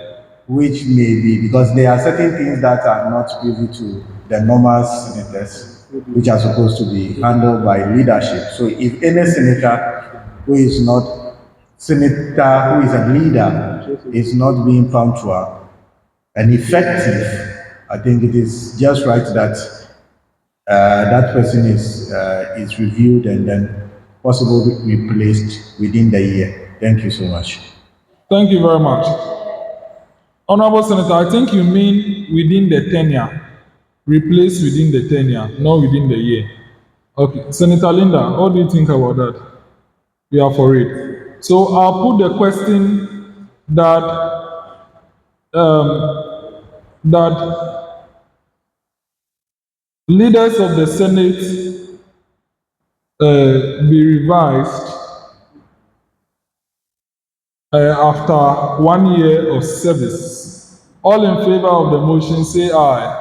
Aye. Not in favor of the motion say nay. The ayes have it, the motion carries. Therefore, leadership stands to be revised after the first session. Honorable Senators, this is not the only matter, but let's now discuss the modalities. Whether we are gauging your vibrancy by the 4 sittings. If you attend only 2, we are maintaining. If you attend only 1, we are changing. If you attend 3, let's discuss. The Senate will sit 4 years in this year. We sat in January, we sat in April as joint, we sat in June or July.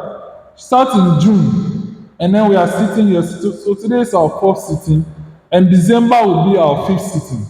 So what are we using to end the service for dormant senators? Is it that they should attend at least 2 sittings out of the 5 in order to continue, or if you are only, or you have to attend 3 sittings, or if you only attended 1, your service is ended?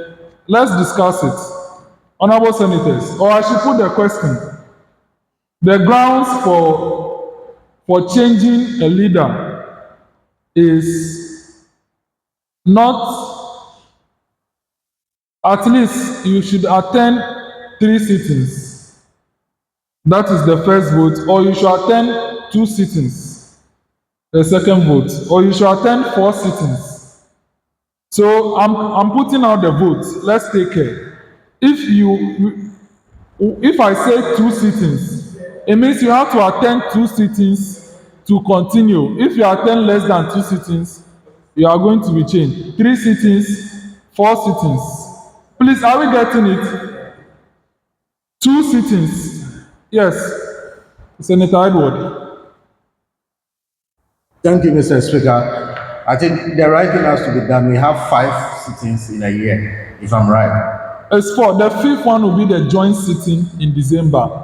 Which is also so today is the 4th. The 5th will be December. Which is also a sitting. Which is also a sitting. So, yeah, so it's 5 sittings in all. So to get the benchmark or the pass mark, I think it should be 3. If you are able to, you should be able to attend 3 sittings. Everything less than that, you must be queried, and if possible, sack out of leadership. So 3 sittings. You are proposing 3 sittings. Okay, so 3 sittings. So the yardstick. Let's vote on the yardstick. 2 sittings or 3 sittings. Okay.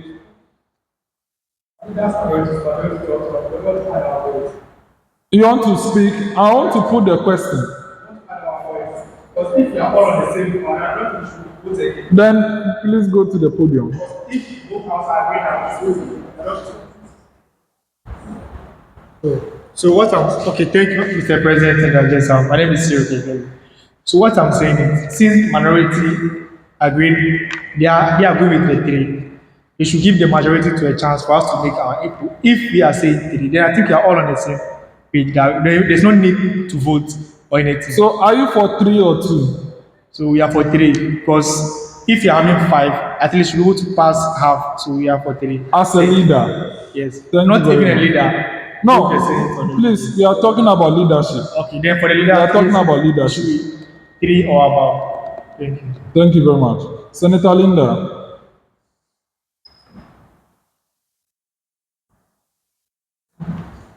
Thank you very much, Mr. President. I know we are talking about leaders, but as we are taking it on the leaders, we need to come down to the members too. Yes, we'll get to them. Let's deal with leaders. Because checking the senators' age, we are about 60 plus. And look at our number. Today is even so much encouraging. Today is so much encouraging. So let's not relax with the senators themselves. As we are dealing with leaders, we deal with senators alongside. Both must be checked and examined. Thank you. Thank you very much, Senator Linda. I must say that we did a check on senators within the year. Senators who attended, I think, only who didn't attend any sitting, they were knocked out of the Senate. And if members remember, we removed a number of people. So on the page, we are only around 24. So the revision on senators have already been done. That's why we are only focusing on leaders. So majority and minority have proposed 3. I'll put the question, all senators in favor that any leader who has not attended not less than 3 sittings should end his service by December. All in favor say aye. Not in favor say nay. The ayes have it, the motion carries. Therefore, leaders who have not attended not less than 3 sittings will end their leadership by the December sitting, and replacement will be done and be announced in January. Honorable Senators, another important issue has been raised. We cannot fully debate it here. I would have loved that we do it at a joint sitting, but we can debate it a little bit here, and then the House will finalize it, and then we'll crown it at the December sitting, which is with qualification for some of the opportunities, including visits to Parliament.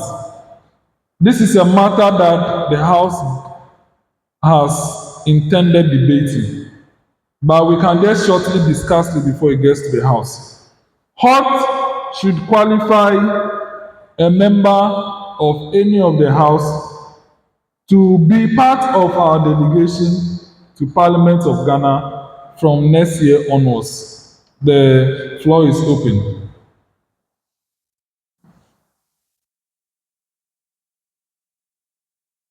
Thank you, Mr. President in the August House. My name is Senator Amegashie-Viglo. For someone to qualify or to be shortlisted to go to the Parliament next year, you see, in every association, there's something they say in a good standing before you can benefit. Let me make reference to GNU the last time. Even before they held the alumni election, they said you have to be in a good standing before you can vote. Even in SRC, you have to have a good standing that in terms of your CGP. So when you come here, at least they need to see your commitment. So since we are senators, at least a senator must attend sitting not less than 3 to show that yes, you are really serious. And not to only attend, not to just come and show your face after 3 minutes, 5 minutes, then you leave. No. Sit till we are done. Show your commitment to the cause. With that, then we can assure that the person is serious. And that can warrant the person's guarantee to be part of the trip to Parliament. And not only to Parliament, but any other programs that will be invited to, be it visiting the MC, the minister, or anybody. We shall have a benchmark for all those who will be present. At least not less than 3 sittings for senators. Thank you. Thank you very much. Any other comments, Senator Linda?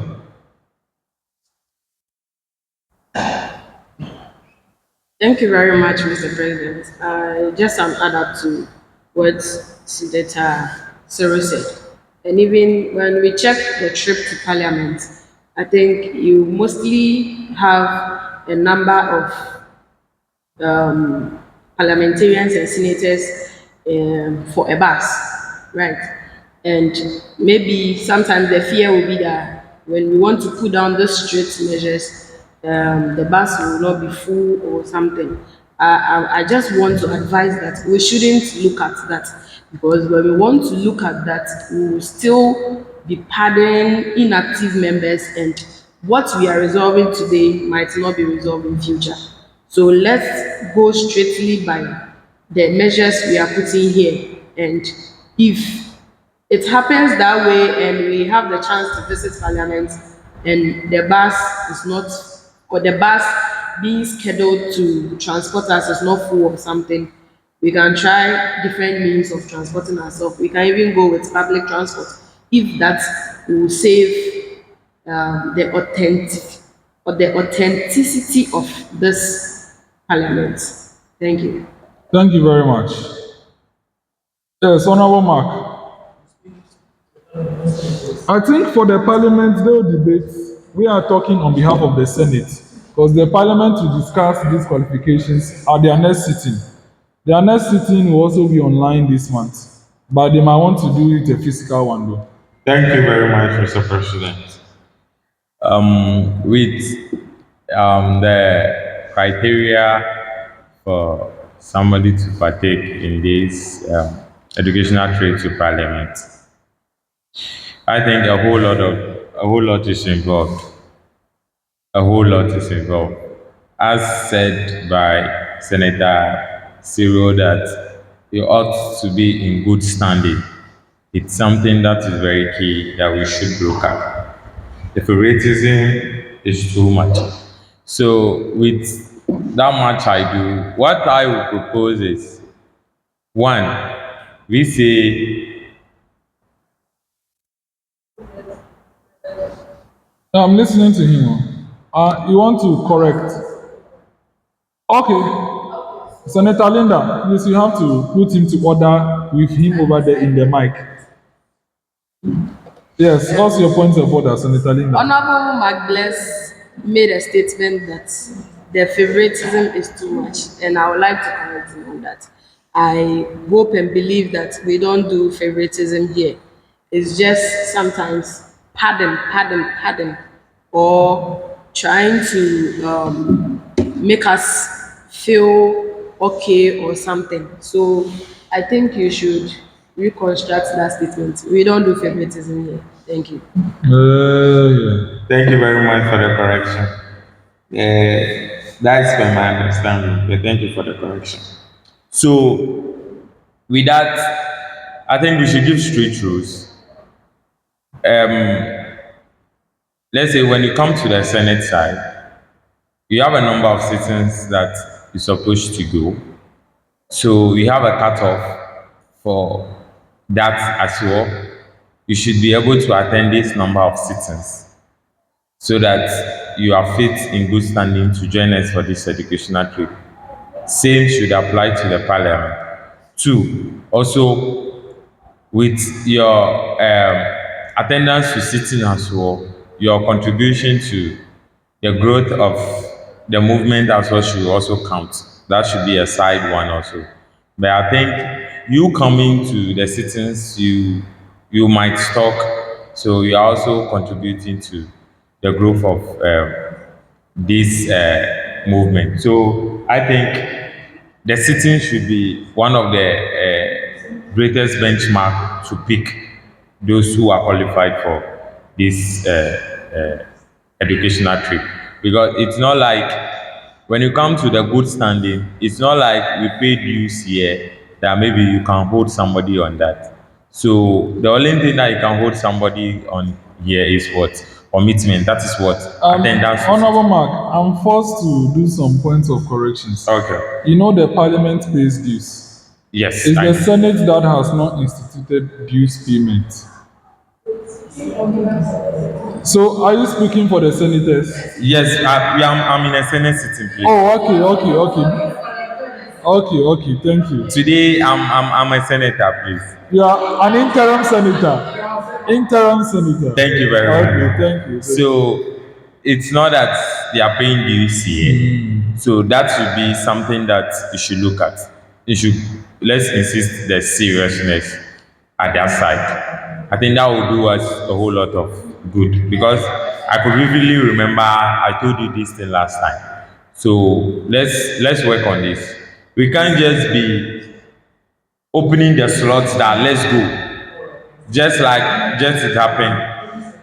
That opportunity, even if that day the MP wouldn't get somebody who lost their parents or anything, if the MP is willing to give, and maybe that 10,000 is shares to, let's say, maybe 5 MPs there who are committed, I think we should have done a whole lot of good that one person taking it and the person, I didn't even see any letter of appreciation to the movement He or hasn't anything. done anything. He hasn't attended any sitting.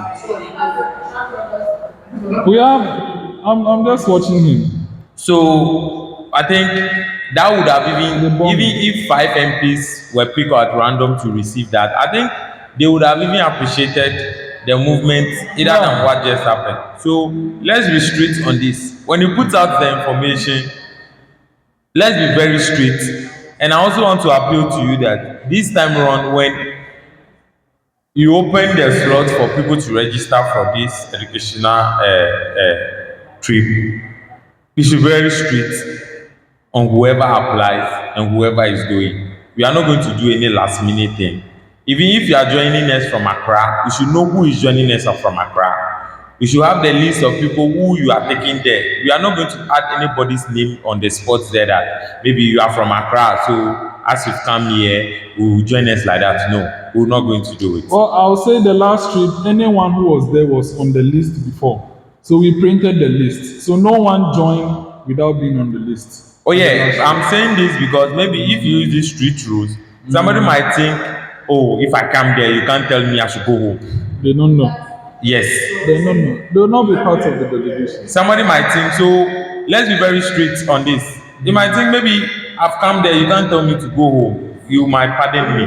So let's be very strict on that. If your name is not part of the final list, let's say a night before the trip, you posted the final list. If you come, we check through the list. Your name is not part. Please, you are not part of us, or you are not going with us. I think that will do us a whole lot of good. Thank you. Thank you very much. Senator Cyril. Done. Thank you, Mr. President, in that case house. To do a follow-up on maybe those who are from the long distance. Once a while, we do have some online sessions. So if you're not able to make it to the physical sitting, at least you should see your commitment through the online ones. We will not be having the online one. They used to be giving excuses. Because maybe we assume we are from North and you're in and out by the cost. Yeah, we understand you. But in a place where you are organizing an online program, you don't even join. Then you give excuse. We'll organize another one, you don't join. You give excuse. Then there's nothing you can do about it. Thank you. Thank you very much. So, honorable senators, the question is that senators who attend not less than 3 sittings are qualified for the trip coming 2026, trip to Parliament 2020, and any other place. Visits. All senators in favor say aye. Aye. Not in favor say nay. The ayes have it. Honorable senators, that brings us to the deliberation of private business. May I, before the motion for adjournment is moved and seconded, I want to say a very big thank you to very committed senators. I want to, with all due respect, first say a big thank you to Senator Edward Senya Amen. He's a senator who just came for the inauguration. Bang, bang, bang. He was hit with the position. But he has not lost his commitment in a twinkle bit. He has attended every sitting since January. Senator Edward, God bless you.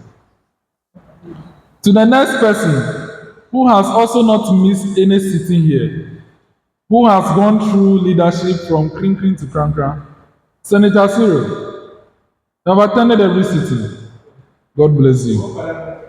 Both Parliament and Senate. God bless you.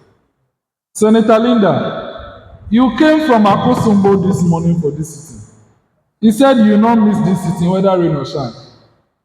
Senator Linda, God bless you. Mr. President, I'd like to have around about 8 maybe plus for 5 days to appointed. I need to be taken as out. Now, if I support, yes, this is the president take us out. Thank you. Yeah. Honorable senators, at the right time, I go make you fine. Honorable Senators, let me also send my appreciation to the Senate Marshal. I think he only missed one sitting, right? One or two. Yes. But apart from that, he has been very committed to the cause. I think, due to his position, he has not been speaking. And it looks like the position is depriving him from speaking. Senator Moses, may I humbly appeal to you that you should transition from marshal to a Senate leadership in the second session so that you can have the opportunity to speak. So if you consider, the House will approve it so that we get another person who will be Senate marshal and you can be part of leadership and be able to speak and improve your public speaking. I thank you. May I also thank two honorable members who have not missed any sitting of the Senate, who are part of the leadership of the Parliament. Honorable Mark Blessdomevenu, the Senate, the Minority Chief Whip of the Fifth Parliament, and Honorable Constantina Agbenola-Oduga, the new Second Deputy Speaker. Honorable Senators, they have not missed any sitting of the Senate, but they are not part of the Senate. The Senate says, yes, Honorable Cyril has also not missed any sitting of Parliament. Honorable Linda too. Honorable Edward has been coming. Honorable Samson too. We want to say a big thank you to you. We want to say a very big thank you to you. Honorable Senators, there is one lady here who, at any time I call on her, she has been here. She is in the person of Miss Elinam Ajay. Can we see you? Who is Elinam?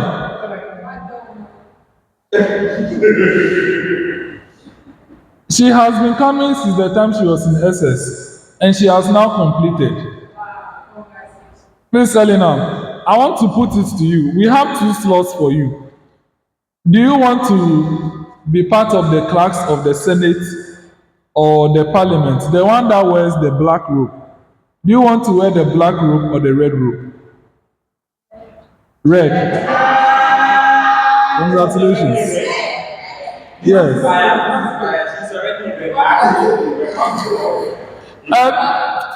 First, Miss Elinam, let me clarify. The red, they sit once in 3 months, but the black, they sit every month.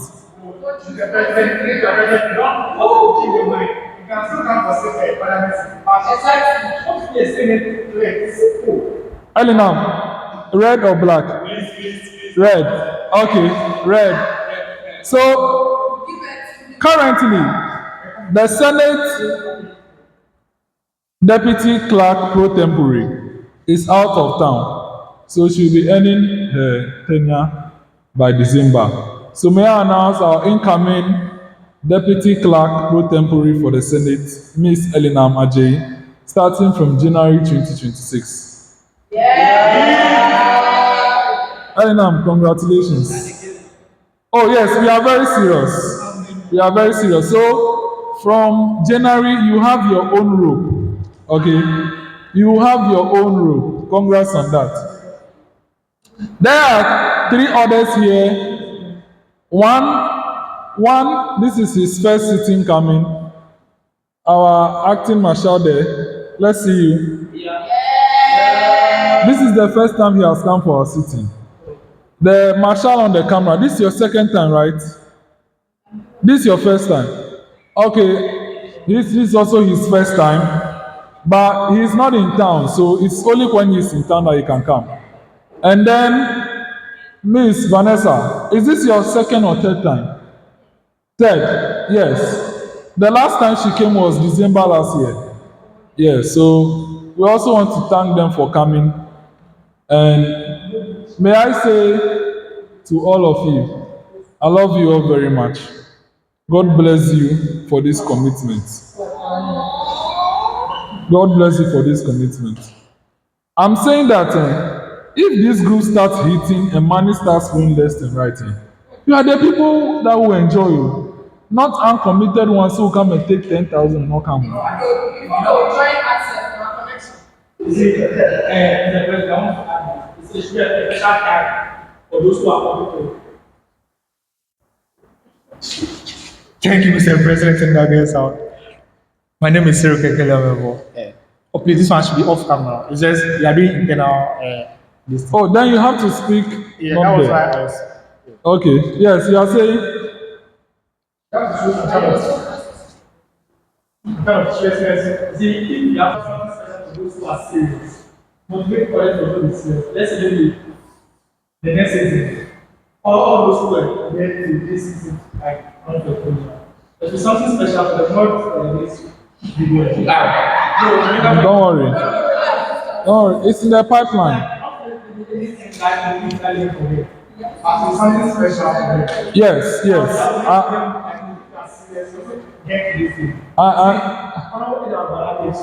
I need to all of them.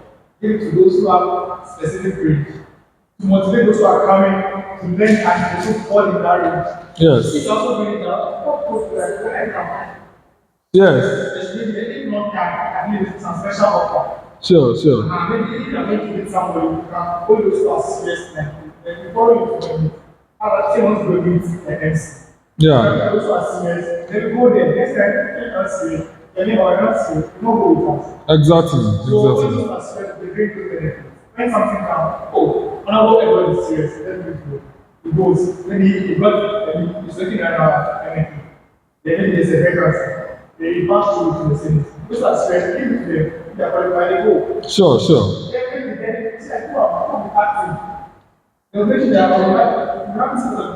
We are in it together. Don't worry. He said he come because he's contesting for position. When he comes for Senate, at least we show him and what I was contesting, so go and vote for him. So he wants to come, but doesn't really come. Due to the race. Like we have been here, because we want to go for position. We have been here. And it's very hard. Yes. Other members, this discussion. Yes.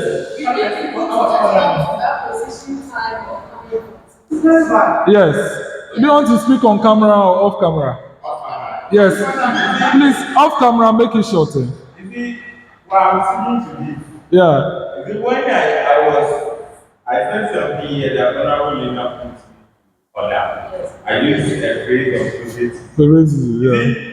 In the instance of what Honorable Siri is saying, that person feels like when he comes here, he gets a favor. The person feels like when he comes here, he comes there, he shows his face. He tell one or two people that I want to contest for this. Then maybe you rally the support. That's the favor I'm trying to talk about. Which is not be done. If you feel like you are now going there, it's not that you want our support, which is not done that way. If you were not beginning from the start, there's no way we can only give you the support when you need it the time that you need the support that any other. This is not the time to also offer the support. We also decline the support we have. We may get for you. If you come now, we don't support you. Simple and short. So you not do anybody. Because you're not committed to us and you want it. What if we use our image behind you and you go and do something? It's us that will call again. So if you know that honor members, we are. You know that when you believe in the person, let's say it's honorable effort. If it's honorable effort, you know that when you push honorable effort, The light is finished. you know that when you push. Don't stop it. You should continue. Honorable effort somewhere. You know the results they are getting. So, Mr. President, that one you should stop it. If the person is not part of it, the person wants the favor, you should go. If YIP doesn't have a rep in that particular position for a year, it will not spoil anything. It's not my fault to have a rep in that position always. So if it is not there for that particular year, no problem. If another year is coming, you can look for a potential and you group somebody. When the time is due, you protect the person. Simple. Thank you. Great. Thank you very much. Yeah. I don't know if it's exactly what's my mind. When I saw the thing, I took a screenshot of it. You've never been to the parliament, but you had it. This one. That's it. So put it on your campaign flyer. Leadership position. You know that. With the president, if we mean that will be agenda, that position. I mean, give example. Some people consider the SRC, they won. They become bad. Now that why policing bad criminals. It's high time that you check those things for. No, I but you're not blaming that push that person. This one, you towards this same house. As much as I pay for it. It's high time that you don't put on a flyer. This is it. This should end up. Okay. Before anyone speaks on their about being a leader or even a member in this noble house and leading the lower chamber, I think they should seek intervention from you. And do so because they can't allow our space to be mad always. The goal I don't perform and now that is why I feel like we don't want that type of reputation in this. So, Don't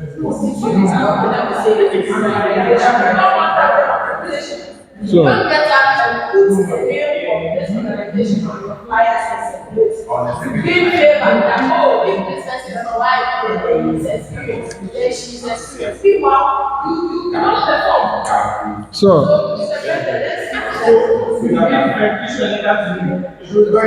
honorable senators, Yes, you have to do that. honorable senators, thank you very much. That brings an end to our discussion for today. Can the majority leader move the motion for adjournment? Please, you don't need to turn the camera to face him, okay? She just face me. I beg, artist, let me show you the camera. I'm doing night vigil. Okay. Please turn the camera to me. Please turn the camera to me. Oh no. Before I move the motion for the adjournment of this sitting to the fifth, Mrs. President, please, let's make sure people take this thing serious. Other people are taking glory for it, whilst not doing anything. You just be there, you see somebody put it on his Facebook wall. People put it on their Facebook wall. I am a youth MP of this, youth MP of this, I'm a leader in this. But when it comes to the real work, you don't see them there. Meeting, you don't see them. But every day, because they feel that we are making a name, they're using our name in a public space to get votes. So please, let's try and put measures to that. Even if maybe this evening can issue a message to them that if somebody wants to contest for any student leadership position, person should reach out to the leadership of the house who will look into your listening, how active you are. Then the number of seats, the time you attended the sitting, then we'll now recommend that, go ahead and use it. But I can't just get up and be using our name to take glory. Then you not even show up. Then those who are suffering every day, look at me, I'm doing night vigil. I'm supposed to be in the house watching the Ghana match. But I'm still here because of what? The determination and how committed I am to the YIP cause. So on this note, I rise to move the motion that this sitting I had joined to the fifth sitting. Thank you very much. Thank you. Thank you. Honorable Mark, please notify Eugene of the circumstance. Please, absolutely. Notify Honorable Eugene of this circumstance. Which Eugene? SRC Financial Secretary. Okay. Honorable Edward Seconder.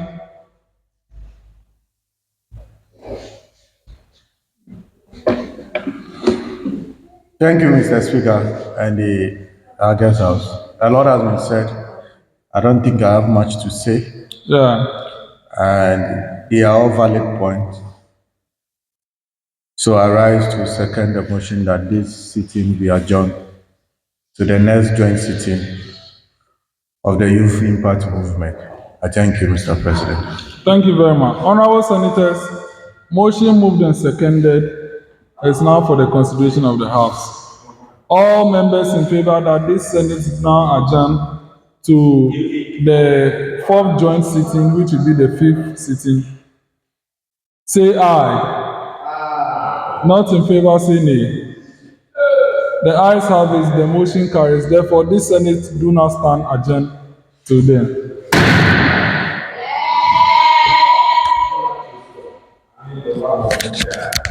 You can stop the video.